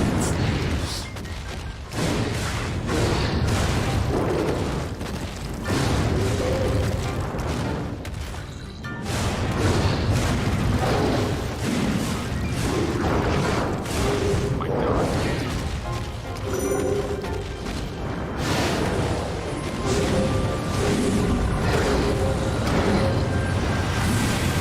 Dear Lord.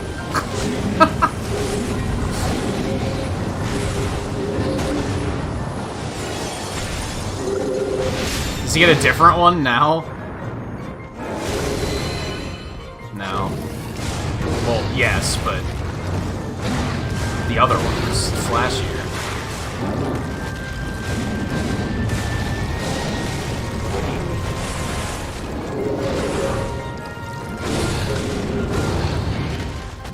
So, what does regular square do? Just summons a bunch of malice. More or less.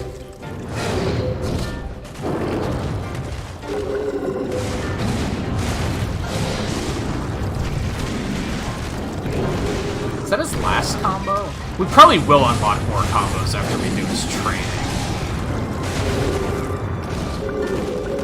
He's a destroyer of Hyrule, more like destroyer of frame rates, am I right? Like all this malice just causes a ton of lag. And that move is just fucking ridiculous.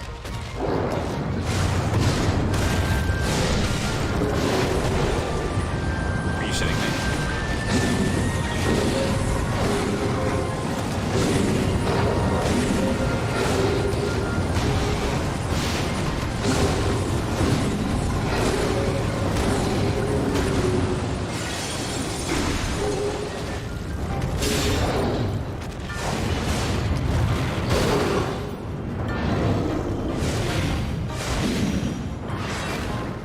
gonna say, is this even gonna kill him? That's such a long attack.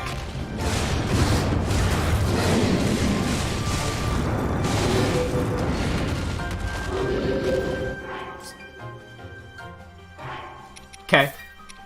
Alright, so we're gonna take a quick break, and then we're gonna go do his training.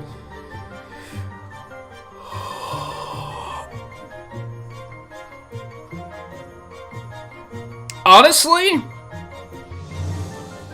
because as far as Hyrule Warriors went, I didn't see a lot of people asking for Ocarina of Time characters. Despite Ocarina of Time being so highly regarded, I don't think that's not the one that captures people's imagination.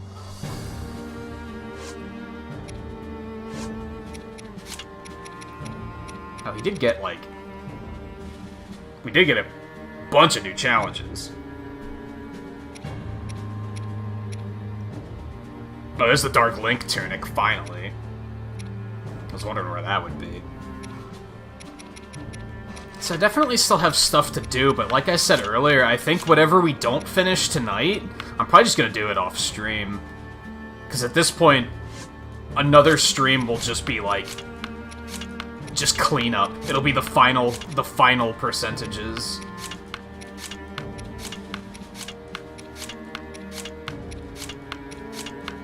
Double checking to see if we have any quests other than his.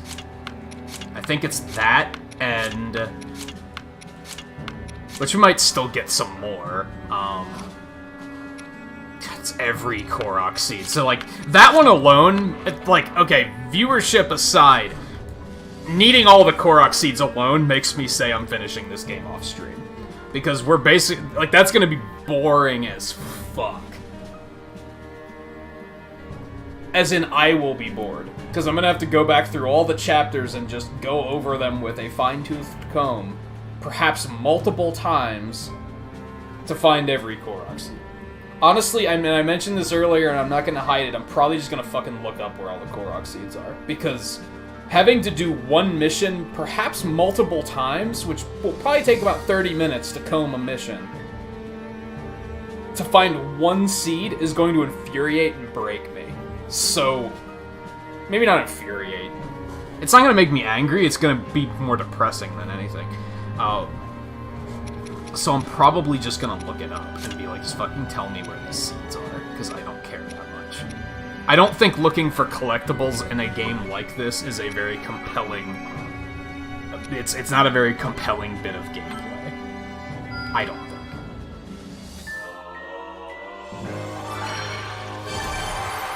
Finished Gerudos.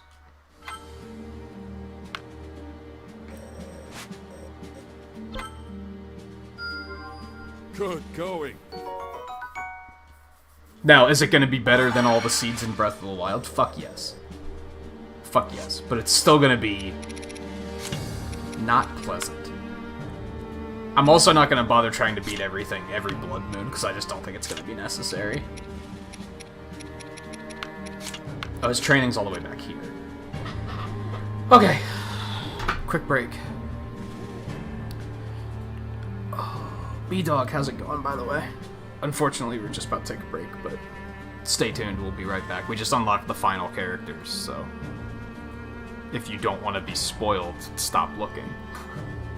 If you don't care about spoilers, then stay tuned, and we'll be back in just a couple minutes.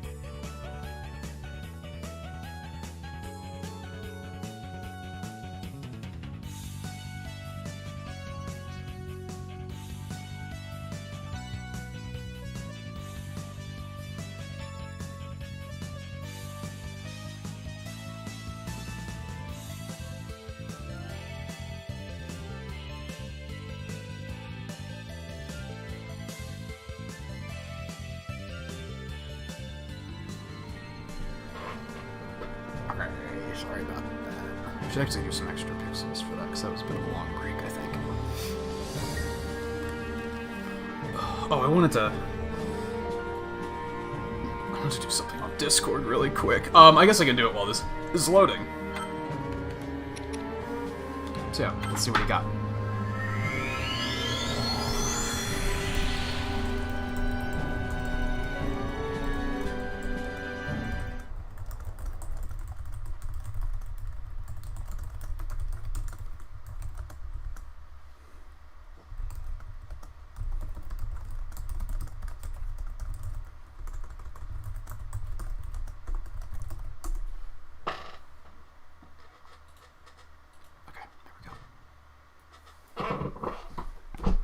Pretty bored tonight? Or have you been playing anything lately? Or are you in one of those like ruts between games where you're not really sure what to play next?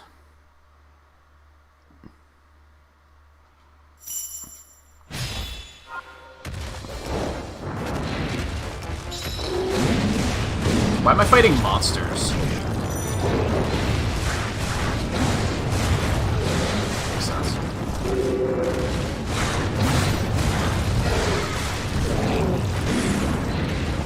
Something that's nice is that you can absorb malice. I wonder how long it stays. That's something I'm curious about. Oh, it just absorbs automatically if you don't do it after a while. Okay, that's extra nice.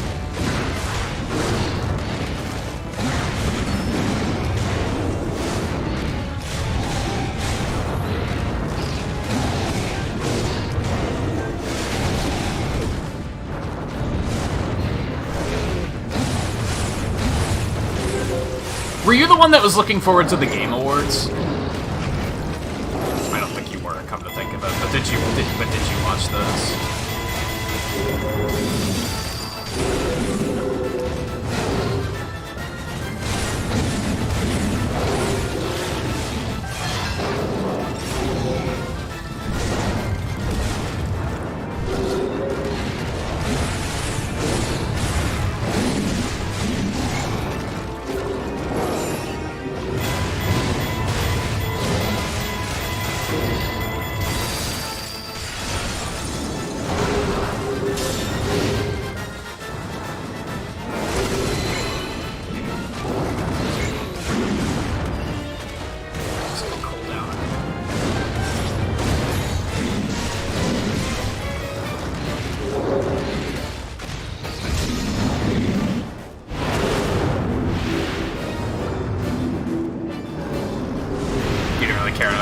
I was in the same boat where I didn't really care, and I watched like an hour of it, and it was more entertaining than I expected it to be. But the awards themselves were kind of bullshit, to be honest.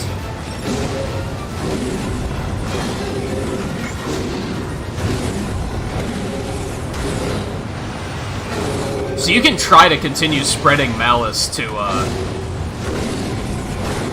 recharge and keep it going.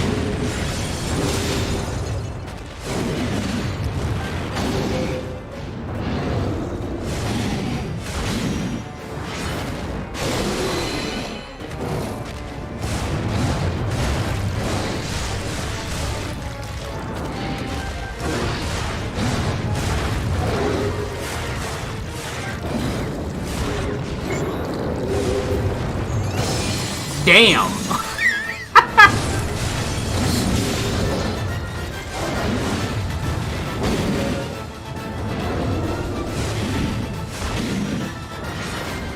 Did they announce another Left 4 Dead? I don't think I caught that. Why? I never understood the appeal to that game, to be honest. I have both of them, I'm pretty sure. There's two of them, right? Or is there three of them? I mean, they gotta have a third one because, you know, it's Valve. They make things in threes, and then they never well, no, they never make things in threes. So this is breaking the rule. Interesting.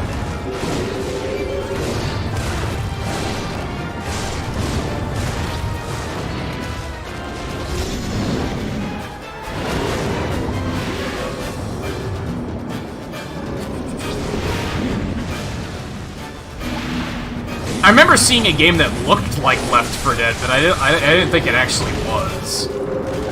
And honestly, when it comes to zombie stuff, I, like, turn my brain off immediately. I'm like, I don't care. So, it's possible that I saw it and just didn't register it.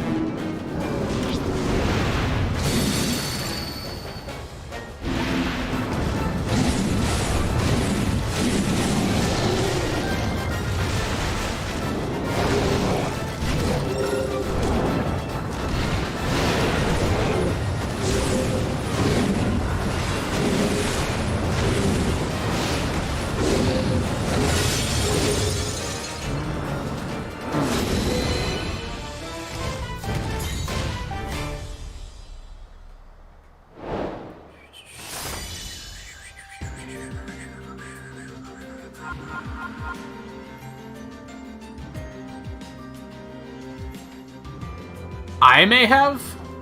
Or he may have? Heart of Annihilation.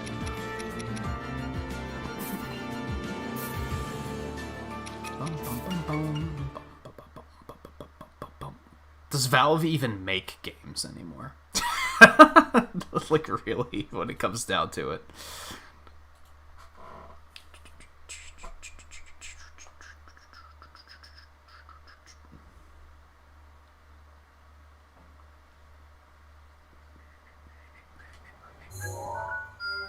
Okay. Oh, actually, that did not give us anything new for him. Okay. Well, some of the other ones might, to be honest. Alright, let's just start ticking them off. Just boom. Need some ice key swings.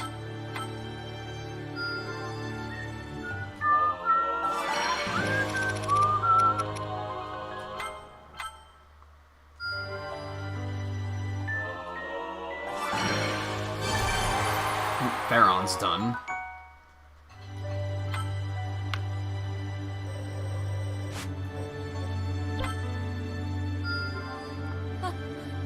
Impressive.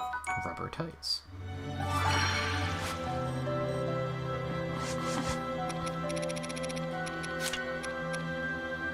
We need cores. Okay.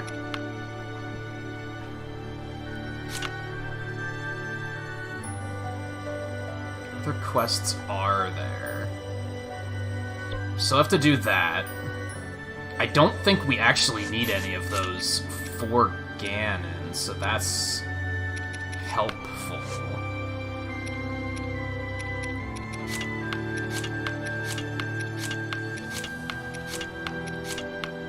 So I'm gonna basically have to level him up a bunch now.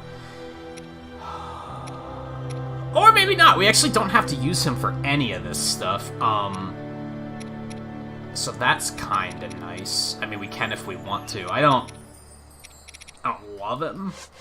Like, he's not bad, but I'm not like, oh yeah, baby, this is my new main. Oh. Thankfully, I can buy ice key swings, so that's very helpful. Thank you.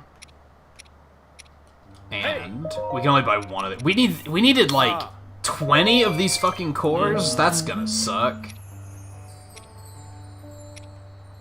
That's gonna super suck.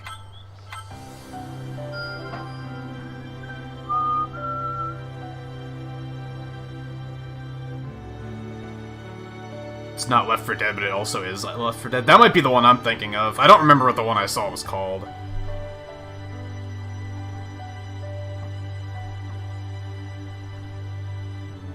Convenient way for them to not make Left 4 Dead 3. Is it still through Valve?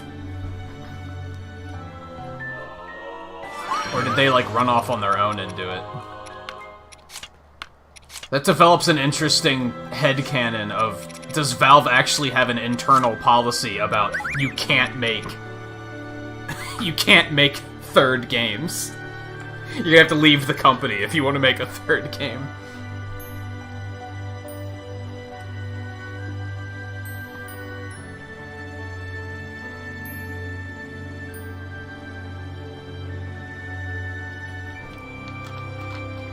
Oh, it is the same company, same studio.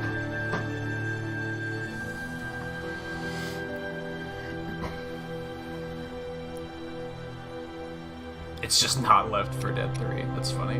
What's the art style look like? Is it more like cartoony looking?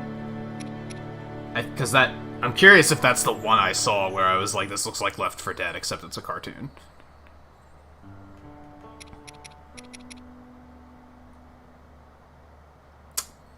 Let's just start going through them, I guess. Level 76, though. Like, yikes, we're, like, nowhere close to that, actually. We can only boost our guys up to 74.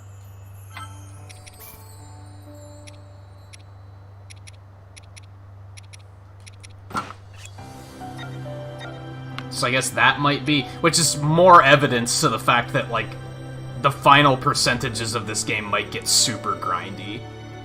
Because I'm gonna have to be doing a lot, like... I'm probably gonna have to do a bunch of Blood Moon stuff just to level up.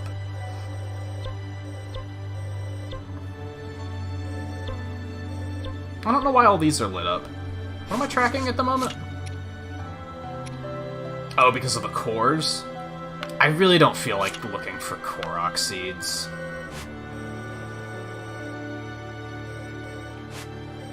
And yeah, most of these quests are just going to be too high level. The lowest one was 76, 78? 76, and yeah, my highest is 74. We need more levels. A lot of these give the cores I need, so that's nice, I guess. What I'd really like is a...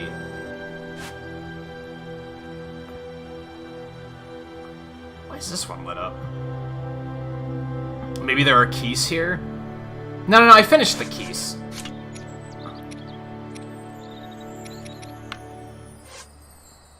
I know we also have an issue with the way Blood Moons work. I basically have to complete a mission just to get a Blood Moon to spawn. Which kinda sucks. I can't, like, force them to spawn, right?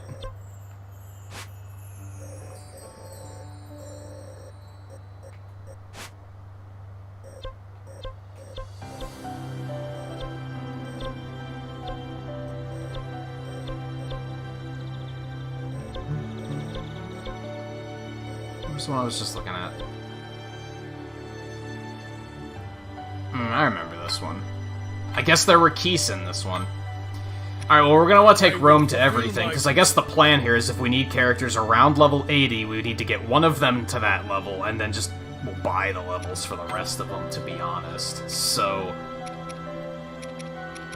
we want to, like, focus in on 4 characters at that rate, so we should probably take Yunobo to get him experience. I can do it. I'm trying to think, is there anyone else that is a potential 4th member of the team, but I think Yunobo's the... I think that's it. I think that's our team. Link, Urbosa, Yunobo, and Rome. I think that is our team.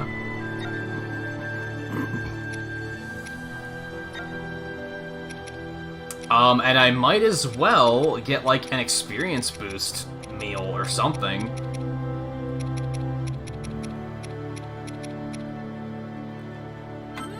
It's a feast. Get a 10% and an 8%.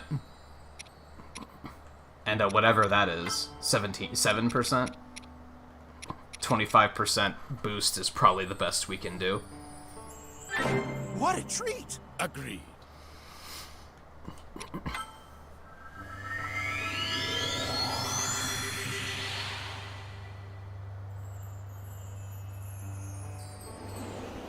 Honestly, I wouldn't bother with Splatoon 2 at this point.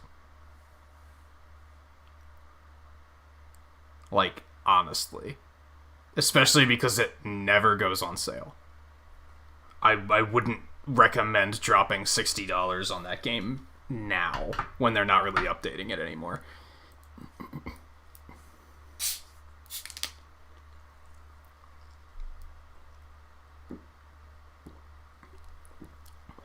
Unless you know a lot of people that still play it. And potentially watch streamers that play it.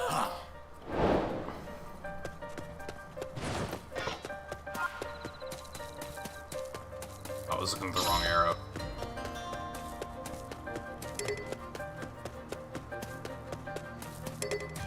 Okay, I'm gonna leave Yunobo on defense. We might have to split and not have defense, but this will work for now.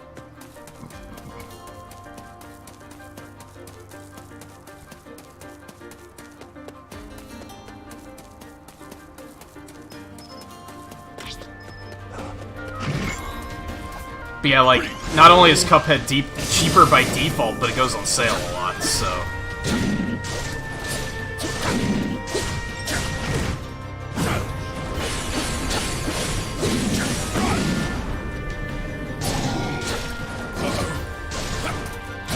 Cuphead isn't on Game Pass, is it? That's kind of weird, come to think of it.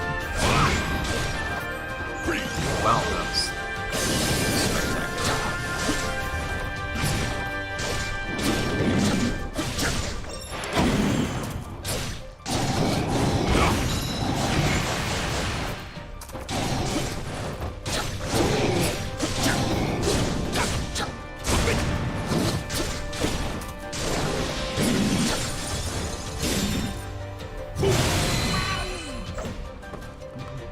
One cannot help but smile.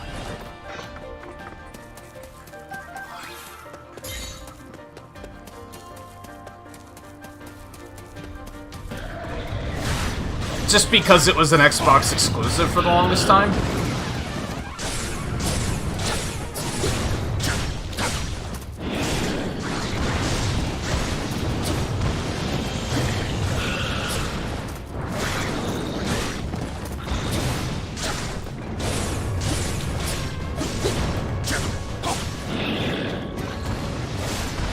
So it's a game you just... It's like the Ori games. Like, the Ori games just being on there just kind of makes sense. Except the difference there is that's actually a Microsoft-owned studio, isn't it? I don't think Cuphead is. Maybe it is, though. My body betrays me.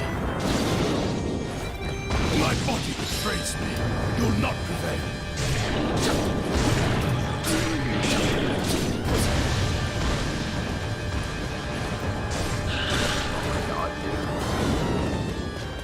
Why gotta be a jerk? Fuck your eye.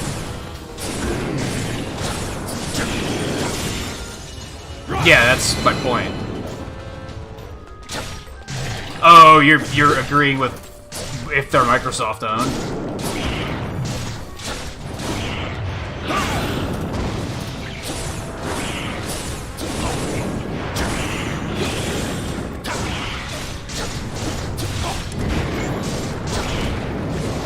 Where the fuck did you come from?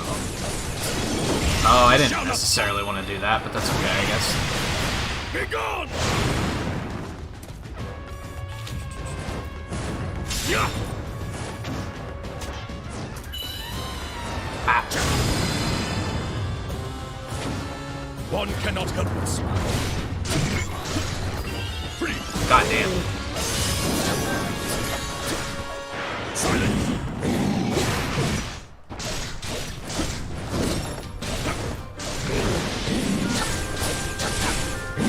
So if anything, I could see myself grinding the characters up to 80 off stream and still doing one more stream just to finish the remaining challenges.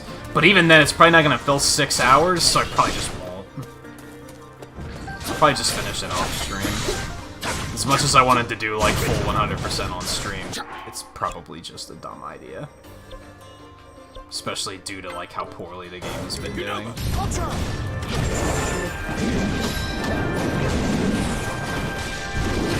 Like, consistently.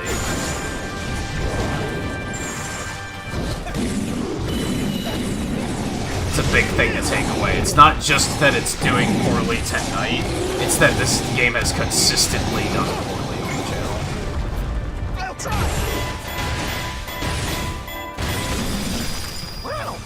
I think one of the episodes of, like episode 2 or 3 or something, had, like, the normal view count, and then the rest have all been surprisingly under average.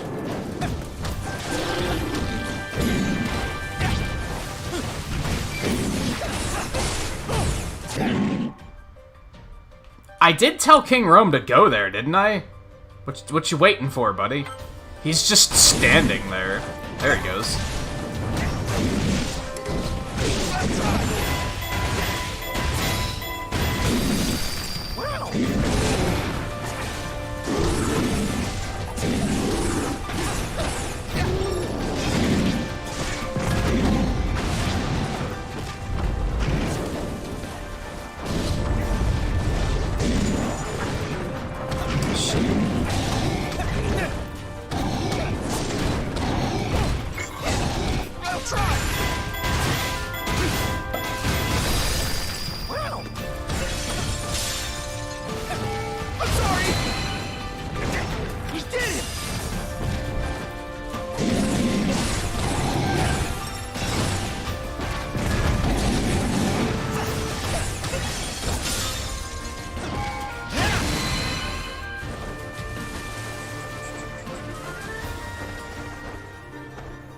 I want to say that maybe it's because I'm in post-game and people only want to see the campaign, but even that doesn't seem correct.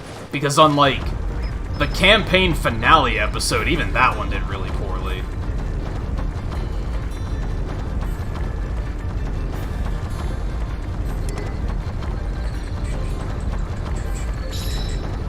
I'm working on it. I'm getting there.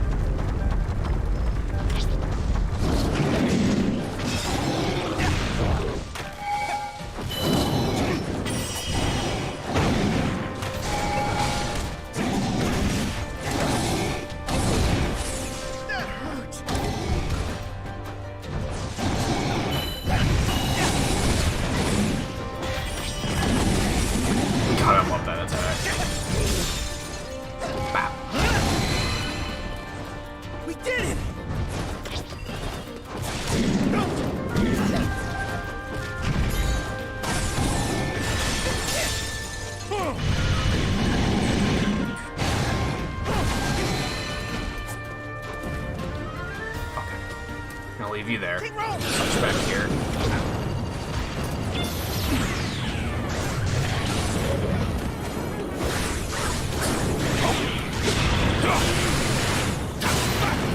I think they're really, and I need to stop harping on it, but I think the really alarming thing to me is that even Avengers has been doing better.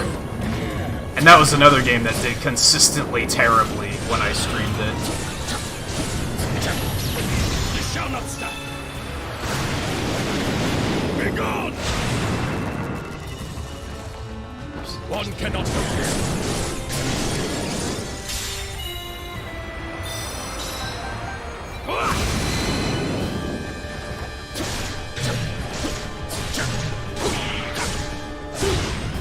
My friend's been playing the demo non-stop.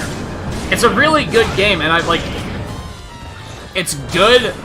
Critics are saying it's good, people are buying it, just for whatever particular reason, no one seems to give a shit that I'm playing it. I'm trying to think of who else streamed it, so that I could maybe ask them and be like, hey, did this game just do bad when you streamed it? One cannot help but smile.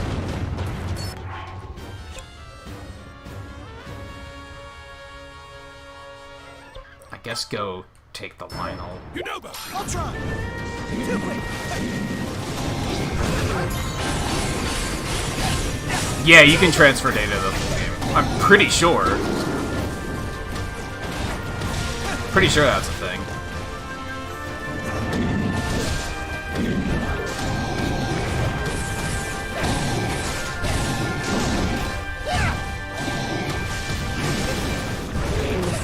I didn't, because I was already... I didn't even play the demo, because I was already sold on getting it. I knew I wanted... at that point, I had already pre-ordered it, and I was like...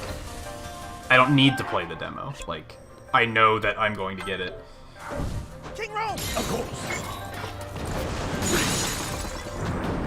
But I'm pretty sure it allowed you to do that.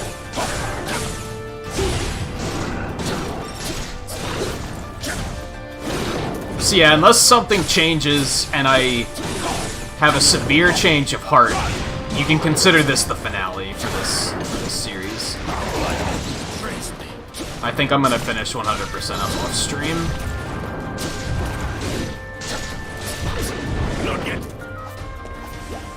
also... Quickly. And this is dangerous. For a while there, I was scheduling days in advance. I was just saying, I don't know what I'm going to do on this day, I'll figure it out when I get there and see what I feel like doing. And I feel like that was overall healthier, but now I'm starting to look at it as I'm planning ahead too much, which creates pressure on the games I'm playing, and even if I'm enjoying it, I start reaching a point where I'm like, God, I like it, but I kind of want it to be over so we can move on to new stuff. And that sucks. But since I realized that GDQ's in 3 weeks, therefore I have 3 weeks to schedule until my vacation, and therefore IndieWary can't start until after the vacation, I started thinking, okay, what do I still want to get done this year? Like, what playthroughs do I want to finish before then? The obvious answer there is LEGO Marvel 2. I want to get that done before IndieWary, because if we don't, we won't be playing it until fucking March. So, I want to get that done. So being done with this means, oh, well, we can probably put like 2 days into it next week, so that'll be great. Get a nice good start on that. You'll not prevail.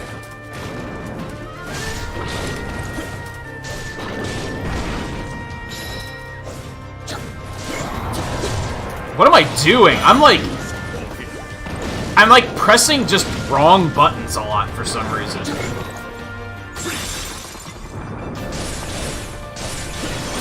Like, my muscle memory totally just was like, nah. We surrender. This is why it's bad for me to talk about stuff like this on stream, because it, like, I get into my own head, and then I don't focus on actually playing the game and or being entertaining. But sometimes it's fucking hard to just, it's hard to ignore it.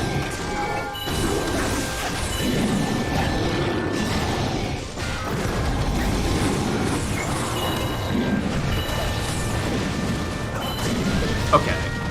Asshole. Okay. Asshole. Okay, asshole. That's fucking enough.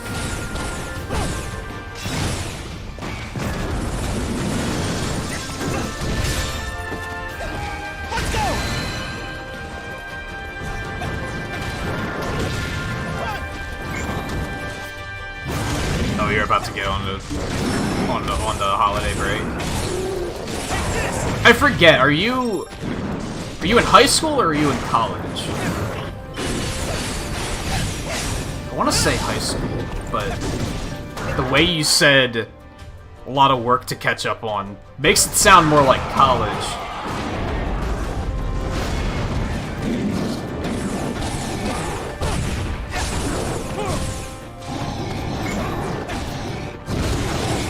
That didn't hit him? Get the fuck out of here.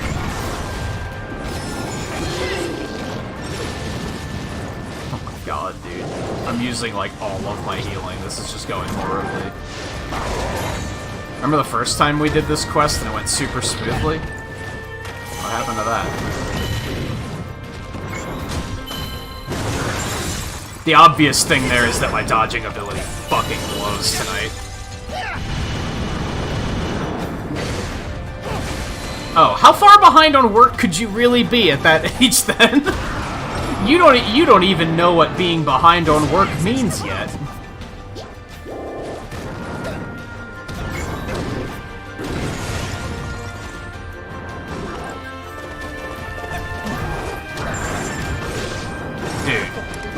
Dude.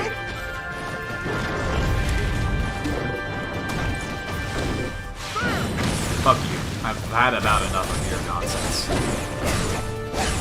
I'm sorry! Let's go! Bat.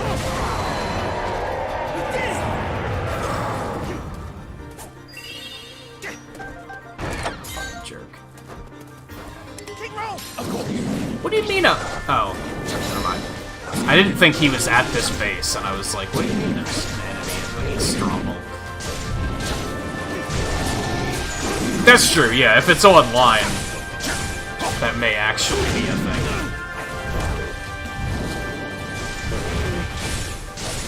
In theory.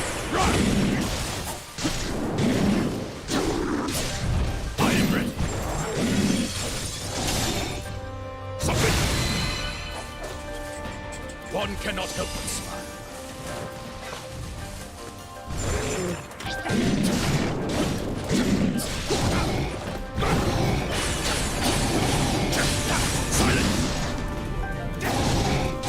But still, it's funny for me to, like, think back, and it's like, at that age, yeah, I didn't even know what it meant to have too much to do.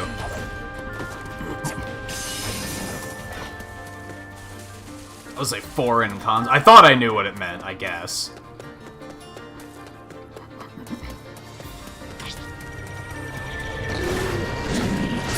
This shall not stand. Be gone! One cannot help but smile. Oh, is this one lit up because I can get cores from those immobile guardians? Maybe that's what was out there.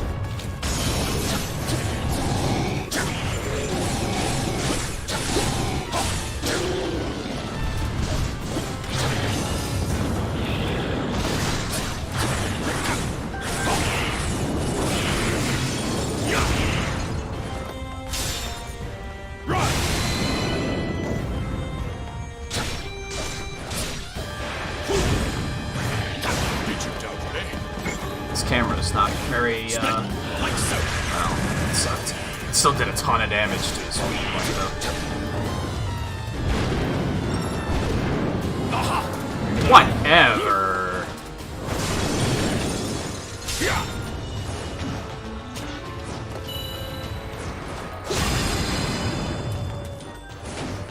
One cannot help it. Man, I haven't even leveled up yet. That's unfortunate. This was probably not the best mission to do bonus experience on, because we're fighting a lot of, like, big enemies. It's probably better when you're fighting hordes of enemies.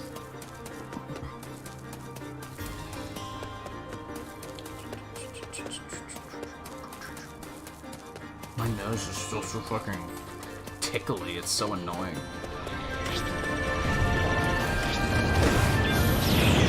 Okay, a lot of unexpected things happened there.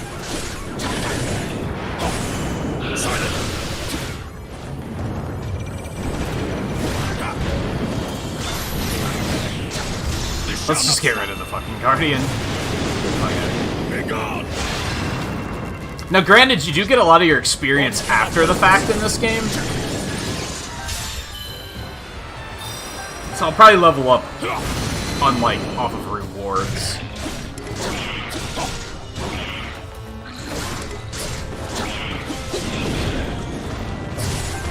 I like the Strongman's Fall.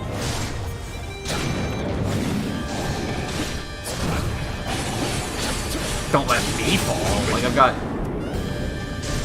problems of my own right now.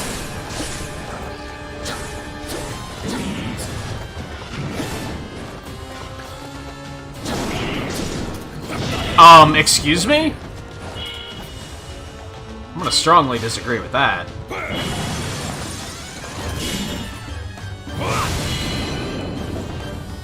One cannot help. God, that was uncomfortable. I think I got stuck on environment there. I think that's what happened. So the dodge didn't come out. I noticed last week a really nice effect with this game is that when you complete a stage, all of the enemies that are left start to run away. In the other two Warriors games I've played, they just stand there and stare at you. As if they're like, well, our programming has stopped running. So, like, it's kind of shitty. It's not that bad, but it's a nice bit of polish. Where you win in this and they all fucking turn and run.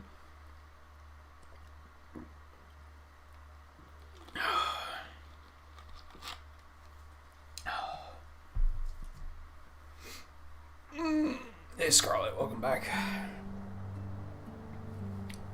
Hey, a Blood Moon. Where is it? Give it to me.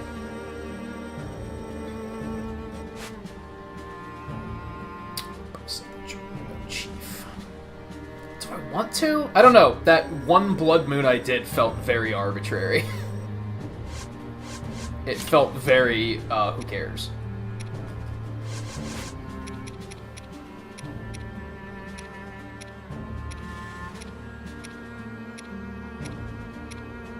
Shit, there's no more cores. That fucking sucks.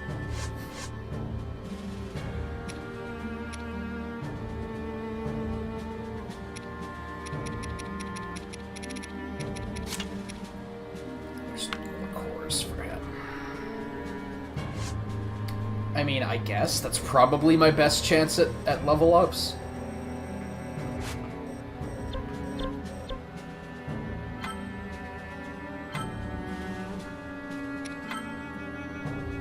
Yeah, I guess we'll keep you Noko.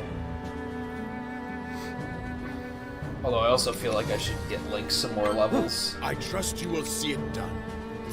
Getting Rome levels is important, because that's going to allow us to buy levels for other characters if it comes down to it. Yeah, there's a couple One Piece ones.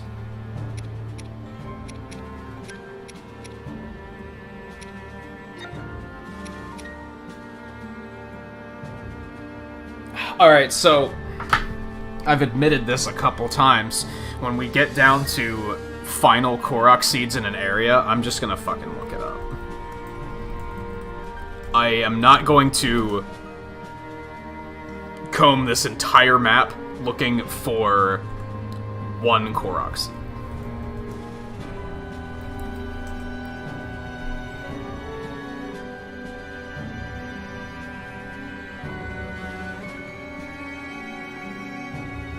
If someone made a map, that would be ideal. Oh, someone has. It looks as if someone has. That's super useful.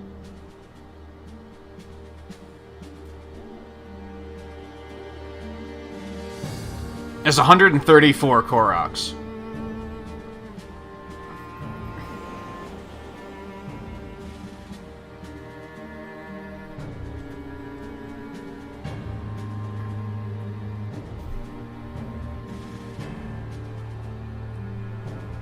Oh, this is gonna be... Yeah, Nintendo Life has a complete guide with maps.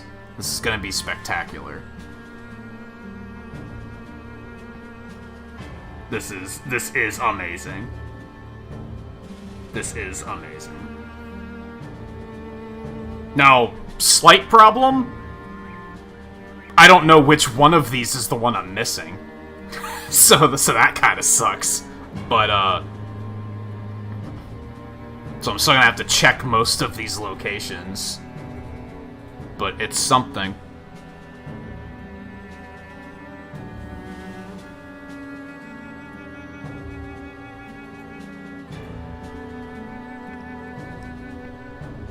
A lot of people are saying that the mystery video games has kind of been ruined. Well, that may be true. People still have to go out and find everything to be able to release the info. It's very... There's a line. There's a line drawn. I agree with that. In this particular case, compare this to Breath of the Wild. This is not an exploration-based game. So, and most of these missions take like 30 minutes. Having to sit through this mission and look for one little collectible somewhere, that's not compelling gameplay to me. By any stretch of the imagination. That's tedious and busy work. So that's something where I'm okay with just fucking tell me where it is, dude. Like, just tell me where it is. Now, I think if the game came out and you went straight to YouTube and looked up a video showing every single character in the game, yeah, I agree. The mystery's kind of gone and you're enabling it. And that sucks. I don't think people should do that. People want that immediate... With her party in tow, Zelda traveled to Gerudo Town to speak with her old friend. Not satisfaction. But they just want to know, and I think that's a shame. I do wish more people were more Interested in the mystery. I was very interested in playing through this game and finding out what happens, find out which characters are playable. I didn't want to just look it up in a fucking YouTube video that was like, here it is! Make sure to like, comment, and subscribe. And watch, like, a 5-minute video with all the characters, and every minute and a half there's an ad. Like, no. Why? That's stupid. But yeah, at this point, it's like, yeah, this is... I don't really feel the need to search that crazy for these. What's annoying is looking at the map, I'm like, where the fuck was the one I missed? Like, most of the ones are, like, in pretty obvious places. And I feel like I probably checked them. So that's kind of annoying. So there's one over here, which is kind of... That's a light bulb, where I'm like, huh. Did I come over here? Now! Oh! Split like so! What? Excuse me? That is blow-upable, isn't it? Split like so! What the? How'd the first one miss? Whatever. So that's the one I was missing, so that's cool. Now we can just clear it. Like, fortunately, I was able to triangulate that one pretty quickly, but... And I think the only reason I was able to do that is because I just did this one last night. So I had a pretty vivid memory of, like, where was I... What could I have possibly missed here? Now let the light show begin.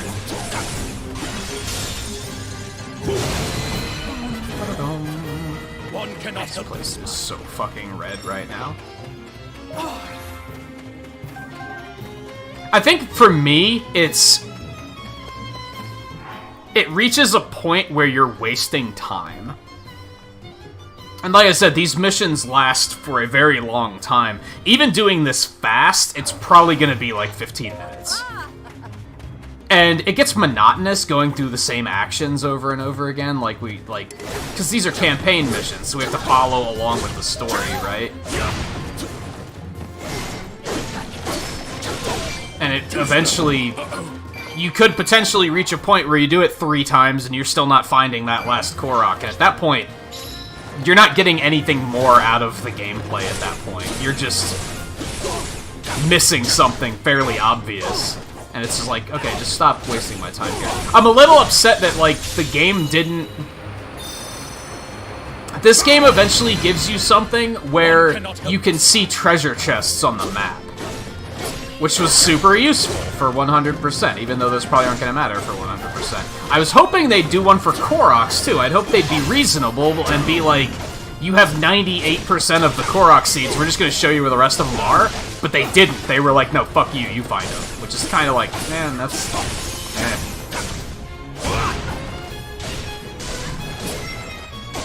I guess it's better than Breath of the Wild, where they gave you something that wasn't actually that useful, and expected that to be enough. Honestly, if they had given you a mask in this, that's what they did in Breath of the Wild, they gave you a mask that, like, shook when you got close to a seed. That would have actually been very helpful in this, because the areas are more confined, and you know how many are in each area. I knew I was missing one here. If I had something, a radar that just pinged when I was getting close to it, that would have actually been very useful, and I would have been like, yeah, this is fine. But they couldn't even do that. They were just kind of like, nah, there's one here somewhere. Good luck. Like, oh, okay. That's fantastic. As much as I love the game, I'm not really interested in wasting my time to that degree. Especially as far as streaming it goes.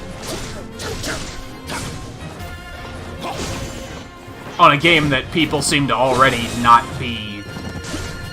that already seems to not be resonating with viewers for whatever reason. Should probably avoid making it more boring than it needs to be.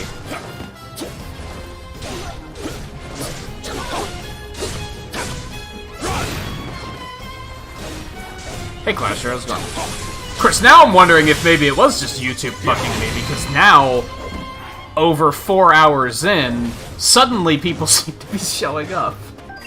So maybe YouTube just wasn't showing showing people I was live correctly. That's happened before, honestly.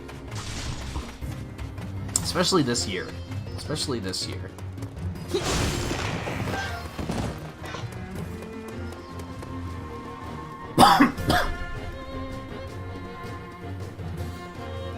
Hell, I remember way back. The week that the pandemic, like, became a thing. And everyone started sending their workers home. The week YouTube sent their workers home, nothing worked. The site, like, immediately broke as soon as they sent all of their workers home. And that week I had multiple streams where for, like, 2 hours there was nobody watching, and then just all of a sudden everybody showed up as if they were like, oh, we didn't know you were live. Maybe that's what it did tonight.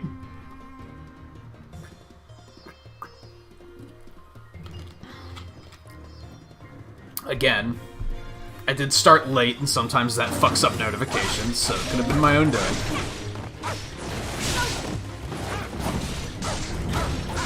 I guess we should use the final character, because I'm sure Clasher wants to see it if you didn't already see what it is. We'll do that next mission.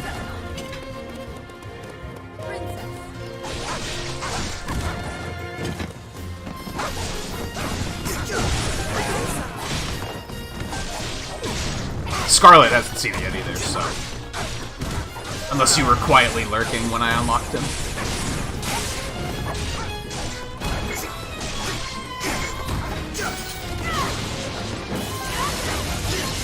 It's semi-expected. You could probably guess who it is.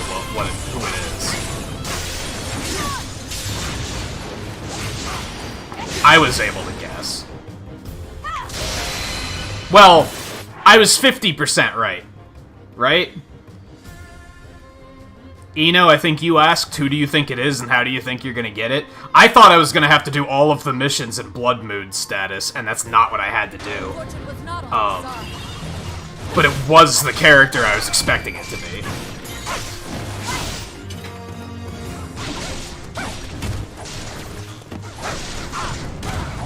I think they did just add Blood Moon as, like... If you're gonna be replaying the stages to get all the Korok seeds, we might as well make a higher difficulty version, so it's not completely brain dead. Which is like, alright.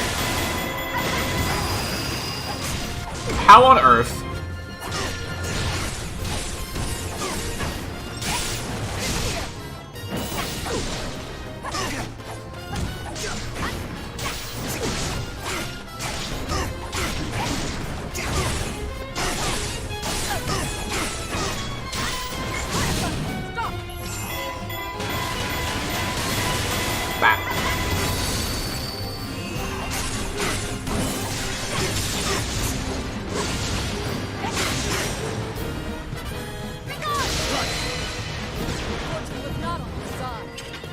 I should probably continue playing as Rome just to get him leveled up. I'm actually starting to enjoy Urbosa, like, quite a bit, though. Why did it home in on me? I wasn't even a part of that fight yet. Fuck you. That fucking player one privilege. We almost got our apples restocked, so that's pretty good.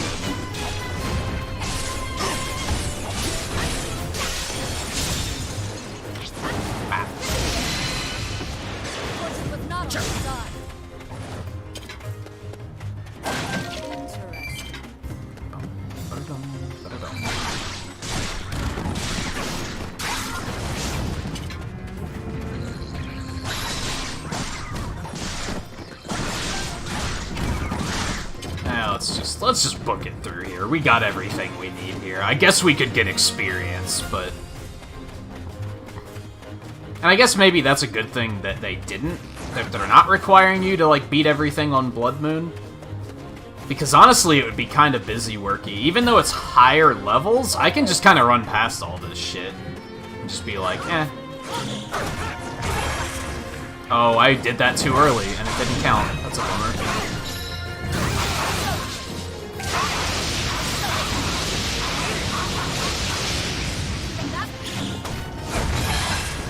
I only killed 6 oh my god. That's not what I meant to do. Honestly, I am shocked. I was gonna do something tonight about I'd give chat pixels every time I accidentally press A when I mean to dodge. Because dodge is on circle in Avengers, and when I was playing this last night, I messed up multiple times and was using specials when I didn't mean to. That's the first time I've actually done it tonight.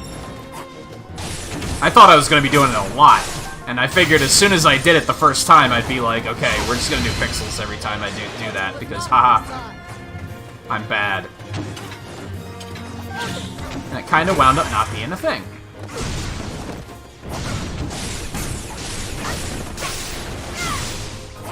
I think they're gonna add Suga's DLC, is what I'm expecting.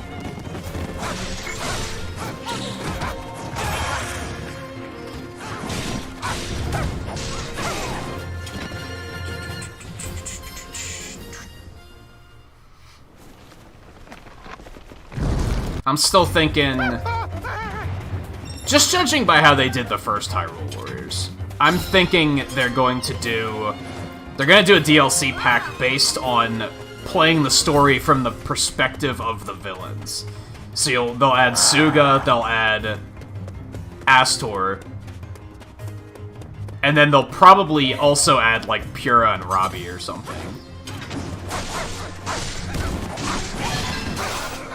They're not villains, clearly, but there's not that many villain characters, which is kind of the flaw in my plan there.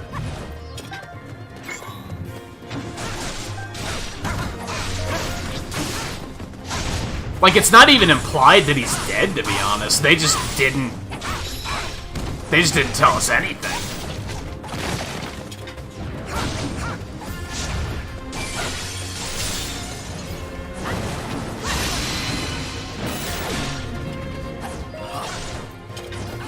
Also, you can't fight that Molduga.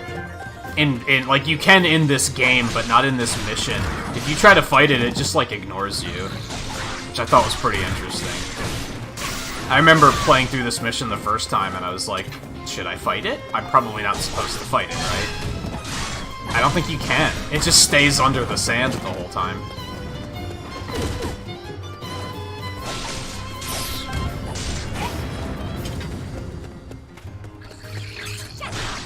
She does not have a good dash attack. That's a bummer.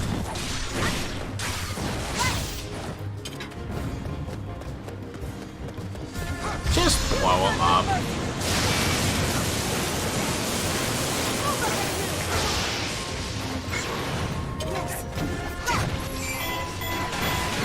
I noticed that Robbie has this, like, weird backpack thing that they never talk about either.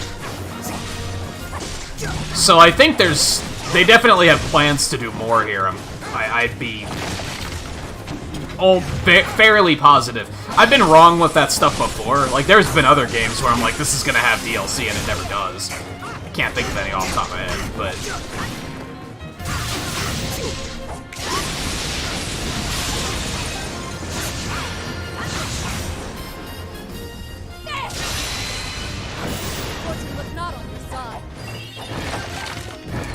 I think he does have sword beams on some of his attacks. Of course. Actually, oh god, I'm all the way over here. That's a bummer.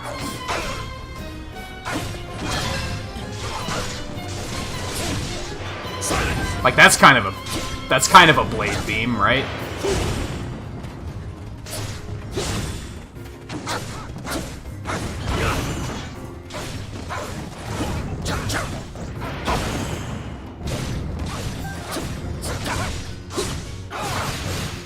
I thought that had beams on it too. Maybe one of the transition attacks has beams on it. But that one does at least.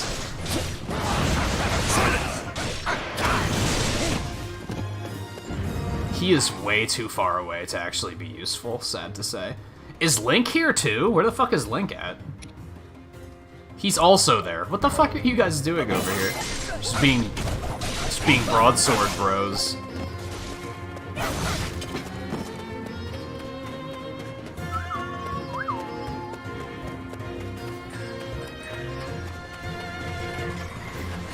This entire game's soundtrack is fucking incredible. It's super good. This is literally, like, the exact opposite of how I feel about Breath of the Wild. Like, I think Breath of the Wild sacrificed so much in order to be a good open world game. On the other hand, this game sacrificed being an open world game to get all of that great stuff back.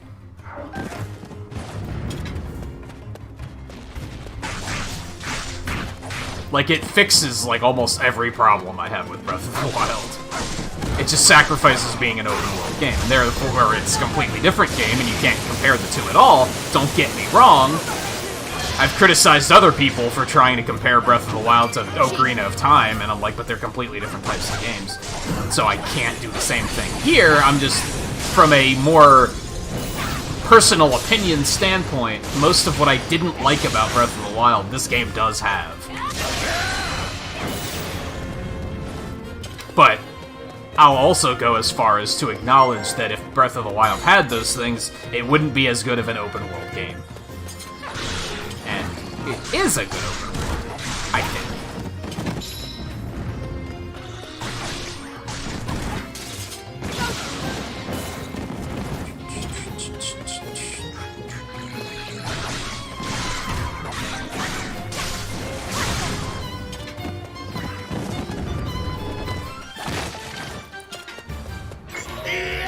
I'll freeze you out.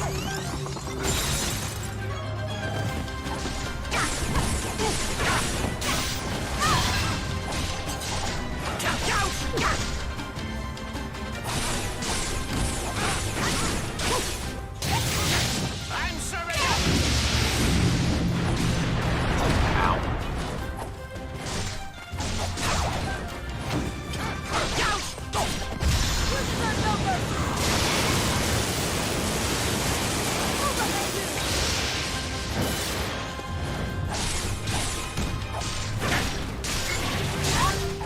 I'll freeze you out. Oh, you mean Warriors? Yeah, like, so my first exposure to Warriors wasn't actually Warriors, it was I'm sorry. Nobunaga's Ambition, is that what it's called? Which is more of like a Final Fantasy Tactics style game. I think it's like the same characters and everything, though. Same developers, I think. And even that, my first exposure to that was the crossover they did with Pokemon.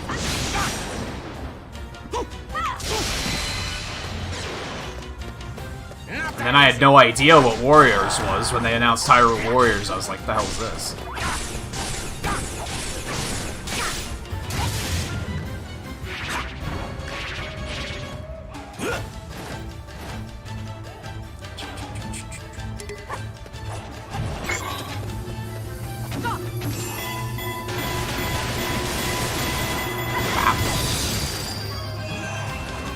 You didn't know that they did a Pokemon? It's called Pokemon Conquest. I'll freeze you out. It was pretty good. If I had a way to play it and stream it, I probably would. From my handsome ashes, we will rise again. Get over here. I hate fighting enemies in, like, cramped quarters like that.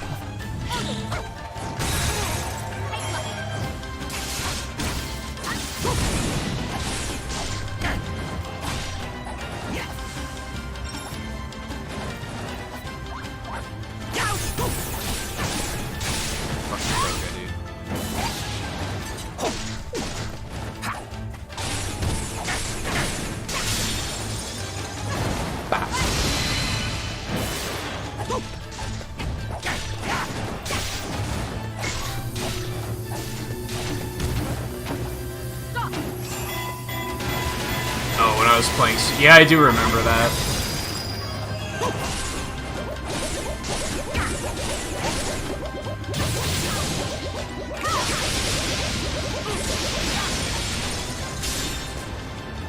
It's such an unfortunate battle. I was just talking about it a bit earlier tonight. Although this is a slightly different angle. I feel like that's part of why this game hasn't done super well on the channel, is I think it's because a lot of people are trying to avoid spoilers. They see post-game and they're like, nah. And I can't hold that against them because I want to preserve their experiences for sure. Like, I'm in full support of that. On the other hand, my waiting to play the game... Because the obvious solution to that would be, I should just wait a couple weeks until everybody's played the game and then play it, because then I won't have to worry about... Then I will, in theory, get more viewers, because there won't be people... Anyone who cares about spoilers will have already played the game. The downside then is then I have to deal with fucking spoilers, because then I have to deal with people just blurting shit out. Which is infuriating. And then you have the situations where it's both.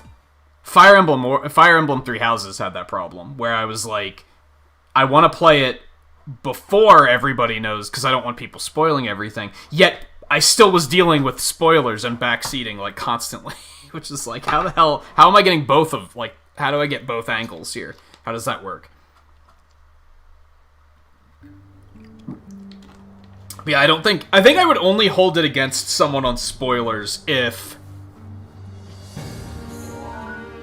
they have no intention of playing it. And it's hard for me to know that, right? But I think some people say, like, oh, I don't want to watch this because I don't want spoilers, I want to play it myself someday. But then in 5 years, they're going to be like, they're still not going to have played it? And it's like, at that point, just fucking watch the content, man. Like, I get it, but, like, typically when I go to a stream and I say, I don't want to see much of this game because I want to play it, I usually have plans to play it sometime soon. Or I'm like, you know, within a year at least. I recently did this with Indivisible, where I was like, I don't want to see much of this game because I want to play this. And I think some people probably do roll their eyes at that, because they're probably like, well, are you actually going to play it? In that particular case, I'm planning on playing it as part of Indiewary, so yes, it's right around the corner. But Last of Us 2, for example, eventually I reached a point where I was like, I don't give a fuck about this game, so therefore I don't give a fuck about spoilers. Why would I just repeatedly say, I don't want to see anything about this game because I don't want to be spoiled, when I have no intentions of playing it? That's just doing nothing for no one. Including myself. That didn't even give us a new Blood Moon. Like, that's frustrating.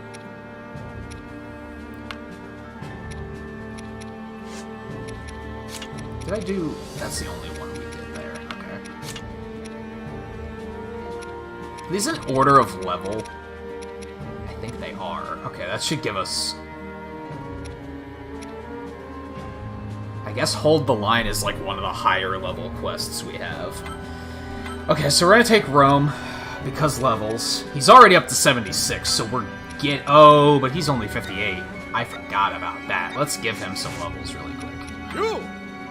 Not blacksmith. Military training. Yeah, and I've already had The Last of Us 1 spoiled for, like, I already knew what the fuck was gonna be happening in that, and I still don't really care to play that one either.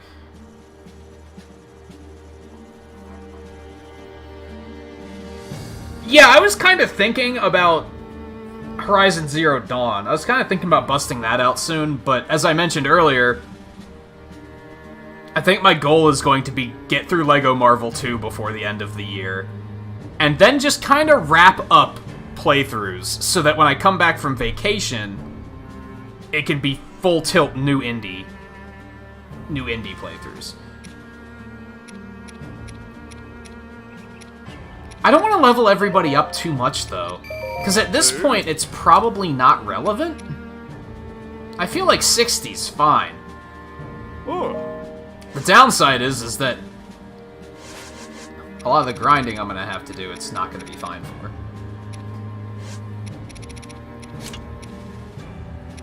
Because, like, for all of these, I'm just going to... They're letting me use whoever I want, so I'm just going to use my core team at that point. I'm not going to be messing around with...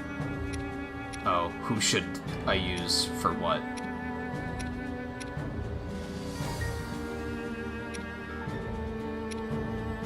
I want something, like, semi-complicated. I guess I could just do his training again. I basically just need to advance things a cycle anyway. Just to potentially get a new Blood Moon.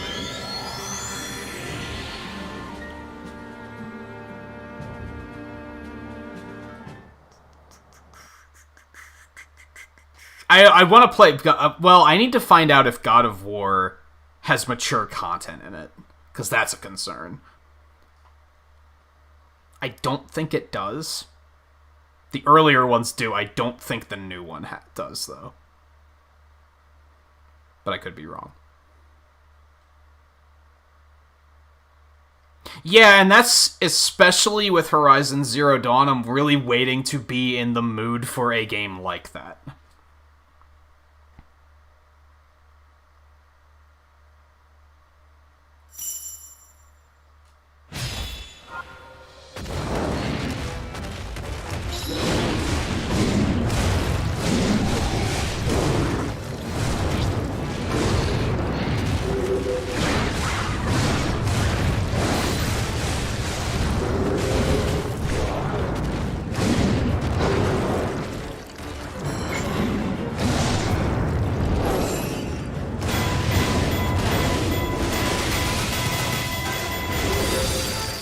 God damn, that, like, just goodbye frame rate.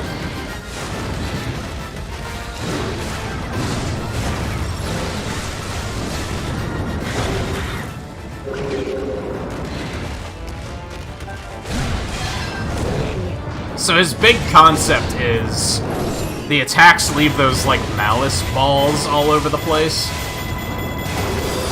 And you absorb those. You see he has that meter underneath the special meter.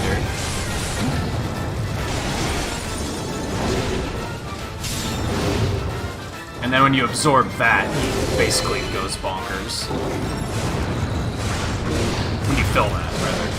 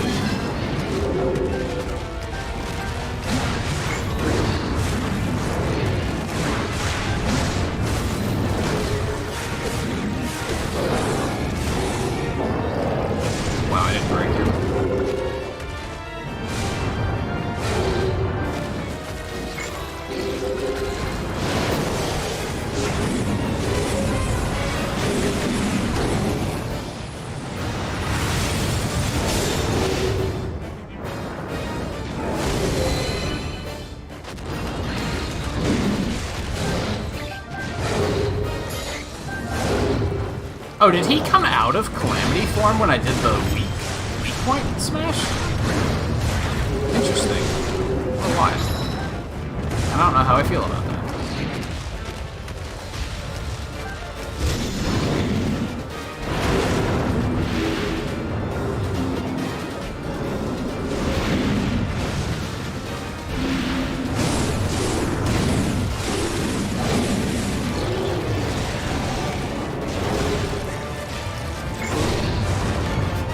The thing that sucked is it was very anticlimactic getting this character.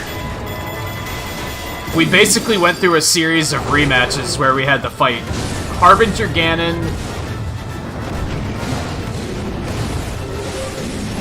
I don't remember what order it was in. There was one where we just had to fight Harbinger Ganon in just an arena. There was one where we had to fight the Hollows, the like shadow versions of the characters, in just an arena. Then we had to fight Astor in just an arena, and then we just had to fight this guy in just an arena, and then it was just kind of like, okay, you got the character.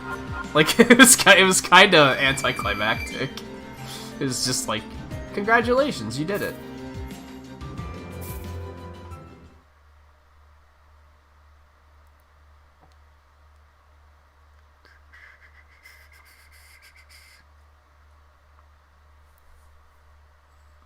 That's a good point on the new New-ish God of War. They're making another new one, aren't they?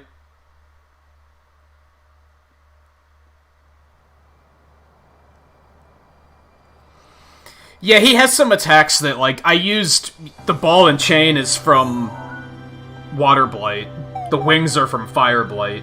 He doesn't do anything from Thunder, I'm pretty sure, which is kind of odd. Unless I still have combos to unlock. I don't think I do, though.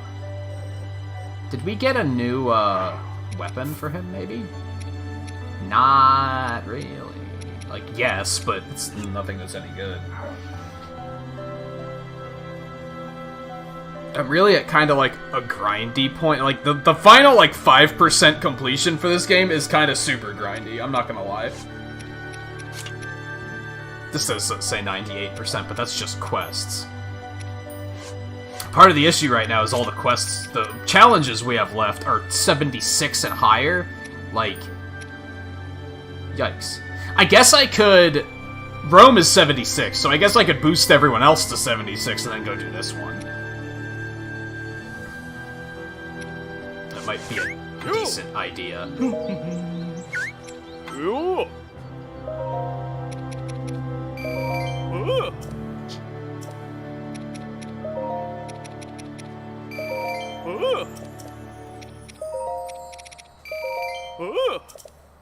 Goddamn, we're almost full on those on dem heart pieces.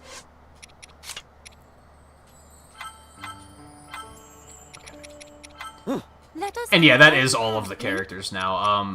All right. Yesterday. Together for When push comes to shove, I can do it. Yesterday, I googled to see how many characters there were, and saw that there were 18. And I was like, oh, so we have one left. So that'll be cool. And I mentioned a couple times earlier, and there's two reasons for this, but this will probably be the finale of this series.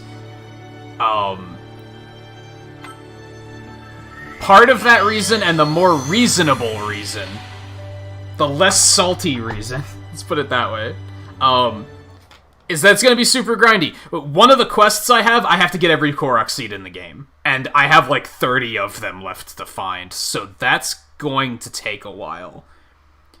And it's not going to be super compelling gameplay. I don't think anyone's going to be interested in it. So that sucks. That's the more realistic reason. The other reason is that this game has not been doing very well on the channel. So dragging it out seems really stupid. That seems really stupid. For whatever reason, these streams have been doing very poorly.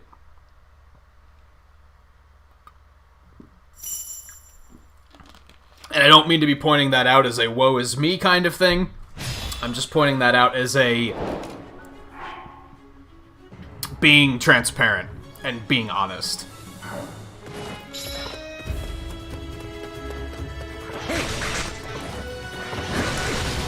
Okay, thanks for, magma bombs have spawned? I don't know what that means. I think I could only justify doing another stream of this if there's enough challenges that are still gonna feel like full-on missions, but I don't think there's gonna be that many left. We're definitely at the last 5% of the game at this point.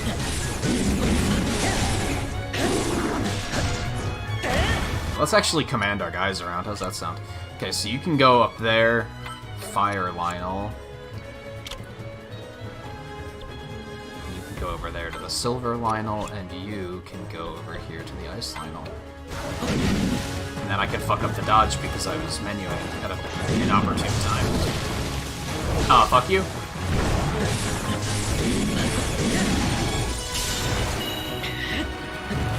I don't know if there is a reward for 100%. You'd assume there is, but I don't know what it could be. I don't even know what I want it to be, you know what I mean? Okay, fucking clown. Are you fucking serious? These guys are being hyper-aggressive. Fuck you, dude. Get out of here.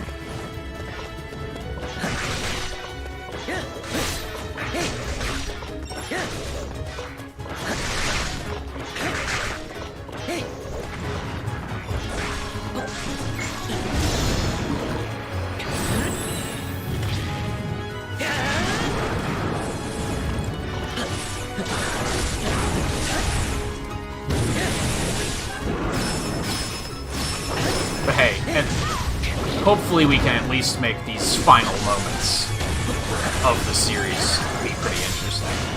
So, with an intense mission or two.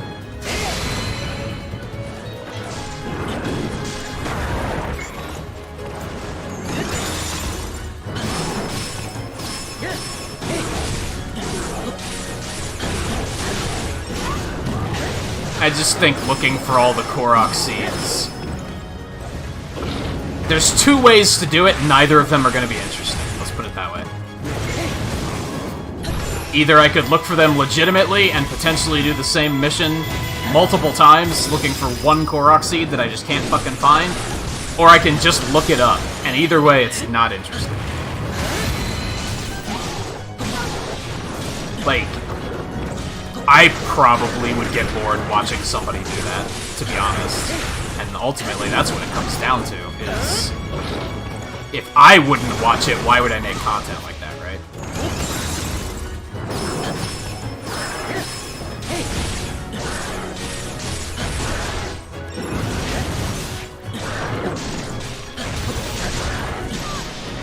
That might be my only flaw with the game, is that I felt like... I've talked before about... I think 100% in games... There are games that are meant to be 100% and games that are not meant to be 100%.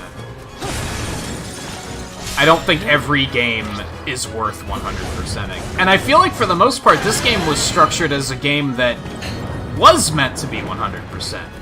For the most part, it's all felt very rewarding. Getting every Korok seed with little to no guidance is a bit of a fuck you. That's a bit of a no. And that's required for full 100%? That sucks. That sucks.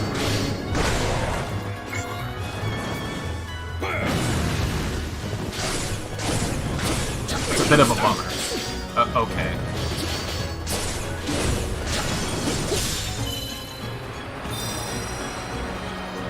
I just realized that the timing is super tight on this. We need to pick up the pace. Okay. Okay.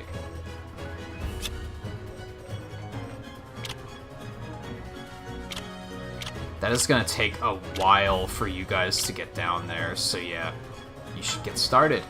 Okay, so Link and Urbosa, we're gonna send you both there.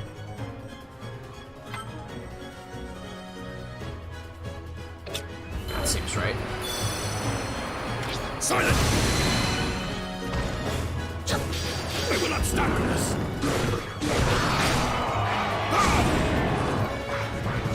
What?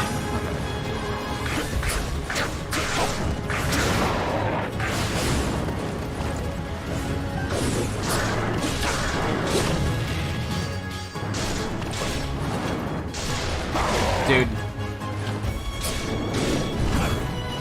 Could you not?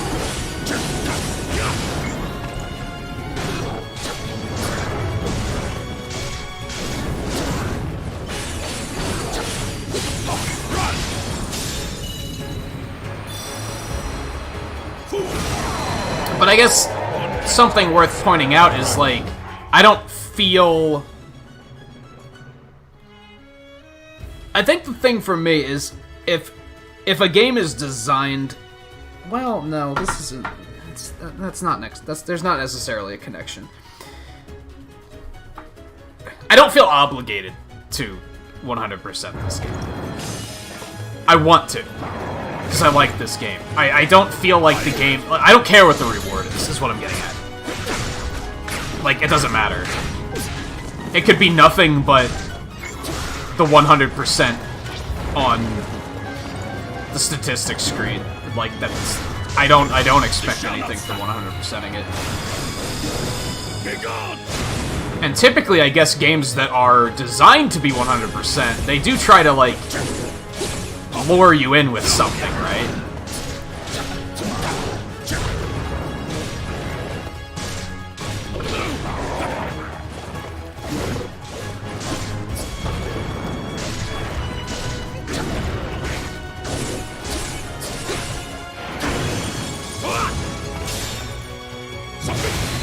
Which, to be fair, Breath of the Wild is not. That's definitely in the That's not meant to be 100% category. They did not design that to be 100%. They didn't add a reward for 900 Korok seeds with the intention of...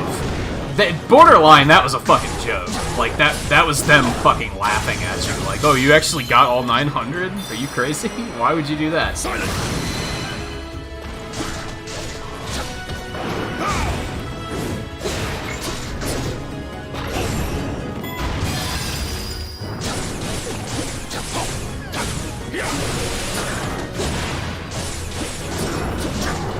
Just die. Just die. There you go. There you go. You're done so. Let's...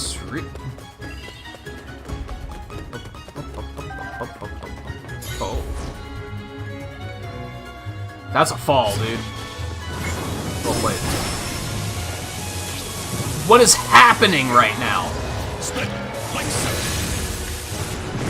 Fuck you guys. What the hell is that?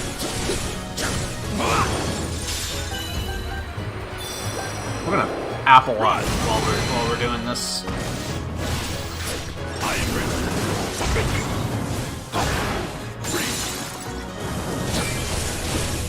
Hey Chris, how's it going?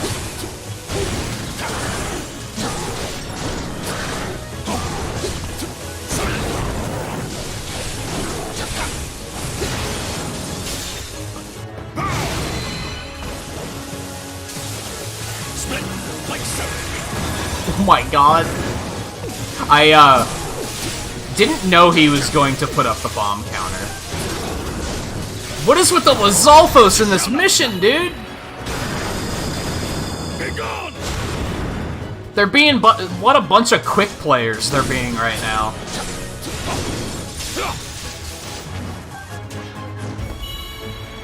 Back. Okay. One cannot help us. Enough of that. Back to Link. Let's take care. Oh god. This is... Ow! Okay.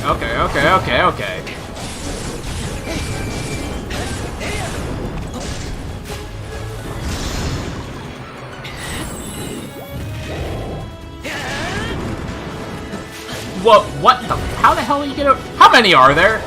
There's two, right? How did he get over there?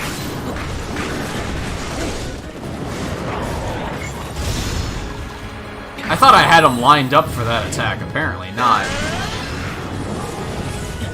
Oh, you gotta be shitting me right now. You gotta be shitting me right now. These Lizalfos are the fucking cheesiest motherfuckers.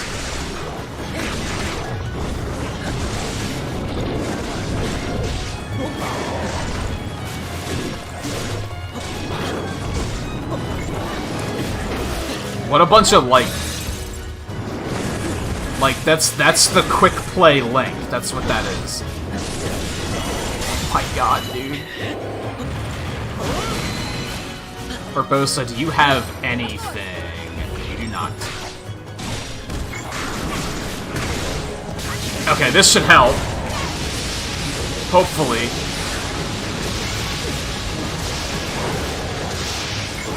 Yeah, that helped a little bit.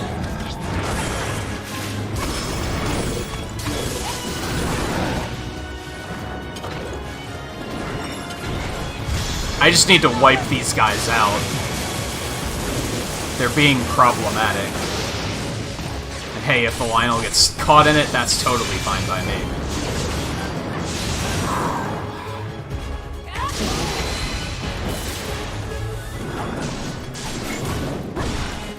Yeah, if I had to guess, like, level 80 is gonna be the final hearts.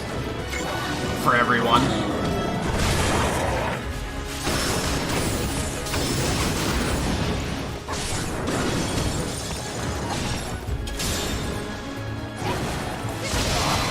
Cool, it did kill the other one.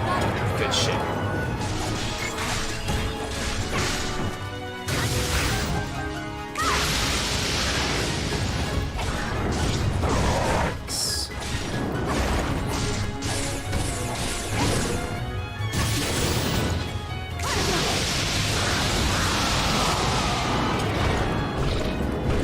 Attack that was. But you know what? Getting the hell out of there was still a good idea.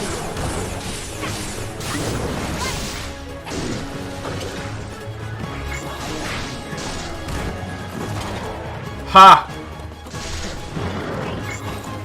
I'll freeze you out. Got wrecked by, environmental hitboxes. How's it feel? I've been there. Don't worry, I sympathize.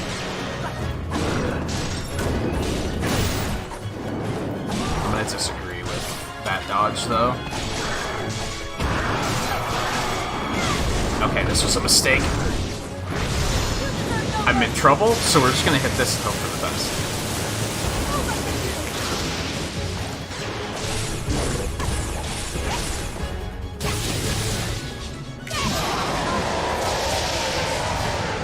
So that was intense, but also not intense. A lot of that sucked just because of the Lizalfos that were just blitting at me the entire time. Like, that was super annoying. That looks like it's gonna be super good, right?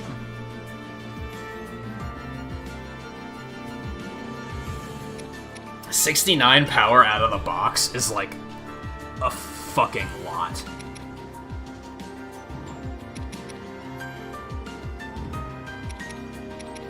That's a fucking lot. It has the square on it, though. Is that what I want?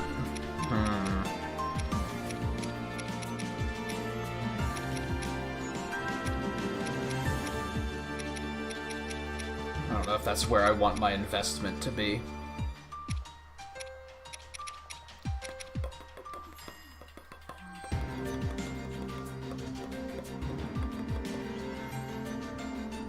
Yeah, the plus. I wish it, like, small quality of life thing, I wish it told you what the base power level of a weapon was after you've upgraded it. Because, like, this is 86 power, and it's up to level 15. I have no idea what the base level was, so I don't know if this could be stronger. Like, I have absolutely no idea. Because my memory's not that good.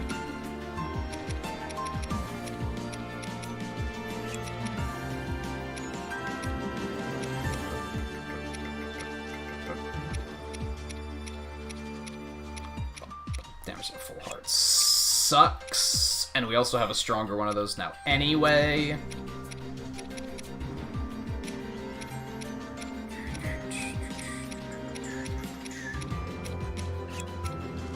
No, that's fine.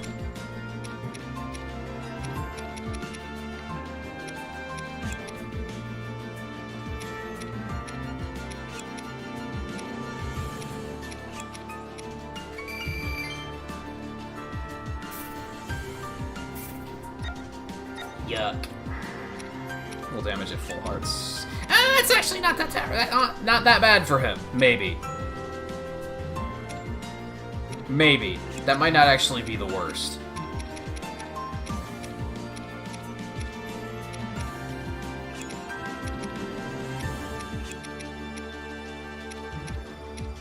Damage at under a third health? Like, that sucks. Get that out of here. Oh, now I'm getting swords that are 62 instead of 60? Well, guess what? We're not doing that all over again. That's not happening. You're a funny game. You're a funny game, but no.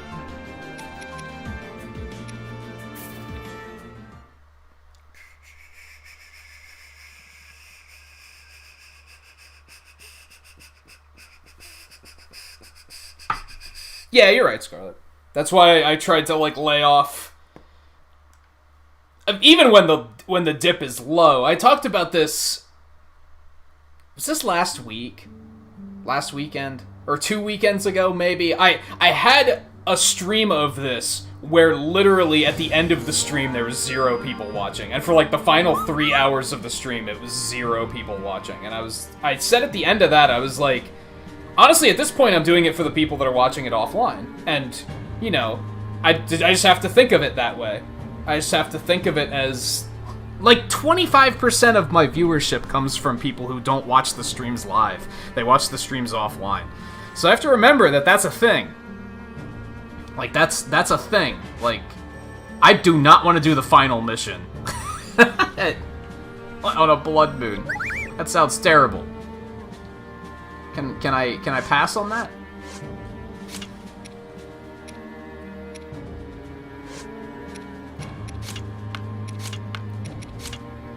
So yeah, even if it does get low, I shouldn't stop and be talking about it for a half an hour.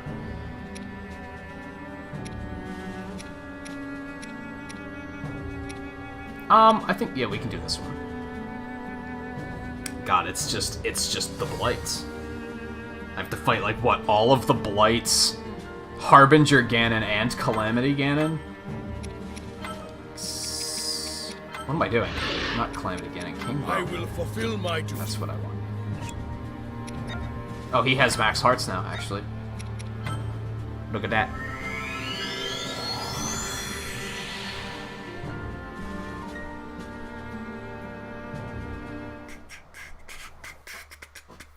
It's the hard part this year, and maybe it was just that I was spoiled early on, but like YouTube's been pretty janky this year. There have definitely been ups and downs. And yeah, now I'm like honestly, without getting outright like corny about it, right? I feel significantly better now that you guys are here because it shows me that yes, I think YouTube was just fucking up. I think for a period of like 2 hours, maybe not even 2 hours, YouTube just wasn't telling anybody I was live. And that makes me... It went from 1 person watching to 8 people watching. Like, it's a significant improvement. No items at all? This might suck.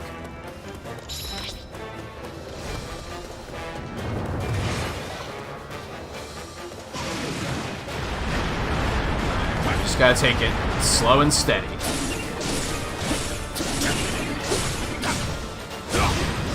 But it's also odd, and it just has me thinking about, for whatever reason, this game just hasn't done well for the channel, like, which is sad, because I really like it. And I think that's what you should be taking away from when I bring that up, is that I do really like the game. If anything, that's the annoying thing, is that I wish I could share my enjoyment of the game with more people.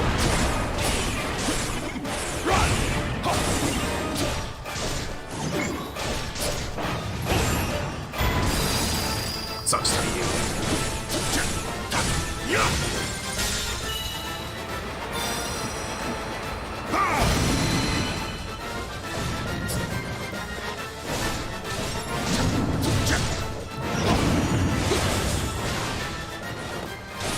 I'm on point with the blocks so far.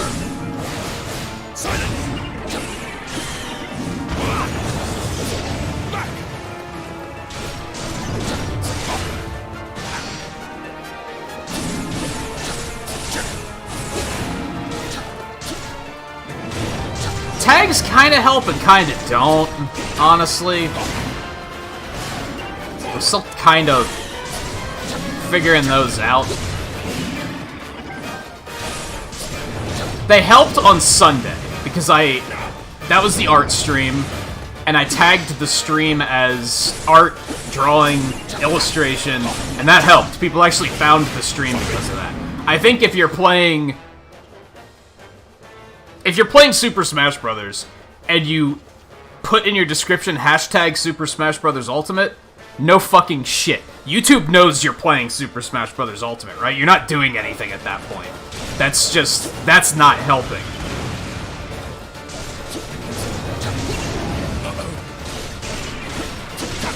You have to use it as a supplement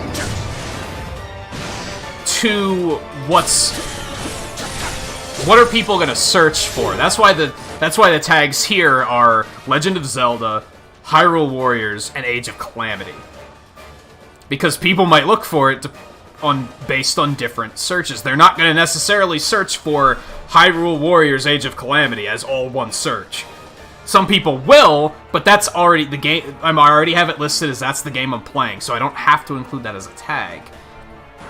On the other hand, I don't have to include Age of Calamity either, because it's in the stream title, so that's already showing up. So it's like... The tricky thing is YouTube only lets you use 3 tags. So you gotta kind of pick and choose what you're gonna do. Alright, so this is the one I'm afraid of.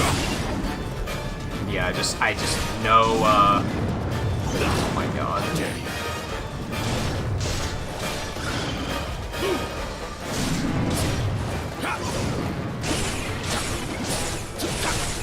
I also think if you're, like, doing, like, a charity thing or something, that should be your hashtag.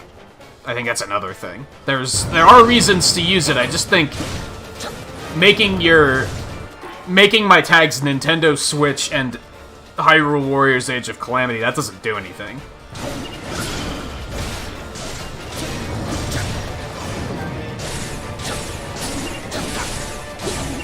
That's information that's already available.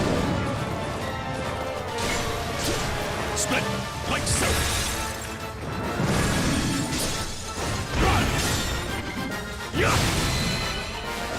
Oh, I hate this guy.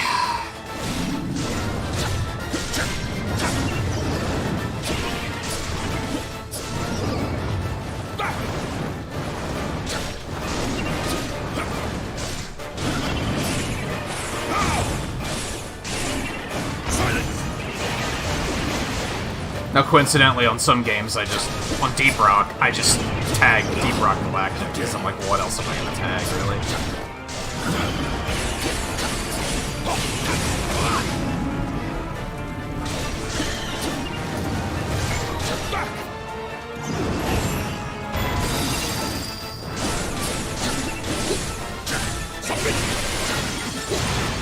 All things considered, though, that went pretty smoothly. And that was really the one I was afraid of, so...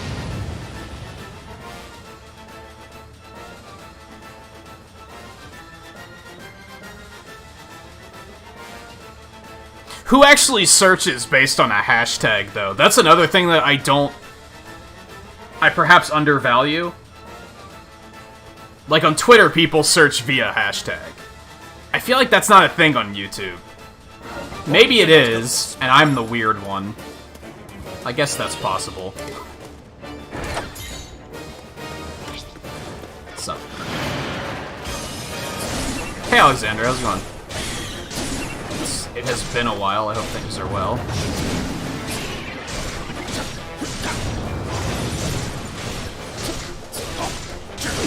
Like, hashtags aren't integrated into YouTube, I guess is what I'm getting at. So it's like, how effective are they really?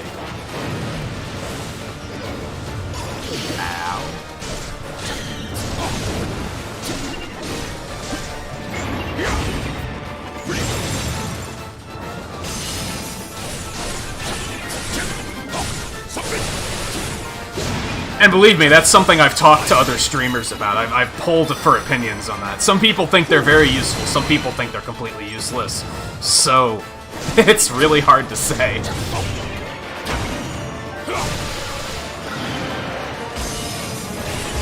shall not stop. Be gone!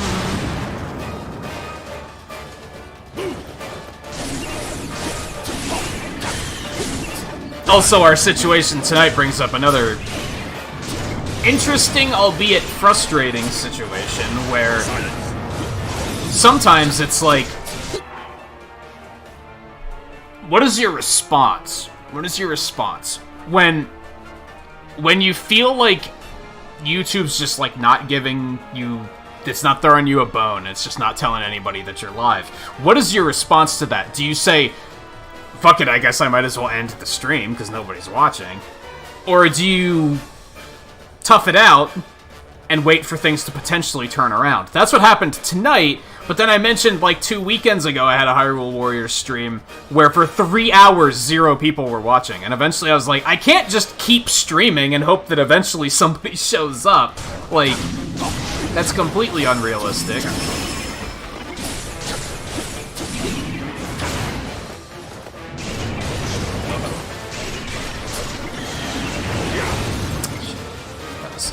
unnecessary damage. This tree is very much in the way, and I'm not happy about it.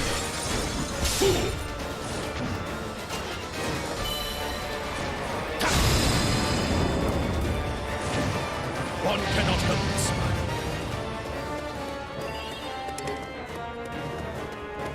Not for this asshole.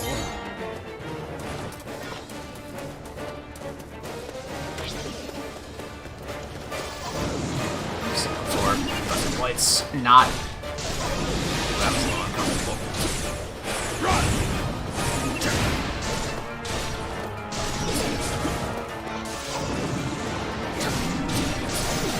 What? Well, that was questionable. IMO. I felt like the first one was on point, and then the one that finally triggered was like, what?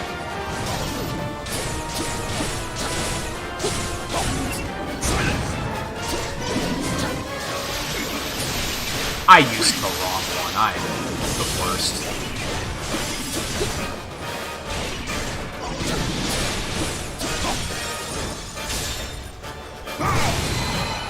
Yeah, I don't search with hashtag on YouTube.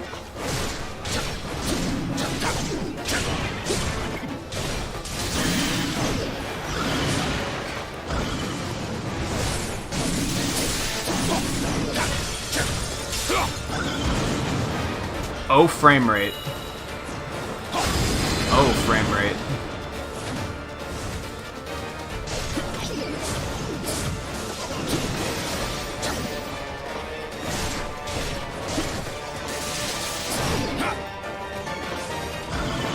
Get the fuck out of my way.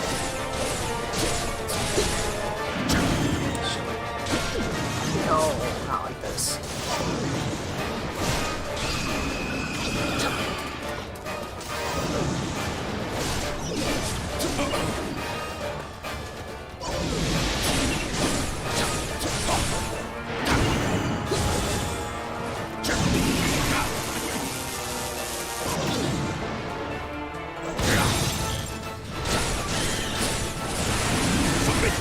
The lag is so satisfying sometimes.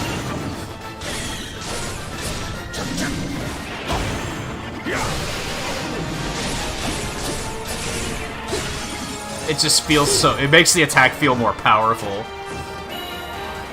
Bap. Okay. Harbinger.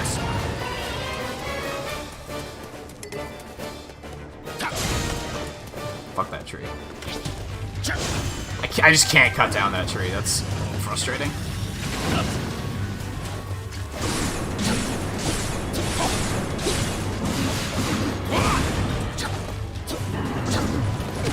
Okay, I'm gonna disagree with that.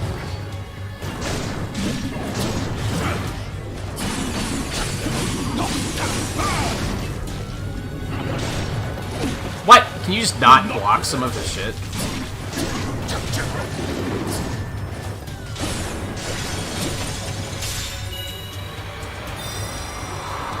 Yeah, exactly. With the way YouTube is set up, it doesn't encourage you to search that way, so...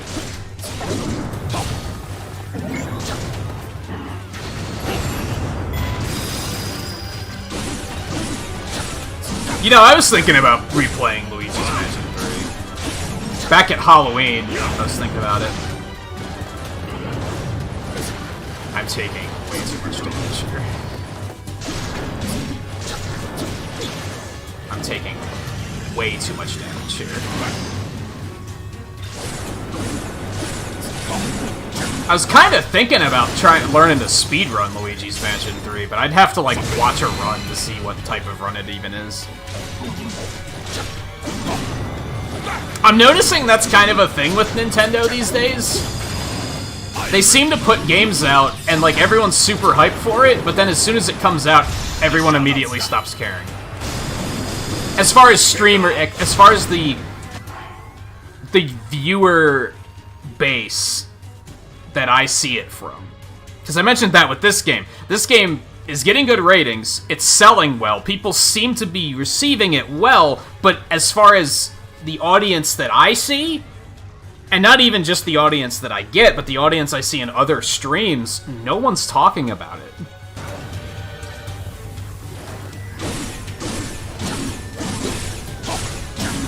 I think that's why I'm sick of Among Us, because you feel like you hear about it every goddamn day, and it's like, okay, I get it.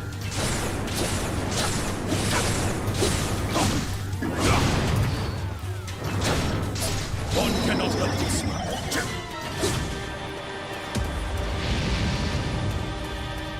What an explosion. Alright.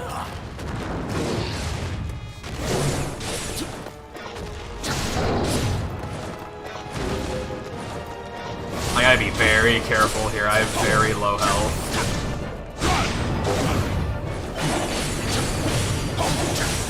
Hopefully he'll have less health than the last time I fought him. Because he was kind of an ordeal.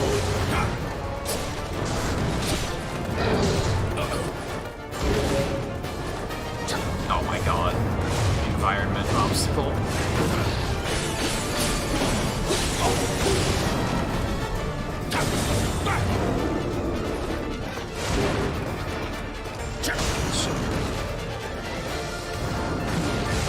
I'm playing too defensively, which is leading to me missing opportunities.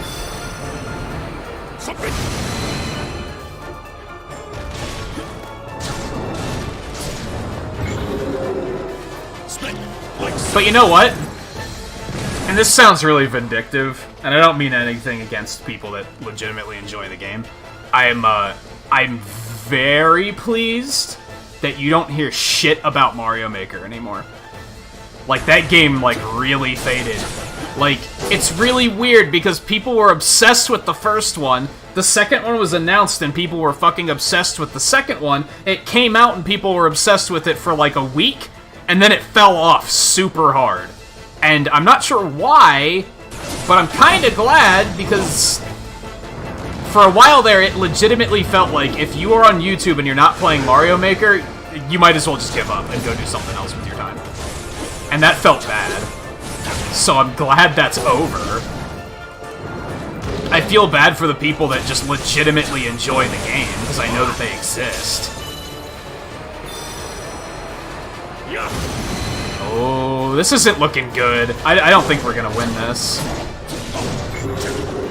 Split like so.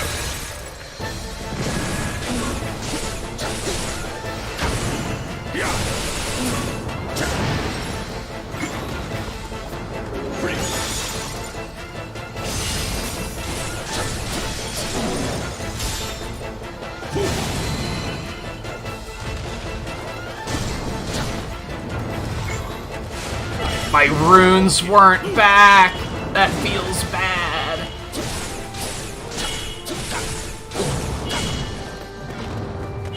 He baited me into trying to hit him with the runes, and they just weren't ready yet.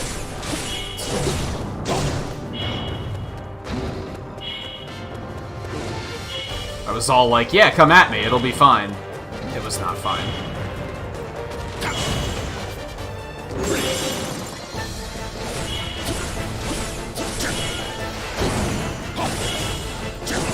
If that would have broken him, that would have been fantastic. Oh, shit.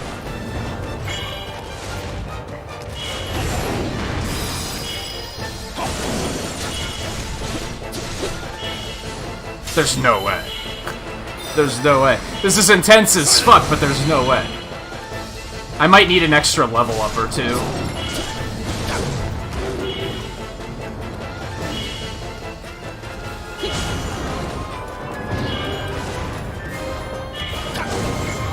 Yeah, I'm trying to bait out rune attacks.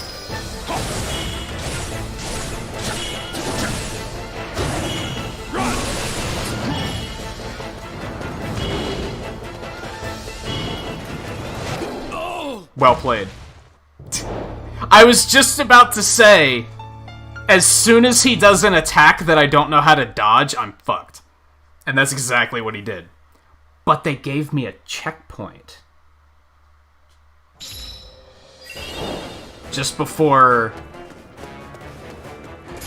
just before Harbinger? You know what? I'll fucking take it.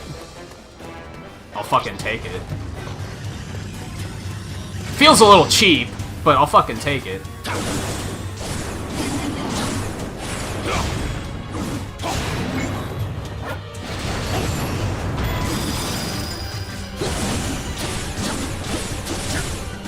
It was a fun challenge, but I also don't feel the need to do it all over again, to be honest.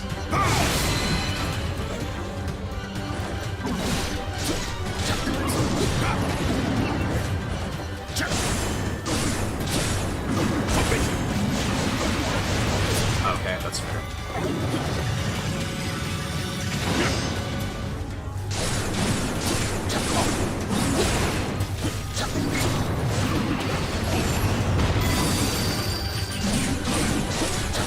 Does anybody actually buy YouTube movies?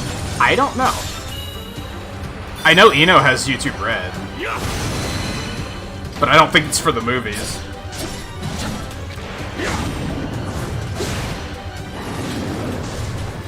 I actually don't know why he has it.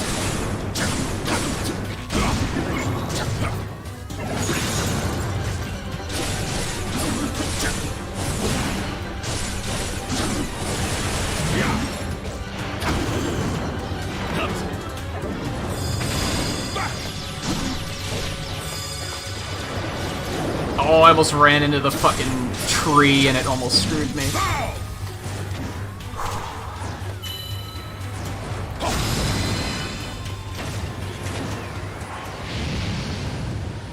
And yeah, I agree with that. I think the people who were already, like, fully interested in Mario Maker are still very interested in it, but it doesn't feel like you have to play Mario Maker or you're just fucked on YouTube anymore. And it used to for a while. Like, it used to be, you'd get a raid and you'd be greeting everyone and someone would be like, "Do you play Mario Maker? Okay, bye." And it, like, that would actually happen.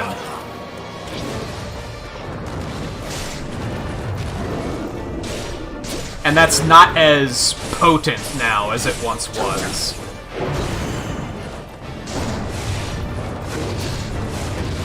And that's really all I wanted was balance. I didn't want it to completely go away. I just wanted it to feel like I could play games other than... anyone could play games other than... even the people who like Mario Maker, I want them to be able to play other games too.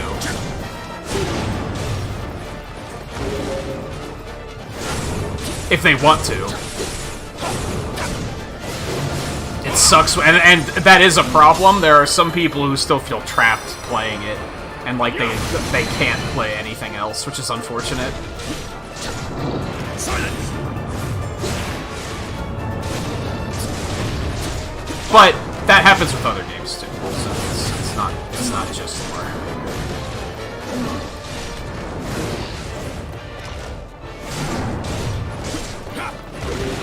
Fighting this guy in this environment is annoying, because the camera keeps panning downwards, or upward.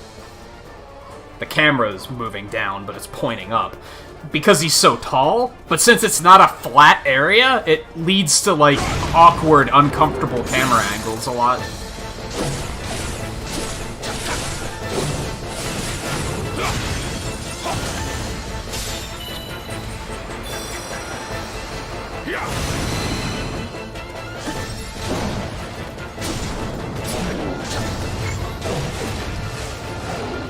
My runes were down. This shall not stop. Be gone. Do you watch enough YouTube that getting it just for the ad-free experience is worth it to you? I find that kind of interesting, because, like, I've been watching a lot of YouTube lately, too, but ads don't bother me that much. But then some people aren't that bothered by ads. I was actually thinking about this morning, because I noticed randomly that, like, 2 streams ago, my stream monetization got turned off, and I'm not sure how. I am still monetized. I could turn it back on. Just for whatever reason, it got triggered to off. And when I was turning it back on, I was like, there's like 6 different types of ad options that you can run, and I was like, huh, which of these should I actually be running? Like, what do people find intrusive and not intrusive? I think, for me personally, an ad at the beginning of a video or a stream does not bother me. The people who upload 15-minute videos and every 3 minutes there's an ad, that makes me want to unsubscribe from them. Like, I fucking can't stand that. That's way, way going overboard. I can't do that for streams anyway. I also personally don't mind the banners along the bottom of the video. Those don't bother me that much. I'm curious if they bother people. Like, if I turned those on, would people be like, this sucks, I hate this? Split like so.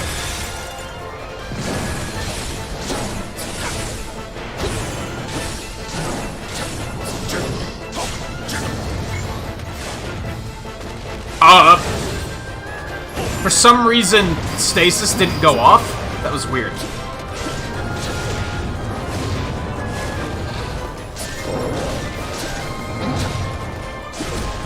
Did that hit me? I think it did.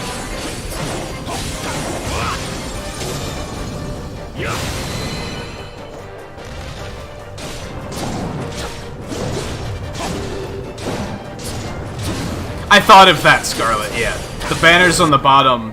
Yeah, you just click X and they go away. But I did think of that. It covers up all the shit on the bottom of the stream, which is not fantastic. That's why I didn't turn them on. But I was also like, if I turn on more ads, I'll get more money, right? Like, in theory, so... Like, should I turn more of these on? But then, yeah, there was a lot where I was like, I'm not turning that. Unskippable ads? I'm not turning that shit on. I hate unskippable ads. Because they always... okay, maybe 50% of the time. And that's probably an exaggeration, too. But usually when it's an unskippable ad, it's like 3 minutes long. And I'm like, no, fuck you. Absolutely not. If it's a 30-second unskippable ad, alright, yeah, I can deal with that.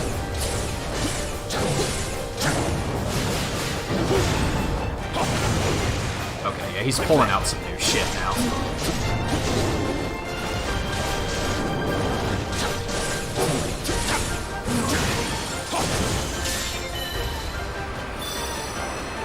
Yeah, it has an X.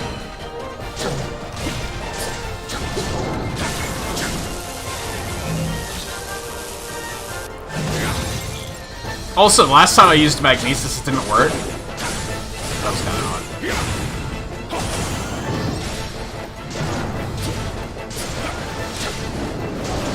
When ads insist on being anything that wastes resources? What do you mean? Like the interactive ones? Twitch has a lot of those. YouTube doesn't really. Just good.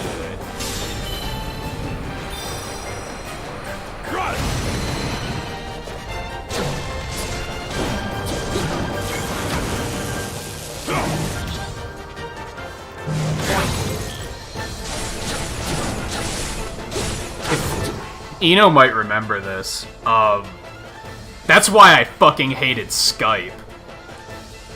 Because Skype eventually just started adding ads, and then it made it super resource intensive.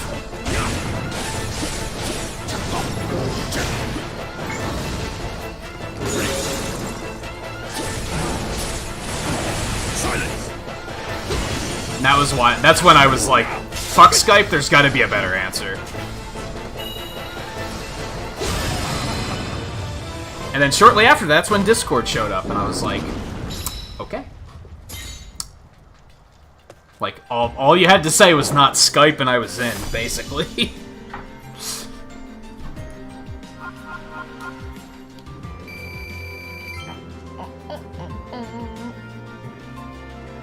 $70 power? Holy shit, dude. That's a strong-ass sword.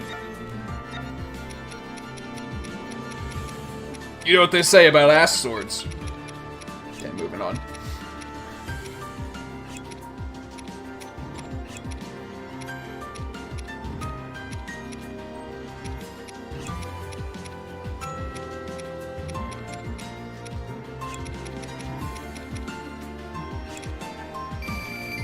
God, I almost want to level up another sword just because that one's super powerful.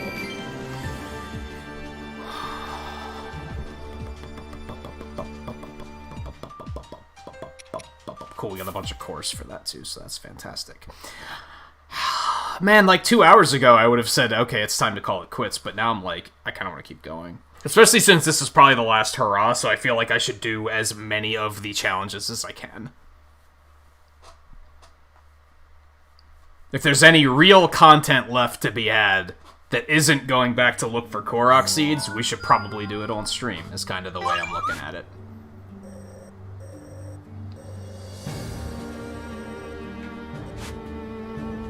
Then I can go for the Korok seeds on my own time.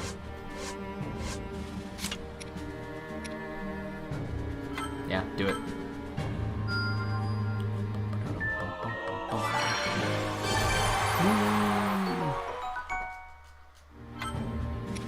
Man, like, I love how they give you these rewards for, like, finishing all of the quests, but it's like, at this point, I don't need any of this shit. It's so, like, okay, cool, super. 98%. So close. So close.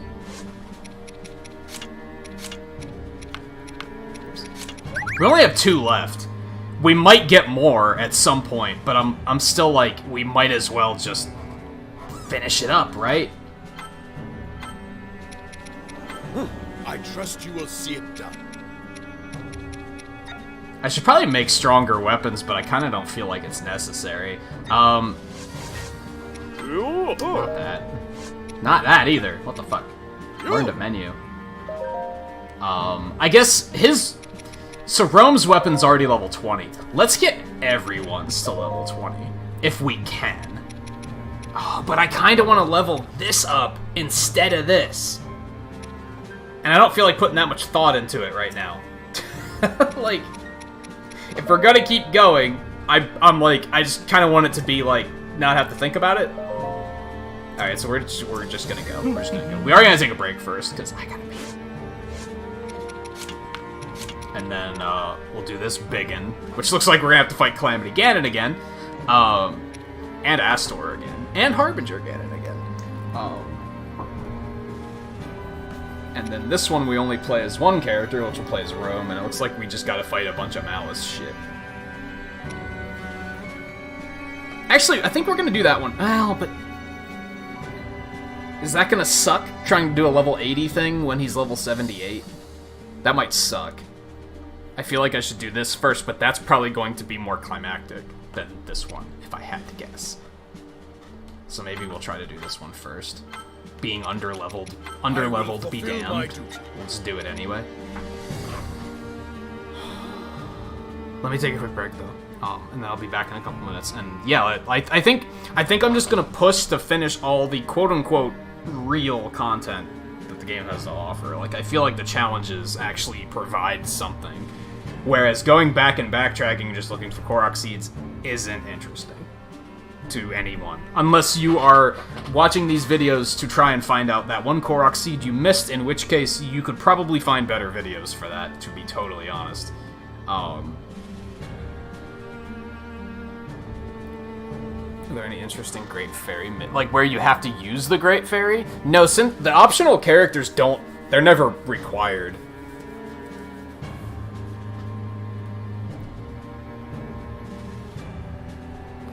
Noise, the little Terrico makes sound so much like a Dissidia Moogle. Okay, that I can agree with.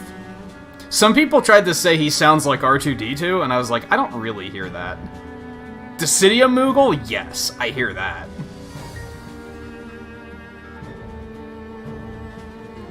That other one, you have to fight that new character that oddly isn't play. Astor, yeah. Alright, like I said, let me take a short break. I'll be right back, and then we'll continue probably just these 2 missions, so we probably won't be going too much longer, but one of them might spawn another mission, so we'll see what happens. So yeah, stay tuned, I'll be back in just a couple minutes.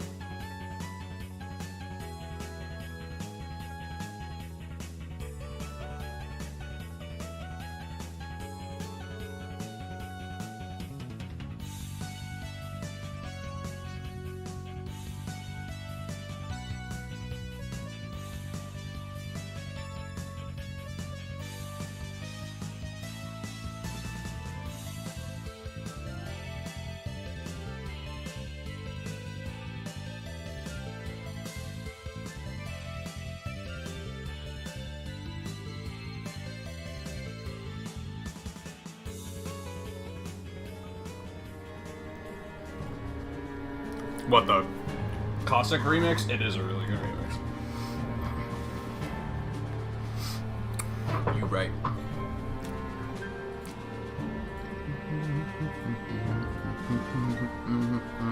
Okay. This might suck a little bit.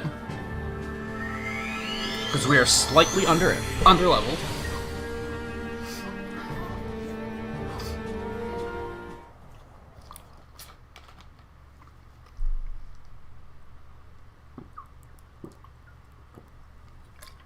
Scarlet, do you have, what nights are most convenient for you for, like, playing games?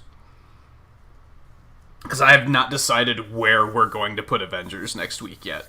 So if you have a preference on, like, which night would work best for you.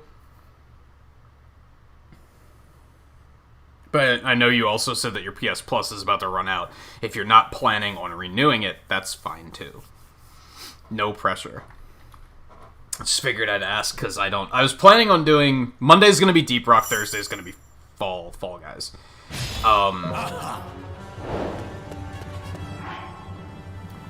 I want to start streaming on Wednesdays. With Saturdays being my night off. So I figured Tuesday and Wednesday, one would be Avengers, one would be Hyrule Warriors, but I think we're gonna be fine on this. I don't think we're gonna try and do another stream of it. So I'm probably gonna try to start Lego Marvel one of those nights. Maybe Wednesday, and then we'll also do it on Friday.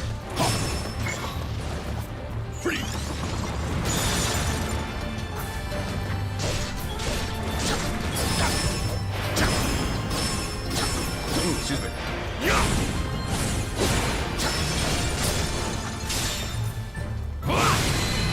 There's no telling. Because it's more of a if you'll feel up to it, right? Not so much a scheduling thing. Split like so. It's so good, dude.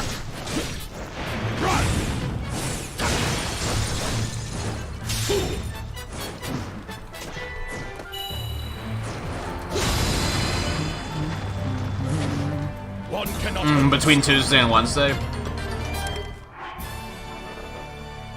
I'll have to continue thinking about it. Maybe I'll poke you on Discord tomorrow, and we can try to figure it out. split like so.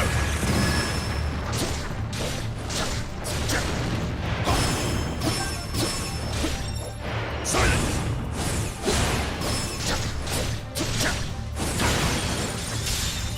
I don't feel like getting up on top of these things is worth it. I was just thinking someone could be watching and be like, dude, this noob doesn't even know to fucking get up on top of the talus. I just don't think it's worth it. It's kind of janky and cumbersome. I think it's better to just stay on the ground and just nuke the fuck out of these things. Like, that worked pretty smoothly, right? Would jumping up on top of them really have done anything special at all? Not necessarily. Alright, this has not been bad so far.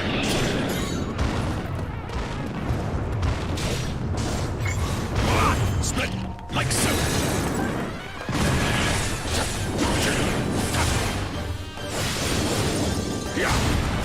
I want to do at least one more of Avengers. If not more. I don't know, it went pretty well yesterday. Aside from the internet going out in the end. Like, I was worried about not filling 6 hours with the game, but it actually went pretty well, so...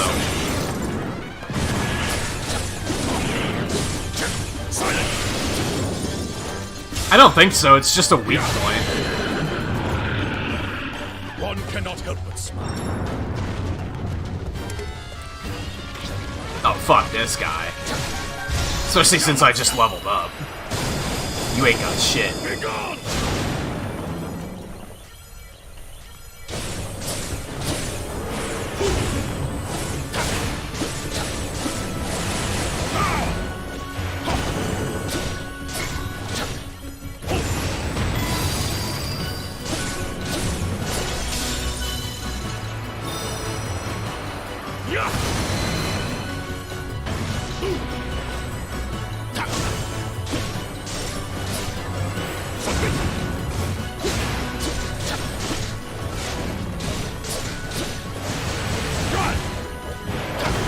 I could definitely see us coming back to this game at some point and like trying to play it on very hard or something. I wonder if that changes anything at all, or if it just makes everything super aggressive. Silence!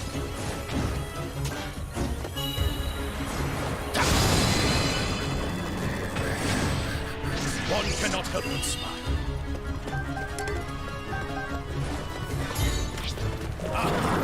Okay, that's not a good start. Too slow.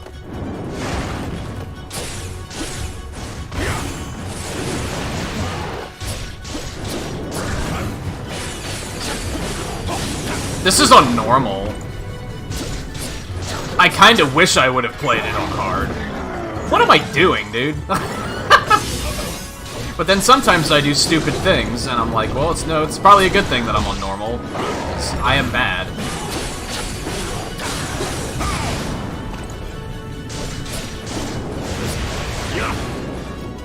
Ow.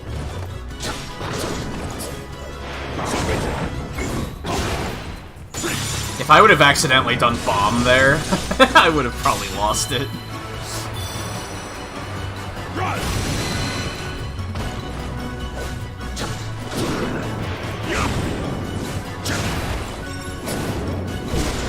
Thanks.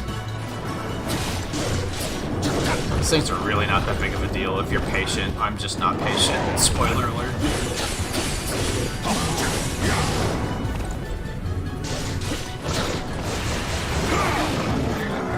Split like so.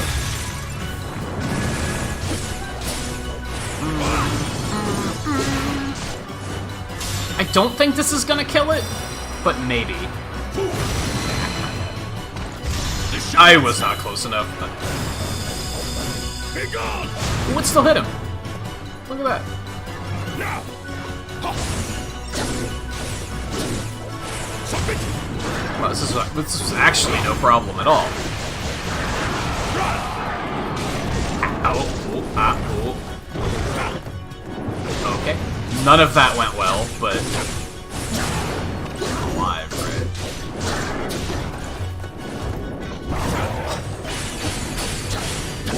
Bye-bye.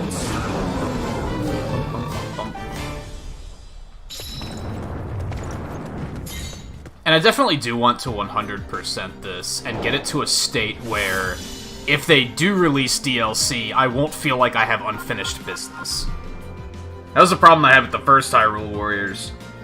Is that, like, I never finished everything, and then when they added new stuff, I was like, but I didn't finish the old stuff. So I feel like I gotta do that first, but the new stuff's more compelling. So I was kind of like, no, we need to just get through this. Not like, I don't want to phrase it like that, because it makes it sound like I'm trying to just get it over and done with. But I didn't want to... I didn't want to leave, like, 5% of it behind, and then potentially never fucking do it.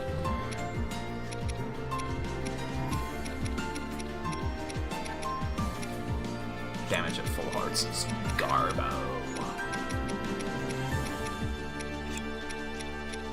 Battle experience is useless. Mid-air attack damage, he's not a character I go mid-air with at all.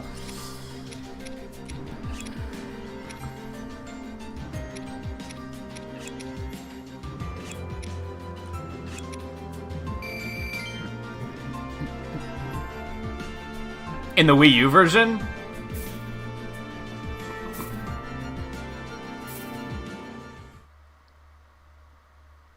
Shit. Was it only Twilight Midna, Young Link, and Tingle? Were those the only ones? There had to have been more. I'm just forgetting who they are.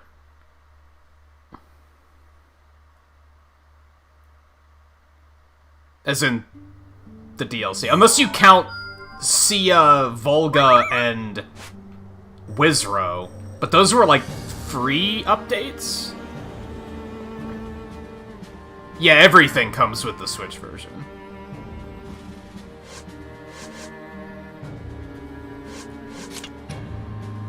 Oh, I can finally get Rivoli's thing. Do it. I won't stop aiming high. Bum bum bum. While flying damage enemies in your wake. That just seems It's probably not good damage. That's probably what it comes down to.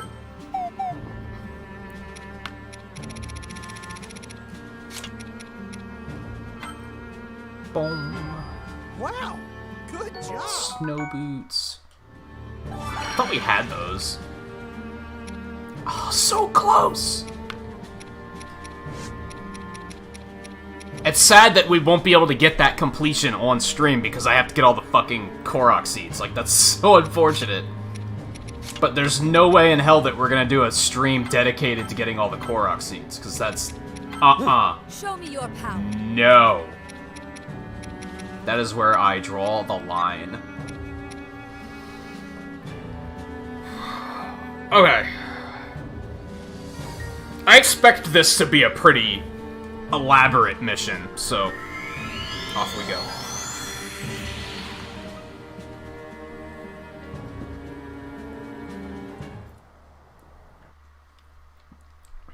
Yeah, so they added Sia, Volga, Wizro.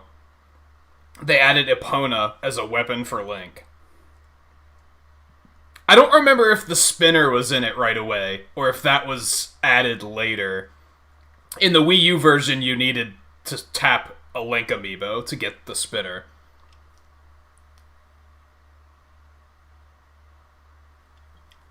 I think the other DLC was Twilight Midna, Young Link from Majora's Mask, and Tingle.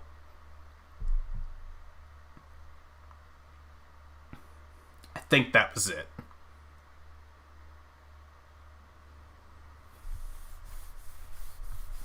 And then the 3DS version added Linkle, Skull Kid, Toon Link, Tetra, King Daphnes,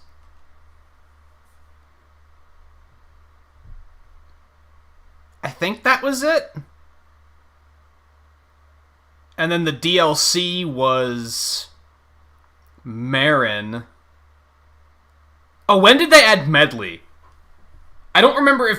I think Medley was like the first new character for the 3DS version. But she was also like just made available for free for the Wii U version or something like that. I don't remember. I don't remember if she counted as a DLC character or not. And then Marin, and then they added the Sand Hammer, or the Sand Rod, or whatever, for Toon Link. They added Toon Zelda, Ravio, and... the fuck's his name? Yuga? Is that his name? That doesn't sound right. I think that's it. God, there's a fucking lot of characters.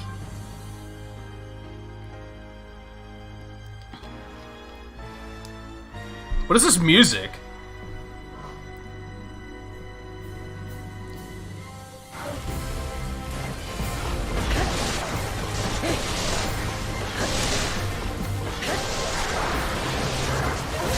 This is sick.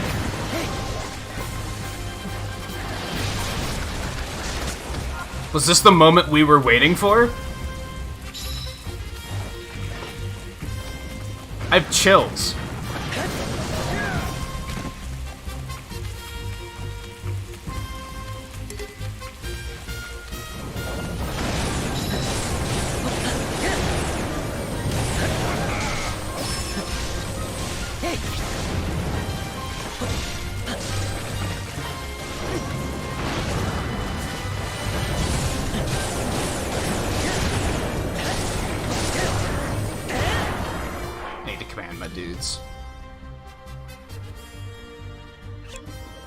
There's a lot of shit.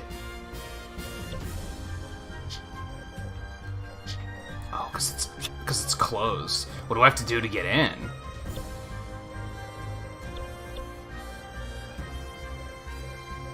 So I'll just go there.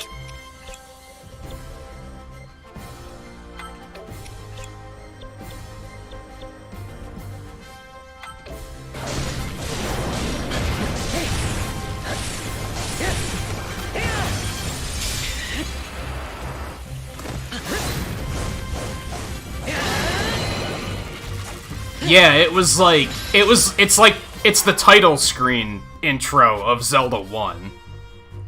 It's like the full thing.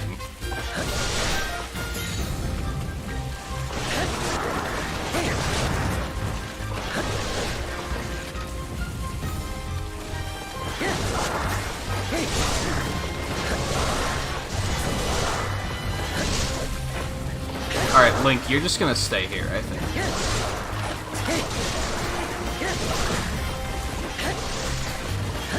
Just gonna keep mowing them down. Whoa, frame rate.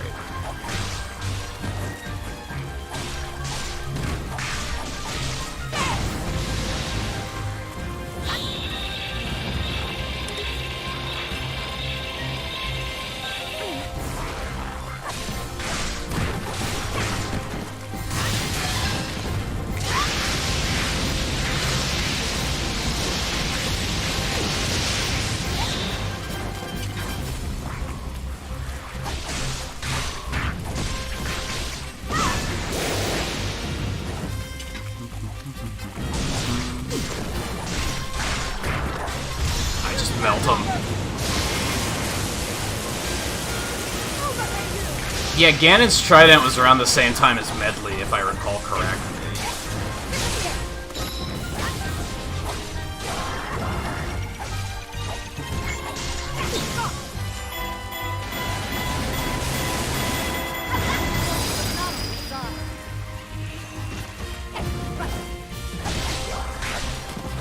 Just don't do this.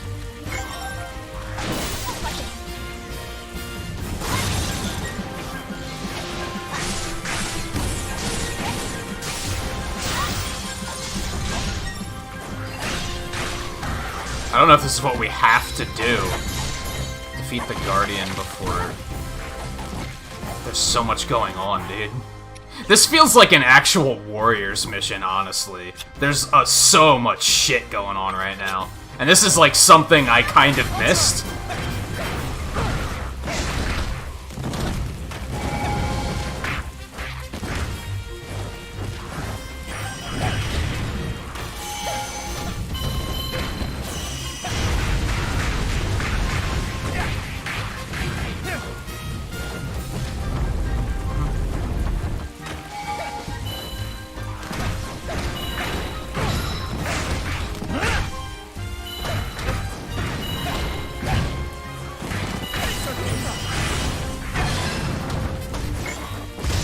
That was unnecessary. Okay. You're not going to like this!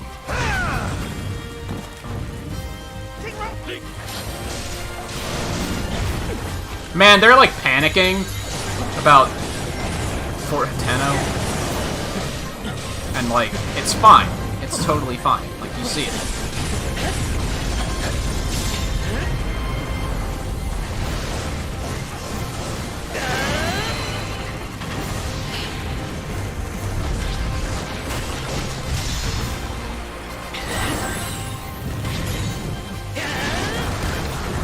Wow, it didn't destroy any of his legs? Fuck you, dude. This will. Not.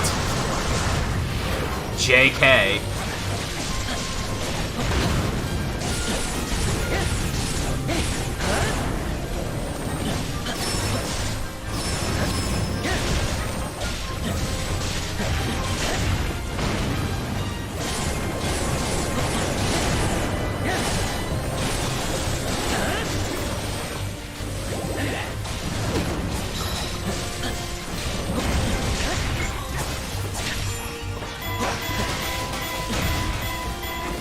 Yeah, I only destroyed one of his legs.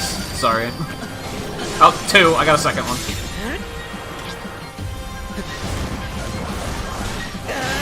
Enough to ground him, so that's cool. Of course. My fault.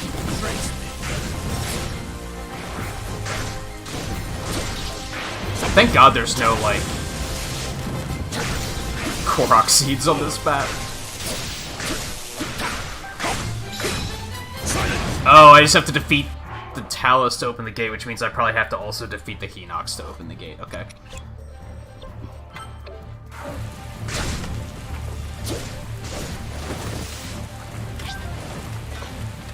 Split like so. The Malice Talus.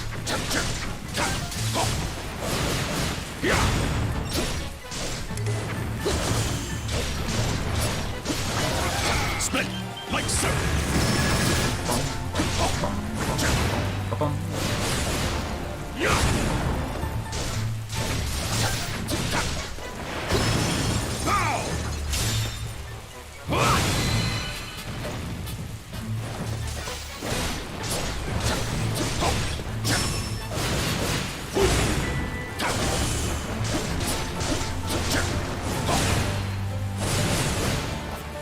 Split like so.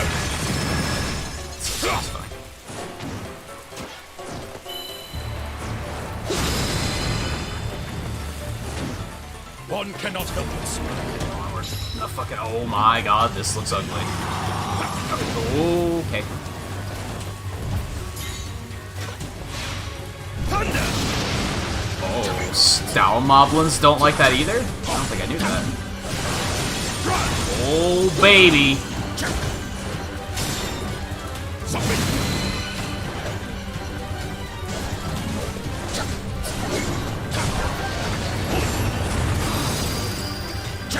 One cannot help us. This shall not stand. This is a little unnecessary, but... Be gone!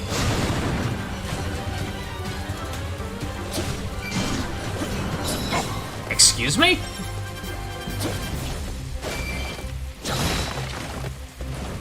What a punk bitch. Okay.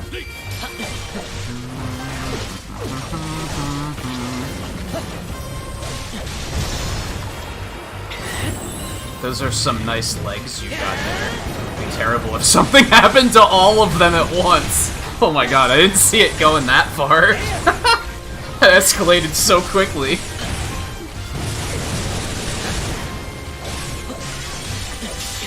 I thought I'd take out maybe like one of them. That Guardian just got fucking... There are no words. There are no words. Urbosa, or as Link calls you,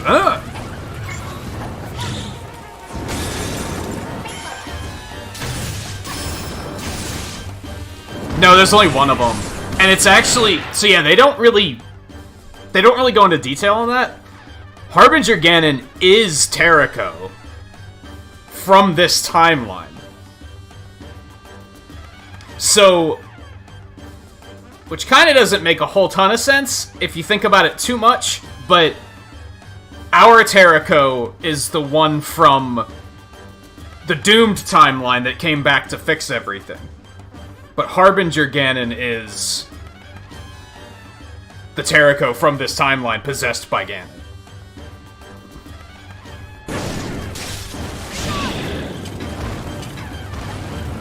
They don't really talk about it, but it's like, it's in his profile. It outright says that he's this timeline's Terrico. I thought it was a mass-produced model too, but no, first of all, they explain that Zelda built it when she was little, so yeah, there's only one of them.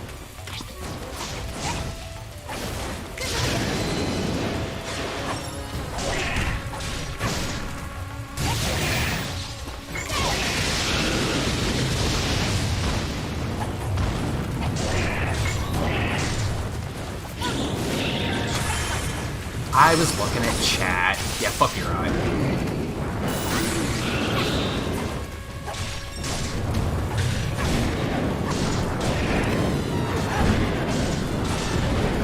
How were none of those flurries?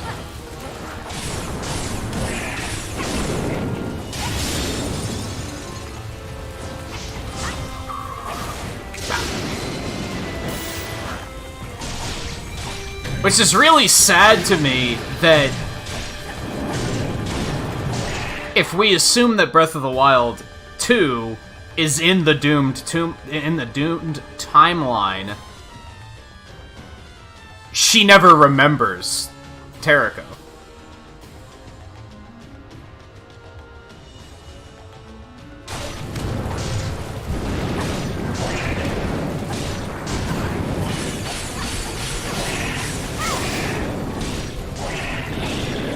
Which really sucks, because I feel like that would, like, I liked that mechanic. Not mechanic. I liked that beat, that story beat, I guess. Because my concern with Zelda is that her tinkerability is what makes her a compelling character, and I'm worried that that's not going to be in Breath of the Wild 2, and they're just going to be like, she's a light god person! Woo! And I don't fucking care. That doesn't make her compelling to me. Making it that she has this history with tinkering and, like, she has that engineering intuition, that made her a compelling character for me.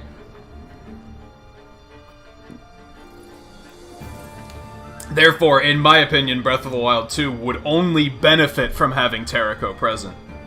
But he's probably not gonna be, unless they go full tilt on some weird time travel bullshit.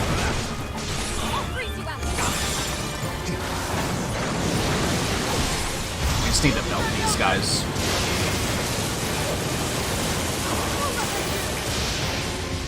Hold on. We're probably gonna have to beat that thing and maybe that thing to get in here to defeat him. So let's just go ahead and do that.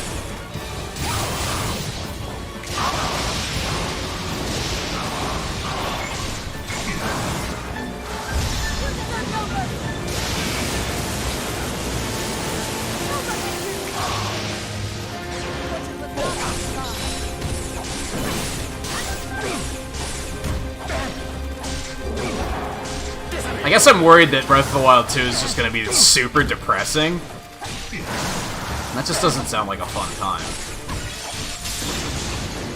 Breath of the Wild 1 was already depressing. Perhaps by design. That's why I'm curious to play it again, actually, because I'm like... That might all... The world feeling so dead and pointless might have been fucking... That might have been... by design. That might have been them saying, well, yeah, this is the doomed timeline. Like, yeah, it's supposed to be fucking empty and sad. It's like, oh. Kind of changes things.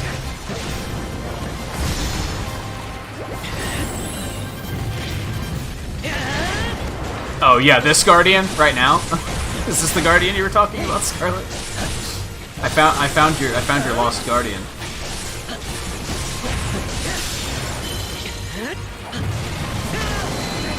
It's still alive. It has no legs, but it's alive.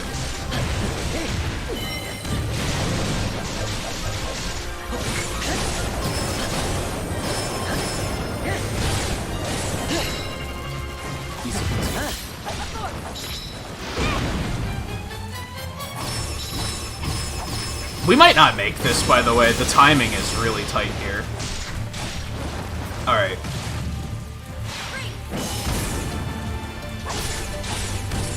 We're gonna have to pick up the pace a little bit.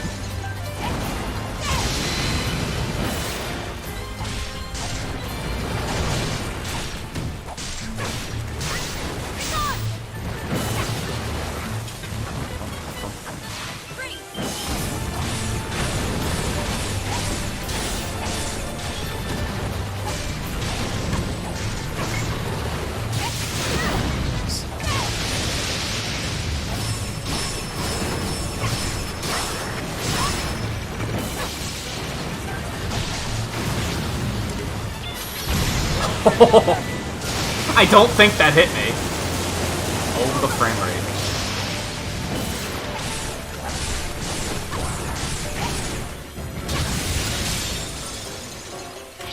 Yeah, we're not gonna have enough time to do this. I didn't move quickly enough because I actually didn't understand where I was supposed to be going.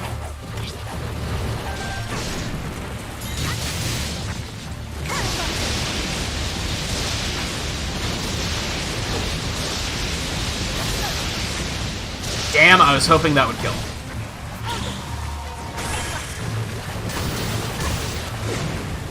Okay, that's fair.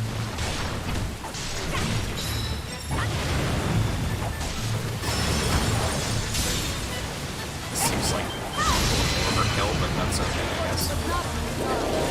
Dude, you guys need to get the fuck out of here.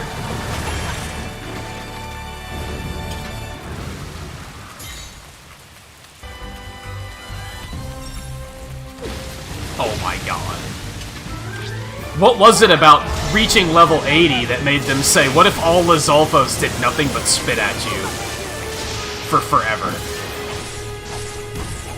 That's not a gameplay progression that I approve of.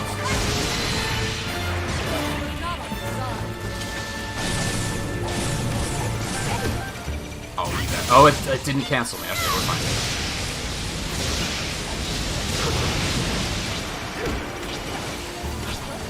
Okay, this is uncomfortable. I didn't hit it. It's fine. Hi, Scarlet. Good luck with that. Oh my god.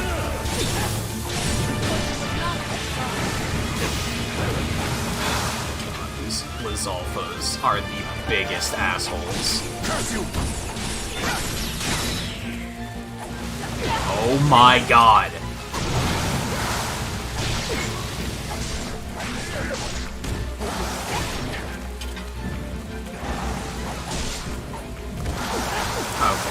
Okay.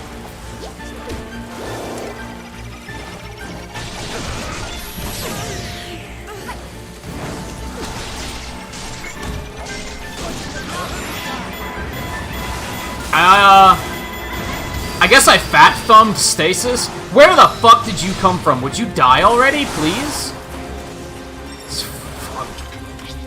This game has never tilted me as much as the Lizalfos are about to. He's still alive! Get the fuck out of here, dude! Like, oh my god! Talk about annoying! I don't know why they decided that needed to be a thing. Yeah, so we're definitely gonna run out of time. Because that was an absolute nightmare. I might as well just let it run out. They probably gave me a checkpoint, but I'm not gonna take it. Because I wasted a lot of time at the beginning of the match. And I'd rather just do over and not waste time. So that I have more time to deal with. That seems sensible.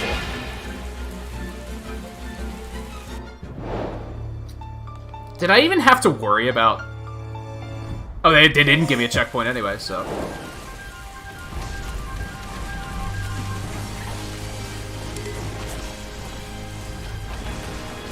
This music track is sick.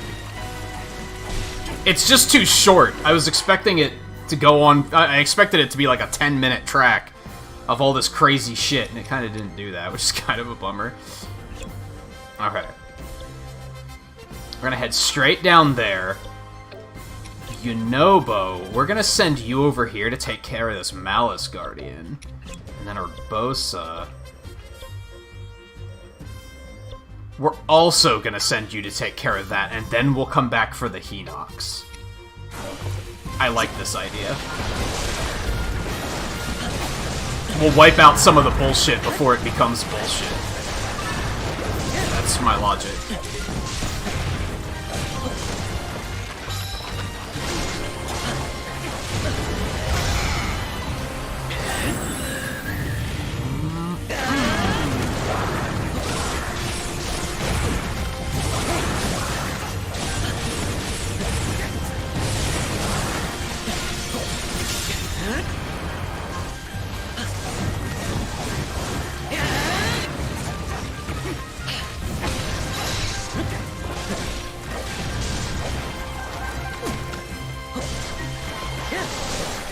You know what's fun, though?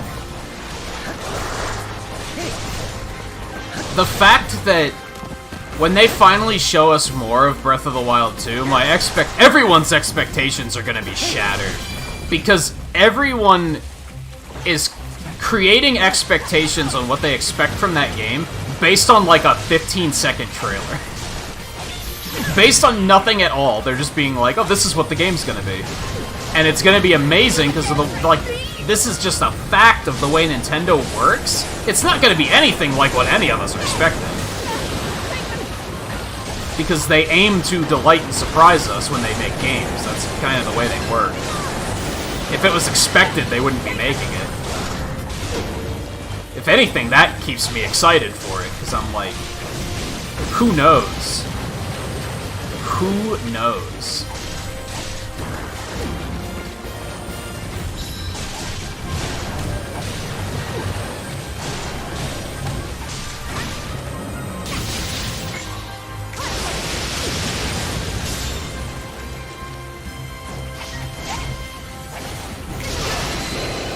Cool. Well-timed level up. Dude, fuck these guys, seriously. Like, what the fuck? That's so fucking dumb. What are they thinking?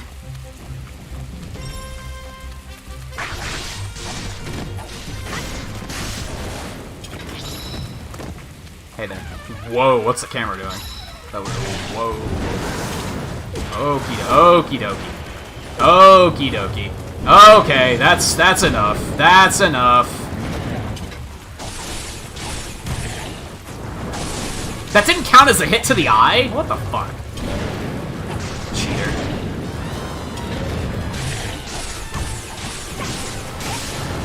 That's also true. Yeah, it doesn't necessarily have to be better than this, but because there are still going to be, for all intents and purposes, different types of games.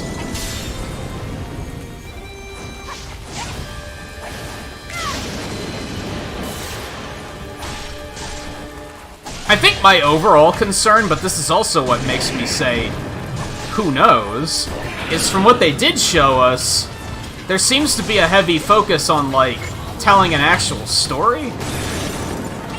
And how's it gonna remain an open-world game with any sort of story progression?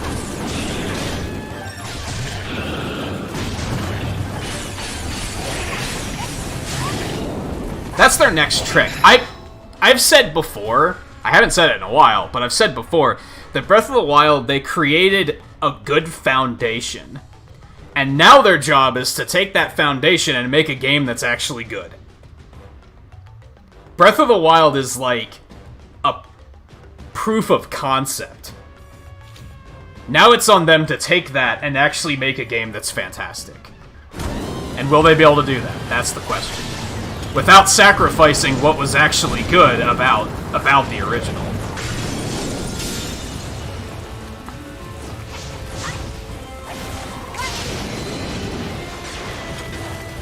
But also bringing back what's good about Zelda. That's the tricky thing.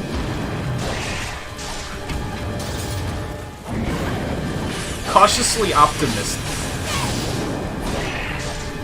Cautiously optimistic.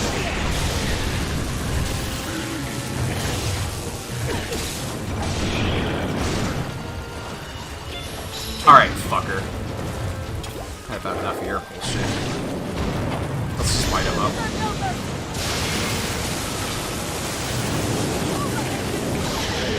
Two isn't gonna take a while. Realistically, it's probably gonna come out next year. That game is probably much closer to completion than any of us realize. We assume it's a long way off because they're playing coy and they're not showing us anything.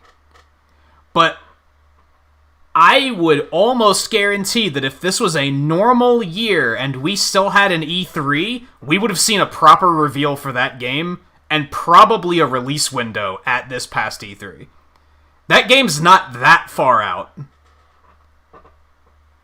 They just aren't telling us anything, which leads you to believe that it's that far out.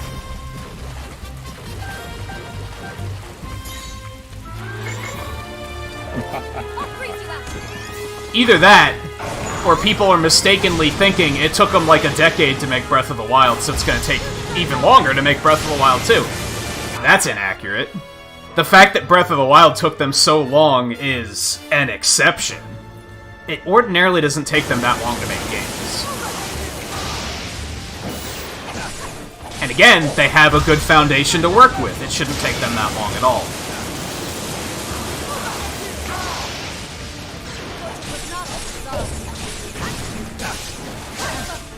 I say with a fair degree of certainty that Breath of the Wild 2 is probably going to be the 2021 holiday release.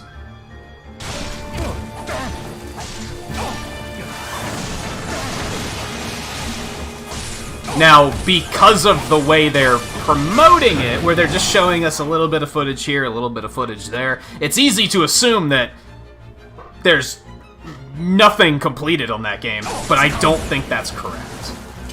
I think they're just... One, I think they wanted focus to be on Age of Calamity. Among other things.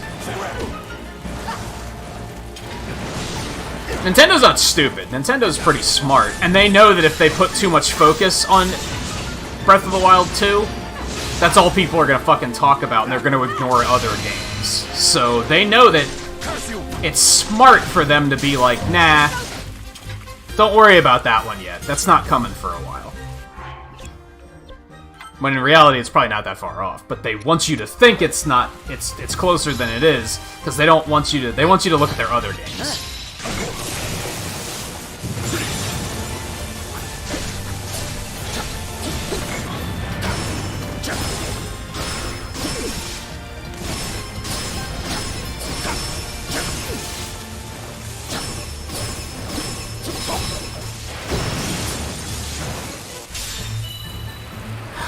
They're mostly lifted. Like you can recognize areas.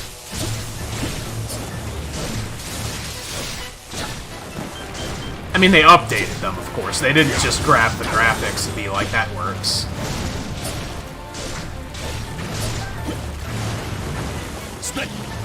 But I honestly don't fully believe that Breath of the Wild 2 is even going to take place in Hyrule.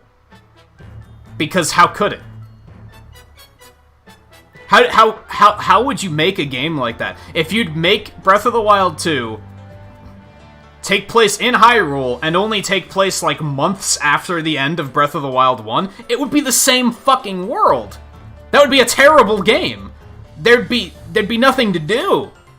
So they're gonna have to do some sort of twist. Hopefully something more unpredictable than, oh, there's a dark world! Yeah, because we've never seen that before. Like, please, anything other than that.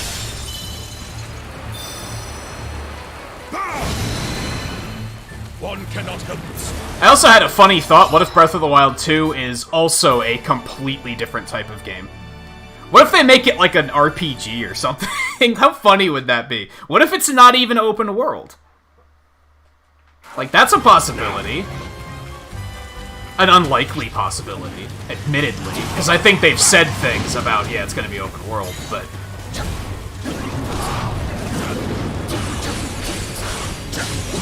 My overall point with Breath of the Wild 2 is not necessarily temper your expectations, but just release your expectations. Forget about what you think you know, because honestly, we don't know anything. And acting like we do is pretty foolish.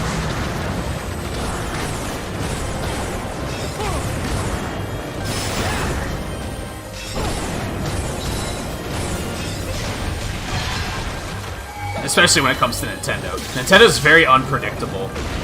And people acting like they are predictable is always, like, really funny to me, because they very rarely do what we're expecting them to do.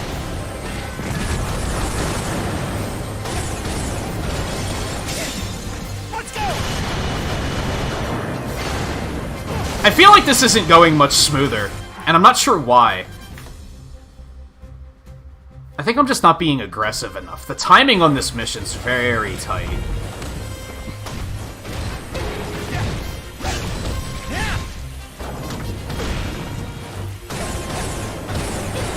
Yeah, I mean, nobody saw this game coming. Is kind of my point. Nope.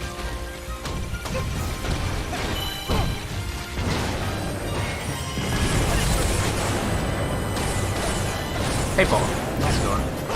I mentioned to you earlier because I thought it'd be interesting to hear your take on something, and I don't remember what it was. Oh, we were shitting on EA. That's what it was. And I was like, huh. I kinda wish Paul was here to weigh in on this.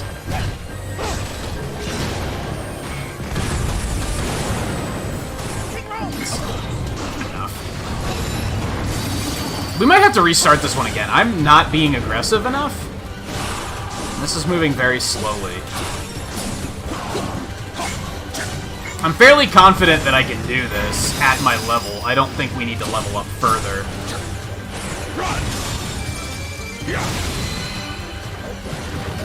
One cannot help this. Ow.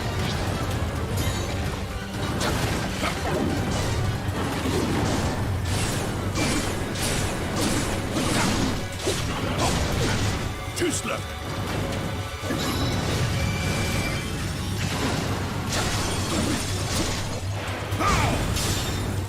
Silence.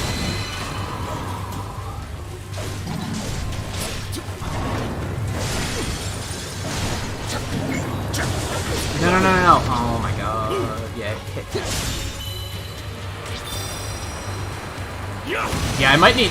Not only are we gonna have to restart this, but I'm probably gonna have to focus in a little bit harder.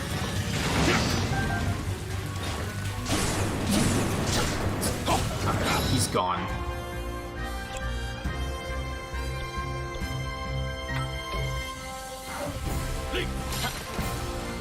This is also a problem. We might need stronger weapons. That might be necessary.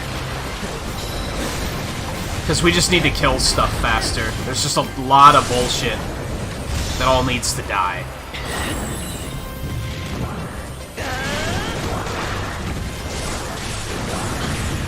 Like, look at this frame rate fiasco.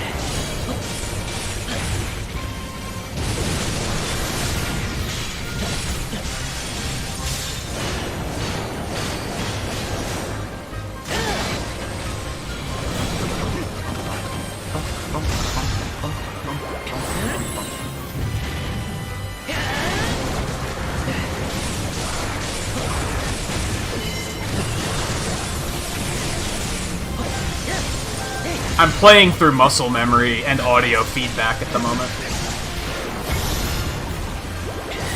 Visually, this is an overload. Maybe I should just take Link to everything. Like, Link just fucking destroys.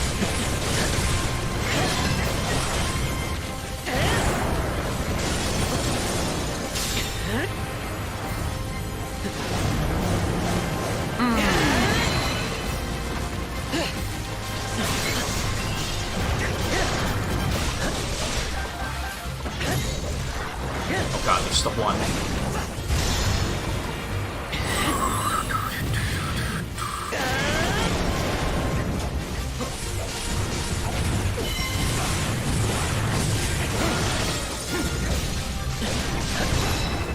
Oh, it's dead.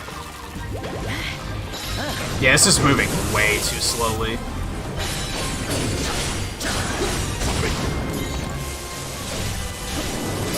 And stronger weapons might be the key. Because things just need to die faster. I don't think... I mean, we're a little under-leveled, but I don't think we're super under-leveled. I don't think that's the problem. I think it's stronger weapons is the problem.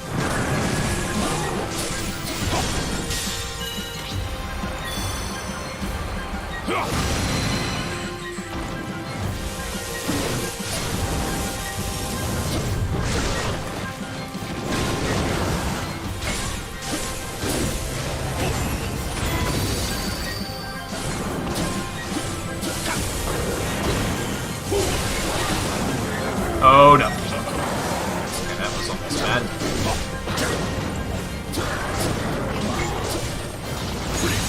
Oh, that actually hit him. Yeah, there's no way.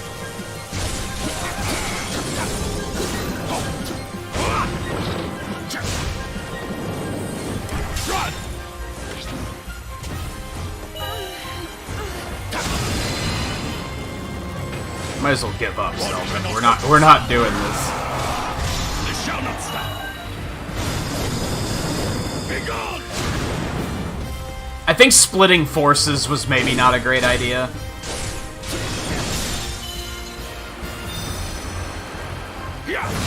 There's too many targets to focus to try and take them out one at a time. Oh my god. Well, that was something. Oh, well, that's another way to lose. Okay, let's go boost our weapons up a little bit, I think. Although there's a part of me that that's like, I probably shouldn't continue trying to do this tonight because we're already running overtime.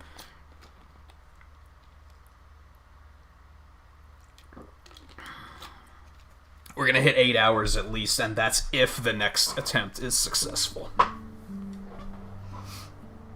I don't even remember what we were saying about EA other than, like, how are they still a company that functions? Like, how do they still make money? Or how do people give them money, I guess is the better question. You! Okay, so his weapon's level 20. I'm gonna say that's enough, to be honest. Alright, do I want to add anything else? Damage at full hearts, that's garbage. Healing item effect, he already has that. Effects, damage at full hearts, that's garbage.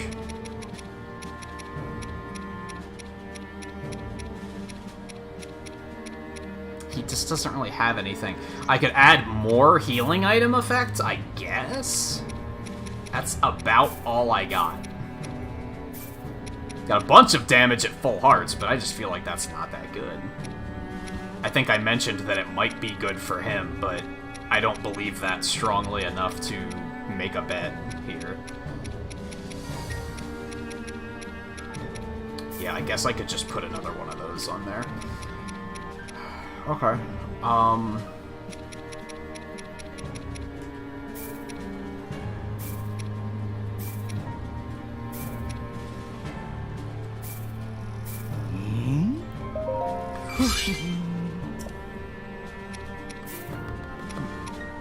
I could probably honestly make a better weapon here too.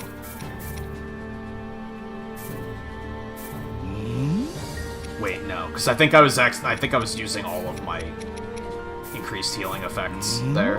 And that won't actually wind up on the weapon if I use them all like that.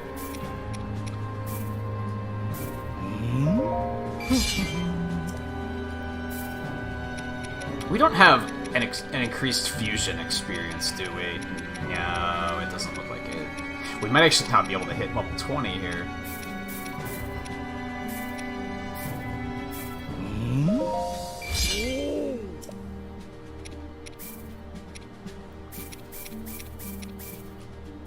Maybe we will.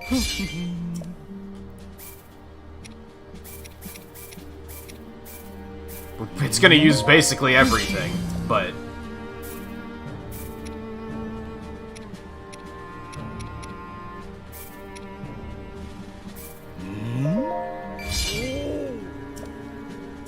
Okay, so that's maxed. What do I want to add here? Special attack damage. We have strong attack.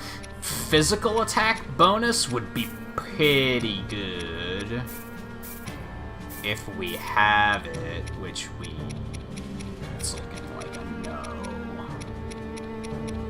Oh, we gotta... Let's go ahead and throw that on there. Mid-air attack damage. Nah. No. Ooh, there's another fusion. Nice. So this one should come a little bit easier. Well, I could stick another special attack damage on there, I guess. That looks like the best option we have available. Other than flurry attack damage, which I'm not super thrilled by.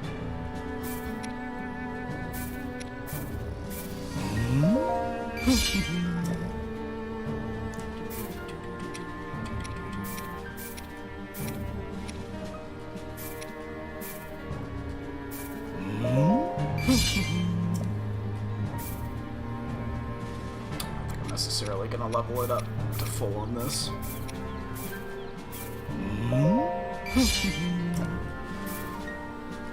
Now I probably will. Barely.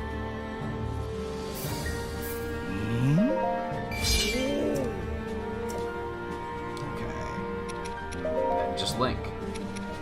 Tough part with Link is I still feel like this could potentially be a better weapon, but I don't want to put the investment into trying to figure that out right now. So we got reduced damage from enemies, healing item effect, healing item drop rate. Do we have... that? Damage per 100 KOs. We only have a 1-star version. That's not ideal, but we'll make it work.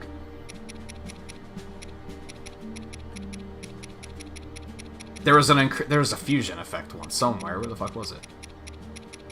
Hello? I'm almost positive I saw increased fusion experience. Did I not? Am I? Oh, there it is. Okay, so we don't want to drop that on there just yet.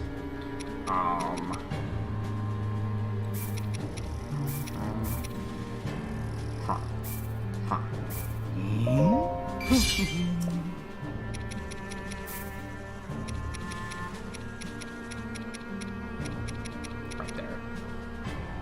Okay, we don't want to use that immediately, though.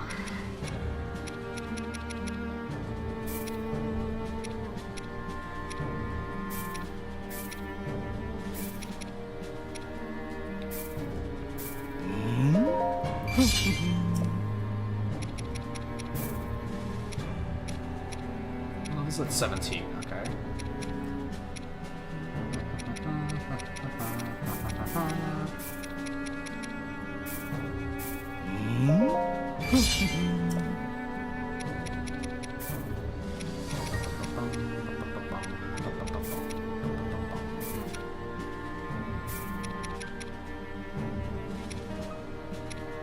What did I put on the Master Sword? I can't see because it won't let me fuse it anyway, which kind of makes sense, but it's inconvenient at the moment. Okay. Now we put damage per KOs on, and then we just need a little teeny bit of experience, like our lowest level weapon, which I guess is actually that.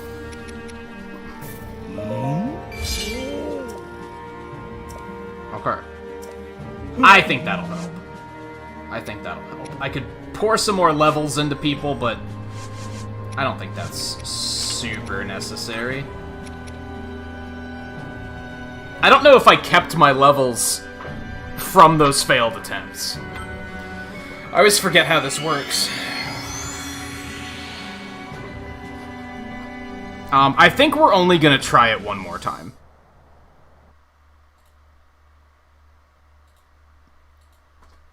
Like, win-lose, we'll probably stop after this.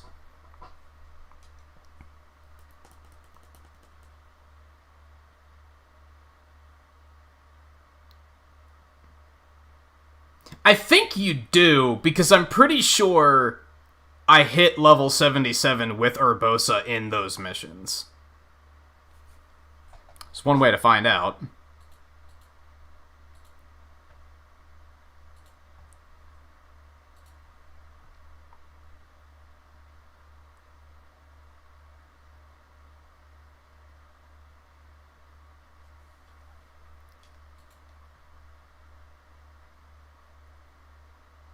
What's that?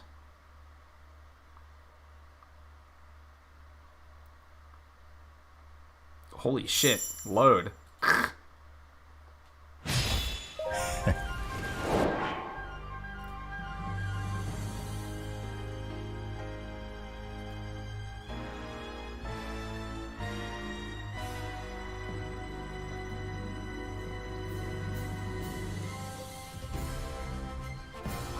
No, go back.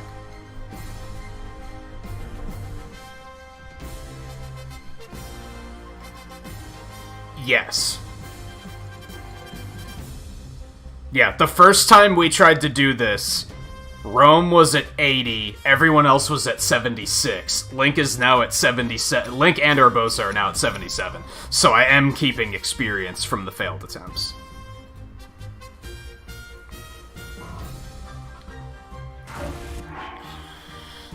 Okay. We're gonna send... Urbosa kinda wasn't getting the job done, so we're actually gonna send her back here.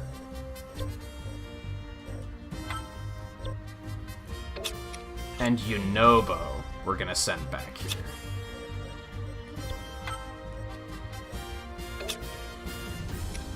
Rome we're gonna send to take out the Talus.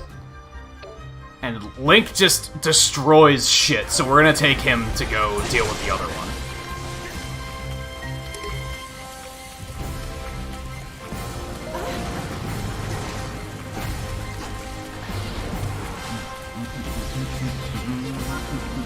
This is a fucking battlefield, man. Like, this is probably the most intense I've seen a mission be in this game. Like, other Warriors games, yeah, you see this shit all the time. But, like, I don't think I've seen a mission like this in this game until now. And I kind of wish that they were in the game more, because I love this, honestly.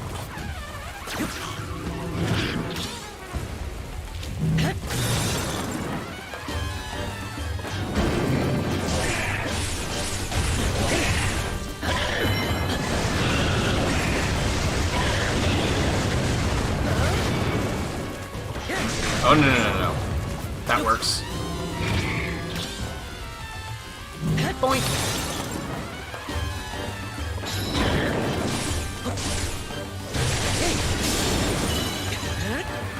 Back. Yeah, look at that shit. We're just... Okay. What do we have a lot of?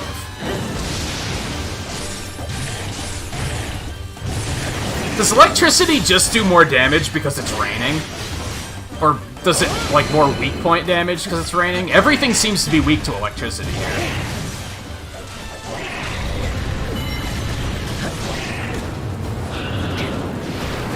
Whatever, dude! They hit me with the slow motion and everything. And he was like, nah, fuck you, I got you.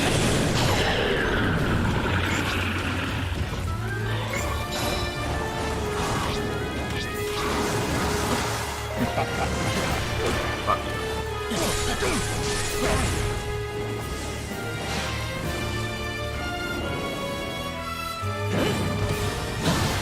Oh, okay.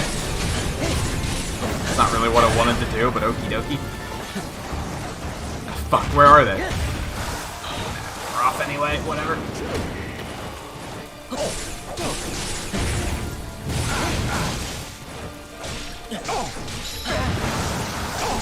Like, even commanding units around in this game is kind of irrelevant, because you're never in enough danger to warrant doing it. Playtime is over. It's your fate.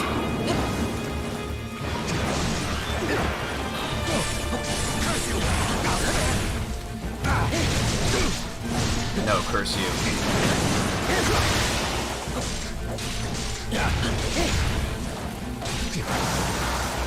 Like, I want to know more about this character. Like, what's that thing? What's the focus thing he's using, you know?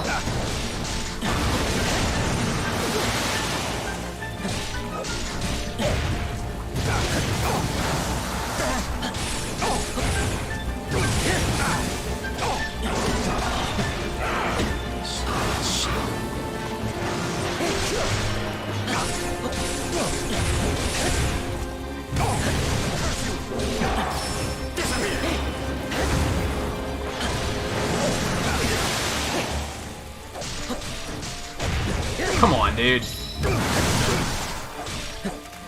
Just bail out. There you go. Okay. You go take him out. Switch to Rome. Bomb this asshole.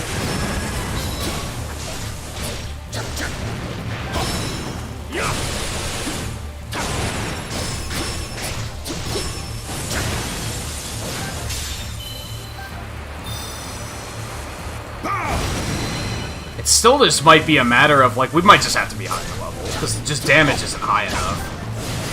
Silent. Split like so.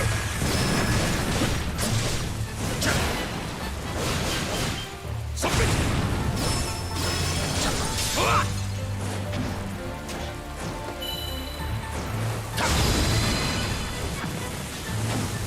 One cannot help it.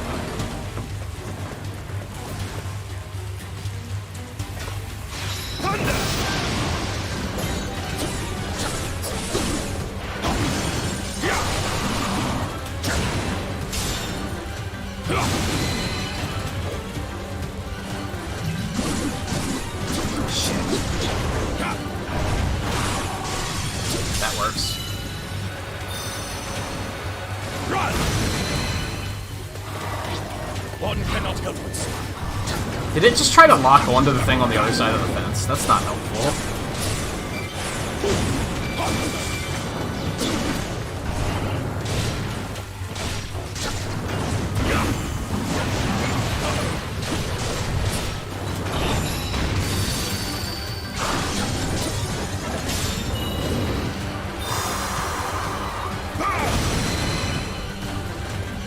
one cannot help but silence. Okay, this one died a lot faster. So that's good. It's a step in the right direction.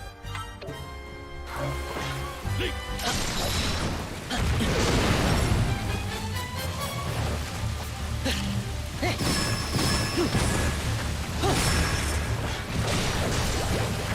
Oh, I accidentally used both of those. Well, I guess that's okay.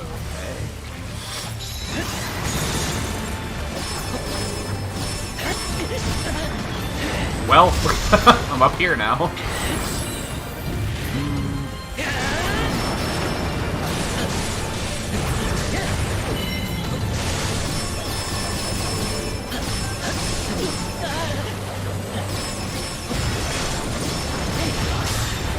There's a lot going on right now.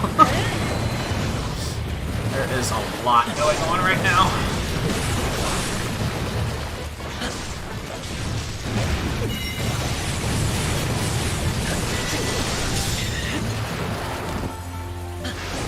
I'm kind of in Hulk mode, where I'm kind of ignoring damage.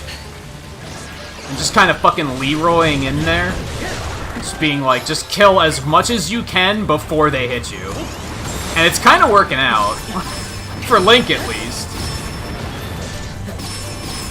I love how I'm accidentally using attacks that are sending me into the air, and then I'm winding up on top of the talus. The Malice Talus.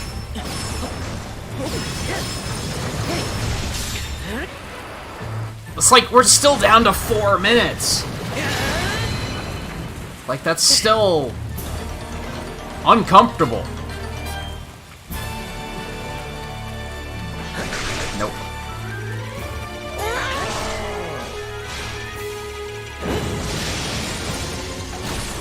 It immediately broke something. I don't even know what. Astor, apparently. Fuck you, dude. Those are... Is that what they call him? A playmaker?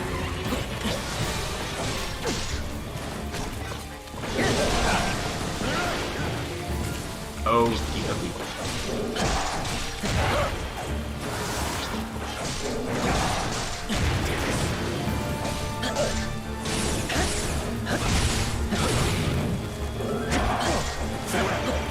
here's the deal. You're gonna give me a couple more hits so that I can get one of these, and then fuck you. That's what's gonna happen. That's what's gonna happen. That's the deal. Okay, that wasn't quite as potent of a fuck you as I was expecting.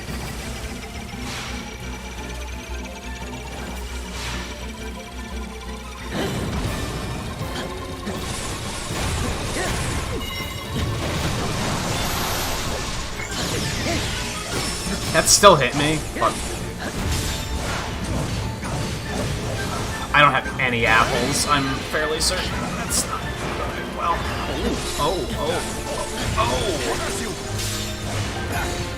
I don't know how that pit played out, but I'll take it.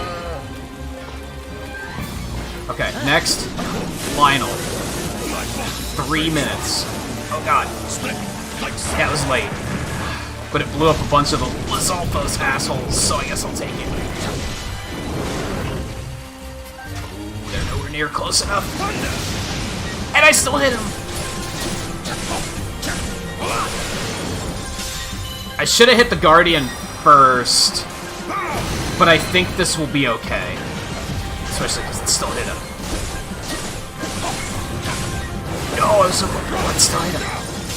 Oh my god. Still 2.5 minutes. This is so uncomfortable. Oh no. There's not a whole lot you can do about that. This shall not stop. Be gone!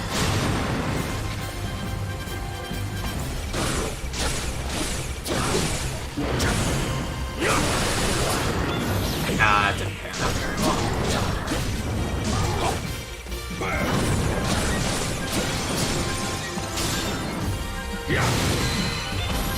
That's fine. Quickly!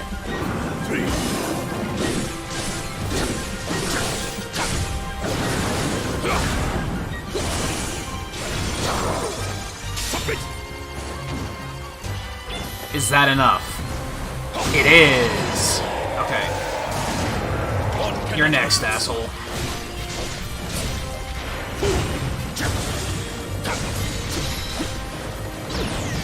Okay, that's fair.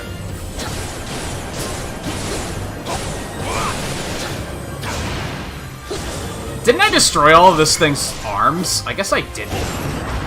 As soon as I do, I'm fucking out of here.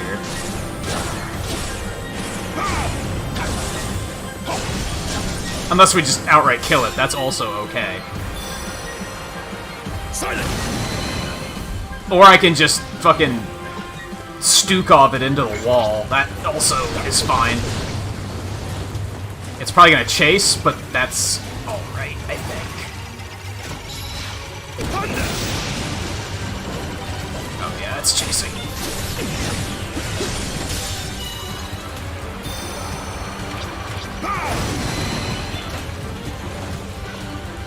Oh, that's Harbinger cannon shit. No, that's not okay. We're also racing to do this before they take over Hateno, more or less. We don't have any apples. Oh god. We might, yeah, oh, wow, what a way to go down. But we got a checkpoint somewhere? Where? After we beat Astor. Okay. Alright, let's try that again then. Let's try that again then. That's the wrong fucking... My bad.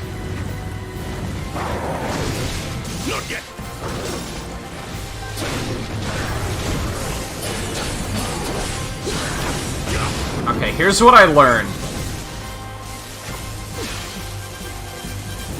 from what we just did.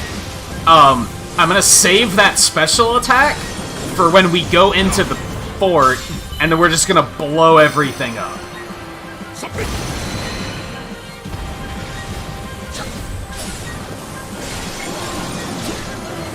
No, hit the thing. Oh, well, that works too, I guess.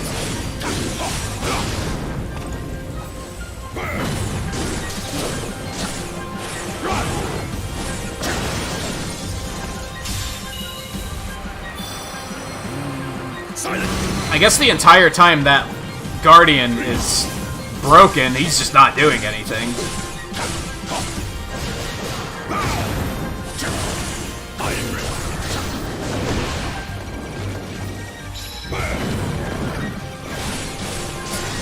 So we're just gonna let him live his life like that. I mean, he's unstunned already anyway. You know what I mean?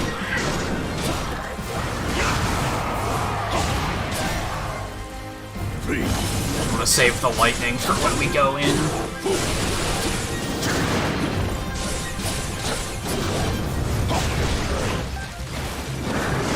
I hit dodge. I'm gonna disagree with that. I really want to hit that special and just kill this thing. I really do. Oh my god! That just went so horribly. Oh, that felt bad. This shall not stop. Be gone! Okay. So when I hit that, we're gonna immediately dodge over here.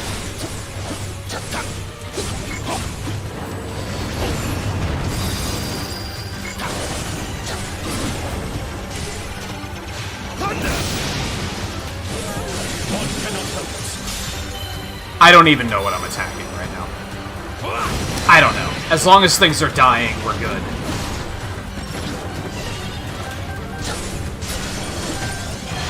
Hit him with that. There you go. There you go.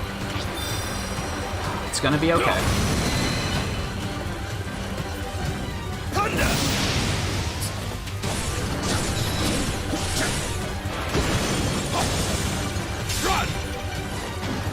Is that it? Is that it? That's it, but that's not it. Now what? I hope they reset the time. I hope they reset how much time we have.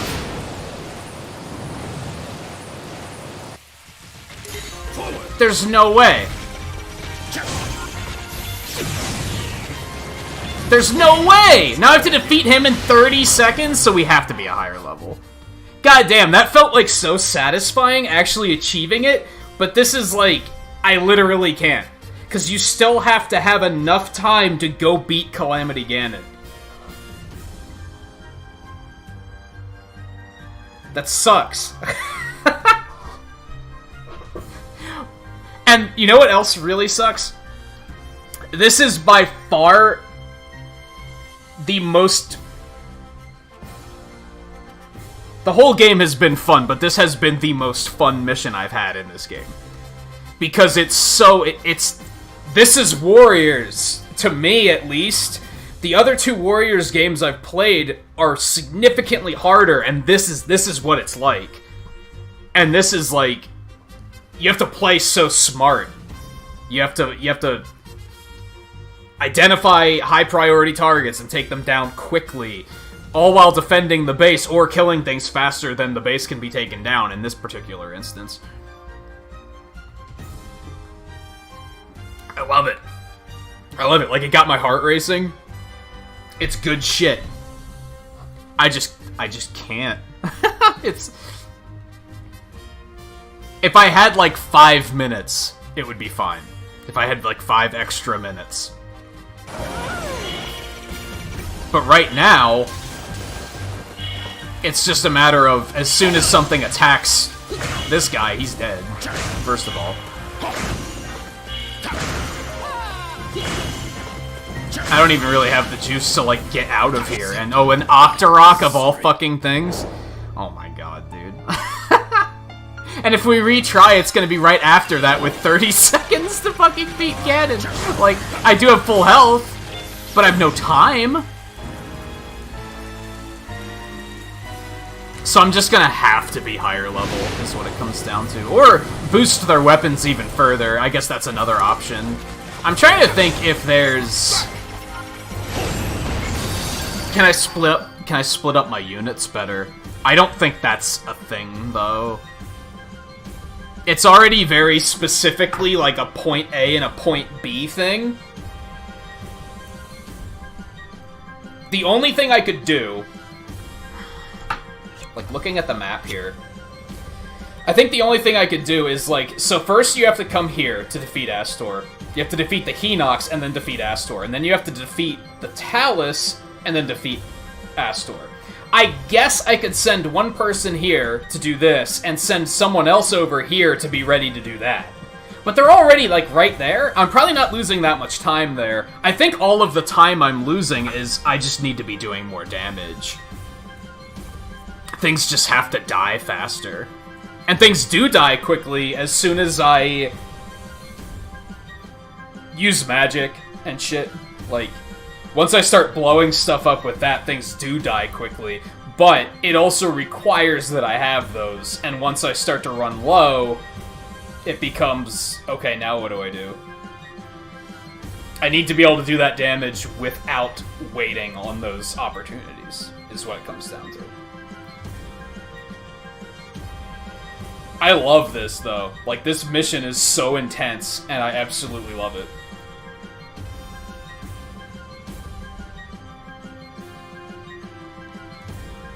But as I said, win or lose, that's probably going to be it. If I try to do this again, if I try to attempt it again from the beginning, first of all, I'm not high enough level. I'm just not high enough level. Or my weapons aren't strong enough, one or the other. Which is crazy, because ultimately things are dying fast, right? But what it comes down to is that it's just not fast enough. You have to do so much in, like... How much time do they give you here? Like, is it like 15, 10 minutes? Like, it's a very tight timer.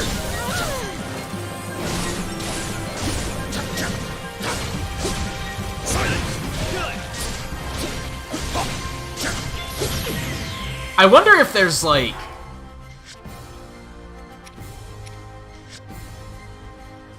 Can I do anything to get time back? I wonder if, like, if you take outposts, will you get more time or something? Maybe I'm overlooking something like that. We'll go check that out. We'll go check that out really quick.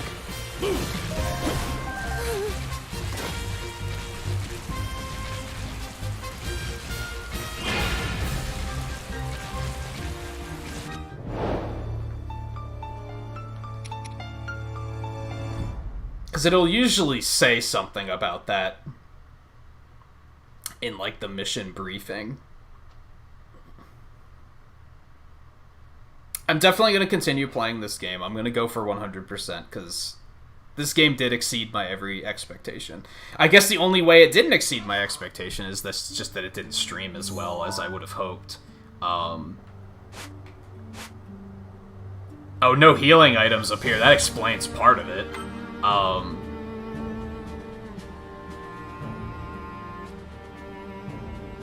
Otherwise, it just says time limited, so there might not be a whole lot I can do about that. But yeah, I'd highly recommend this game. If you've never checked out a Warriors game, I think this is a good place to start, because it is an easier Warriors game. The first Hyrule Warriors is fucking difficult. I don't really remember where Fire Emblem stacks up, but I remember it's more difficult than this. That's not to say that it's an easy game, but it's a little bit more... It's easier to follow, which is important. They do a better job of delivering information to you so you know what you need to be doing. And the other two games have a problem with that, where there's almost too much information, and it's easy to lose track of what your, like, priority should be. And I think this game does a better job of that, which inherently makes it an easier game. But I think it's more that it's more approachable, more accessible. And easy isn't necessarily the same thing. I do think this would be a good place to get introduced to this type of game, for sure.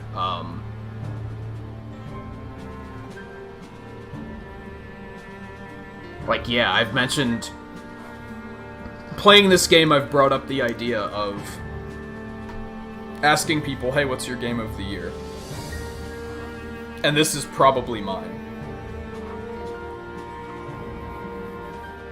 Now, granted, not a lot of games came out this year, but...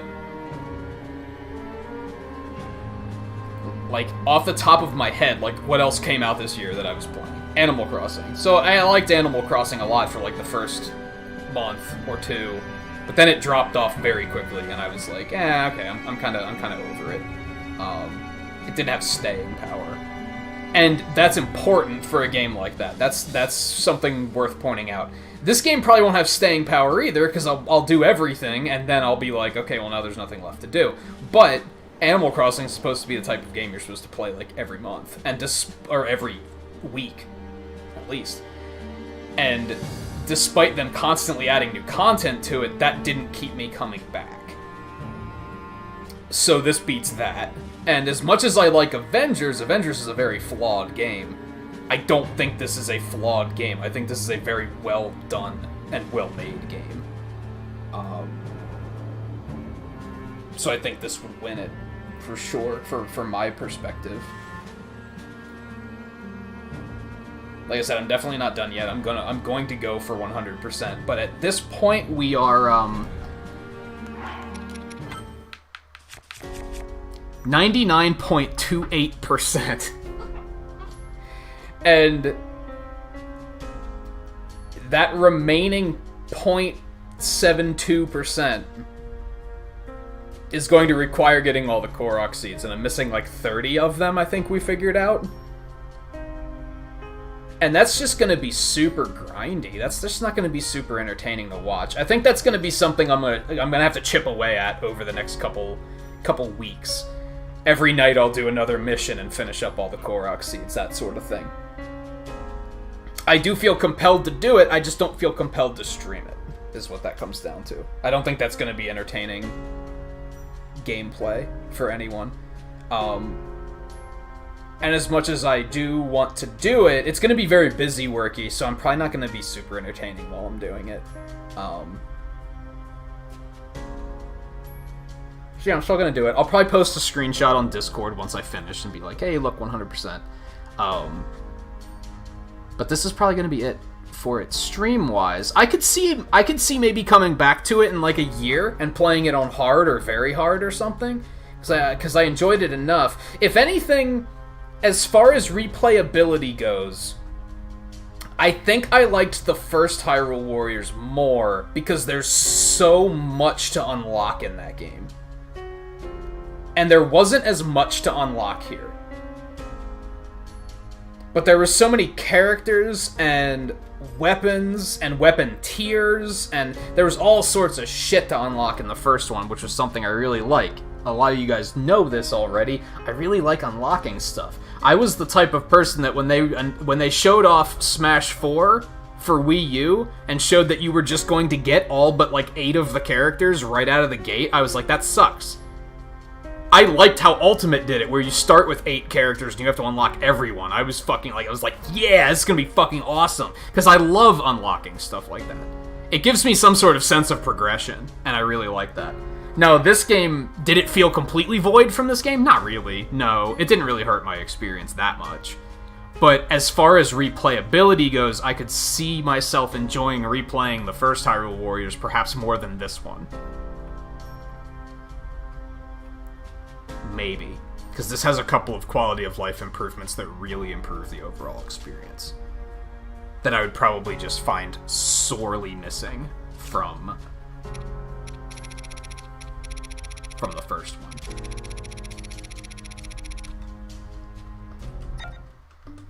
Like I said, hold on.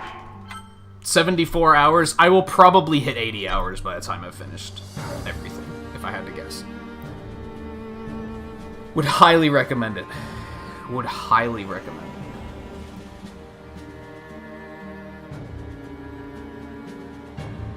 I think the only people I would not recommend it to is if you're in that camp that thinks Zelda games were outright bad until Breath of the Wild came along. Stay the hell away from this game, because you're just gonna shit all over it because it's not Breath of the Wild, honestly. So to those people, I would not recommend it. To be fair, I haven't really heard much from that particular camp in a while. In fact, ever since they announced Breath of the Wild 2, I've actually heard a lot of people admitting, that's cool, but I hope they make it more Zelda-like than Breath of the Wild was.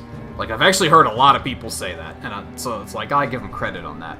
But I have also heard people say, I wish that was an exaggeration. I've actually heard people say that Zelda was just a trash tier franchise until Breath of the Wild, and it's the only good Zelda game, and I'm like, it is one of the most iconic game franchises of all time. So how could you even believe that?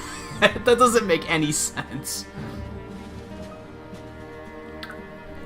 Like, oh, all the people that liked the other ones were just wrong? That's so bonkers. So I wouldn't recommend this game to them. But otherwise, I would recommend it to basically everybody else. I think it's great. I'm trying to think if there's anything else I want to touch on before we wrap it up. Because yeah, this is basically like closing statements.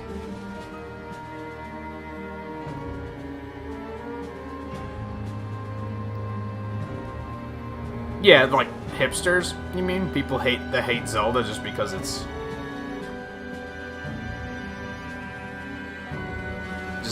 big. I mean, people hate Mario for the same reason. There's some people who think all Mario games are just terrible.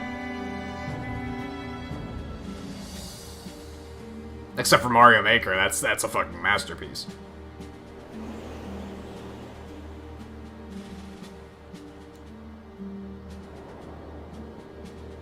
I'm sad that I'm done, honestly. And that might sound ridiculous, because, as I said, I'll probably hit 80 hours with this by the time I'm done with it. And that's spectacular. 80 hours for a $60 game is fantastic, in my opinion. But I had like 300 hours in the first Hyrule Warriors. There's so much to fucking do in that game that it's like, even the base version of the even the base Wii U version has so much shit to do. I think it spoiled me, is what it came down to. Because I think that's part of why I was so disappointed in Fire Emblem Warriors 2. Is because it wasn't Hyrule Warriors. The first one went above and beyond. And to a point, I can acknowledge that now and say, that's unfair. On the other hand, Fire Emblem Warriors have a trash roster, so that's something I'll probably never get over. This game's roster was really good. The quality of life improvements over the other two Warriors games I've personally played were really good. I really can't think of anything to complain. If anything, my complaint is that I wish there was more missions like this final mission. That's just complete chaos.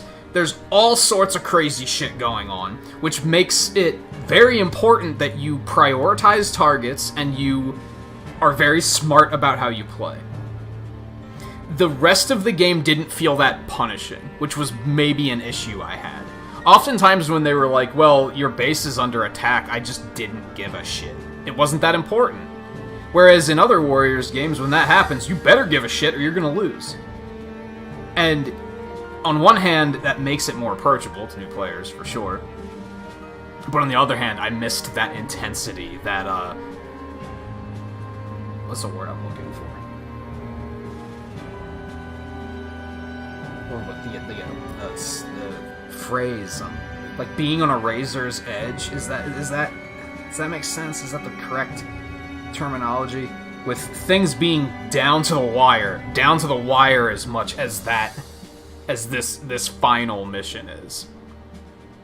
I kind of missed that. I kind of missed being like, oh shit, am I gonna make it or not? Because I don't fucking know. I have a very short amount of time and a lot of stuff to do. Am I going to make it? That feeling was kind of missing from this game, but ultimately, did it hurt the experience? No. So I can't say it was a major complaint. It was a very minor complaint. If anything, it just makes me want to continue playing the old one, too. So, that's not a bad thing. That's not a bad thing.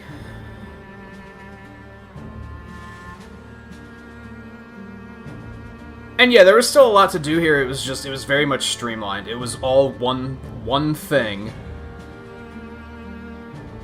And they took a lot of arbitrary stuff out of it, to be honest. The heart tanks heart containers in heart pieces, whatever you want to call them, in the first Hyrule Warriors were super arbitrary. It was very, what's the fucking point of collecting these? It actually felt like collecting stuff here actually mattered, so that helped. There was a lot of, even though I say, oh, there's all this shit to unlock in the first Hyrule Warriors, a lot of it was like heart pieces and Skulltula, and who cares? That didn't matter that much. So everything felt more important in this. There wasn't much where I was like, well, this just feels pointless. Why is this here? There's a couple things I can think of, but some of it might have just, I wasn't paying attention. You know what I mean? Okay. Man, despite the fact that I had like 15 minutes to do an outro, I'm still gonna run overtime. Go me.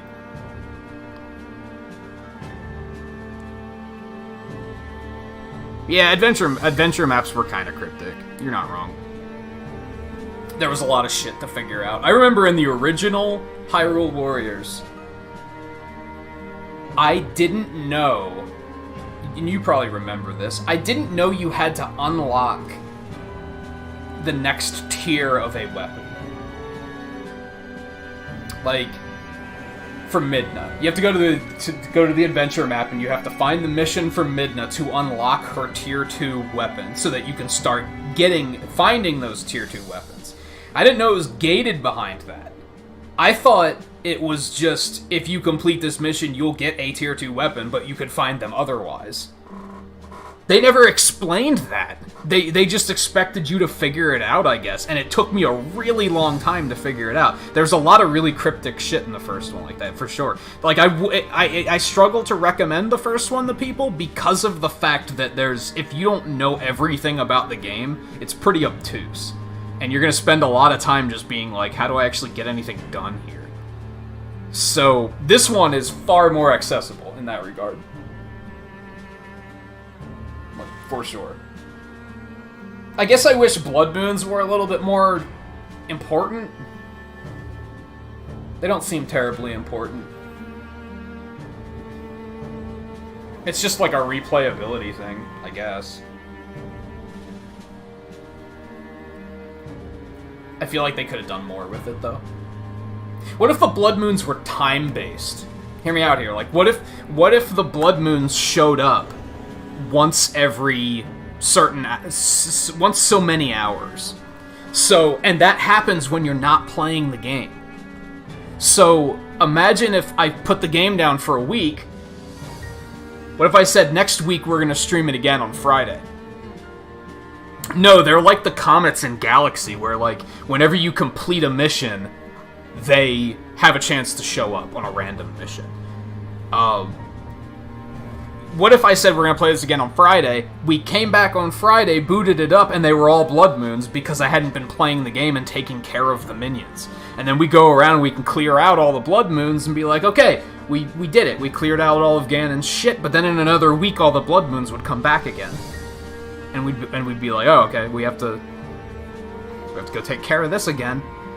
Like, I feel like the concept of the Blood Moon difficulty, if you want to call it that, was interesting, but I think it could have been something more. Instead, it's just like, well, you're going to be replaying these anyway to get Korok seeds, so we might as well give you, like, a higher difficulty version of it. And it's like, I guess that's okay, but I feel like it could have, like I said, it could have been something more. But do I feel like the game is missing something because of it? No. No, I'm just letting my mind wander and say, like, because that's just the way my mind works, right? Even when I find a game that I really like, I still find myself looking at it and going, what do I like about it? What don't I like about it? What would I change? And the harder I try to answer those questions, the better the game is, I think. Maybe not the better it is, but the more I like it. If I have to think that hard about, like, what would I do differently here?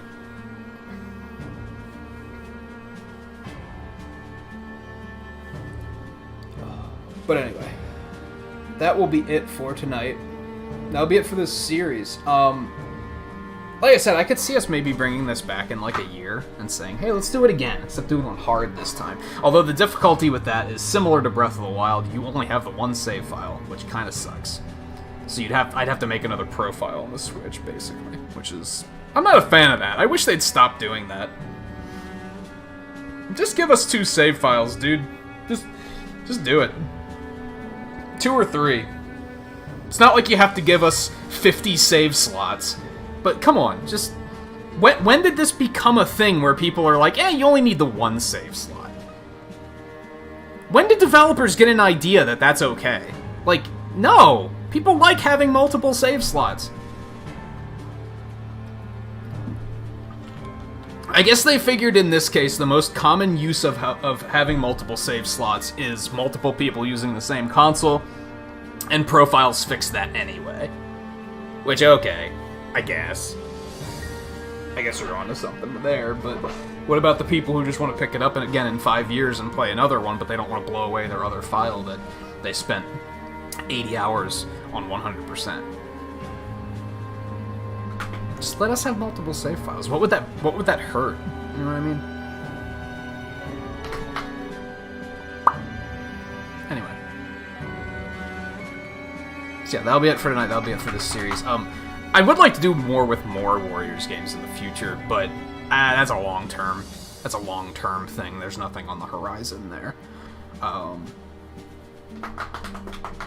At this point, I don't fully know what we're doing for the rest of the month. I did mention I want to get through LEGO Marvel 2 before the end of the year, if we can manage it. My vacation will be the first full week of January.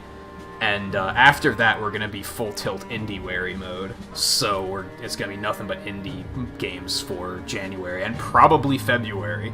I think I'm going to outright plan to do it for 2 months this time. I think I planned 1 month this year, and then we wound up going over into February because there was just too much I wanted to do, so that's kind of what the horizon is. But thank you everyone for hanging out tonight and throughout the entire playthrough. I can't state enough that I highly recommend this game, for sure. Yeah, it's so good. It's so good. It's the point where I'm like, I don't even know how else to say it. You know what I mean? It exceeded my every expectation.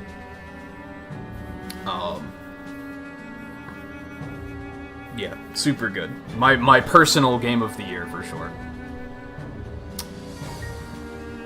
And like I said, I'm sad that we're done. But on the other hand, like I said, it didn't do super amazing on the channel, so dragging it out for 24 episodes probably would have been a terrible idea anyway. So, this was what, episode 10? 9? That's a pretty healthy number. I can't be mad at that. So yeah, I'm off tomorrow. I'm transitioning back to having Saturdays off. My hair's a goddamn mess. Shit. Because for a while there I was taking... It's just getting worse. For a while there I was just taking Wednesdays off, and then streaming on Saturdays. Saturday streams do terrible, so I'm going to switch those around. Saturdays off, and we're going to try to start streaming on Wednesdays. So off tomorrow, we're going to do an art stream on Sunday, Deep Rock on Monday, Tuesday and Wednesday are still up in the air, and then Thursday we'll get into Fall Guys Season 3, which is actually coming out on Tuesday, but we'll stream it on Thursday. We'll do Avengers on one of those days, I'm just not sure which just yet. And we'll probably start a new playthrough of some sort here soon, because I can't see doing more than one more stream of Avengers. So, yeah, we'll probably pick up a new playthrough soon and go pretty hard on it. Probably Lego Marvel too, might be something else, who knows. But yeah, thank you again everyone for hanging out tonight. Let me do pixels real quick. End of the stream. I'm gonna count that as 10 likes, fuck it. And I'll see you guys on Saturday for the art stream. We did... The first part of the art stream was The Messenger and Quarble from The Messenger. We'll be adding Shovel Knight on Sunday. And then we get to add our very own Blair Madison as our Monster Hunter representative, which is going to be hell because I'm going to have to design the character on the fly. So look forward to that, I guess. We might not even finish that on Sunday because that'll be a little bit more involved, but that's what's in store for Sundays. So take it easy. I'll see you guys next time. Well, just enjoy your weekends, and if I don't see you before, then enjoy your holidays. We're at that time of the year, so I gotta start pointing that out too. So take it easy, and I'll see you guys next time.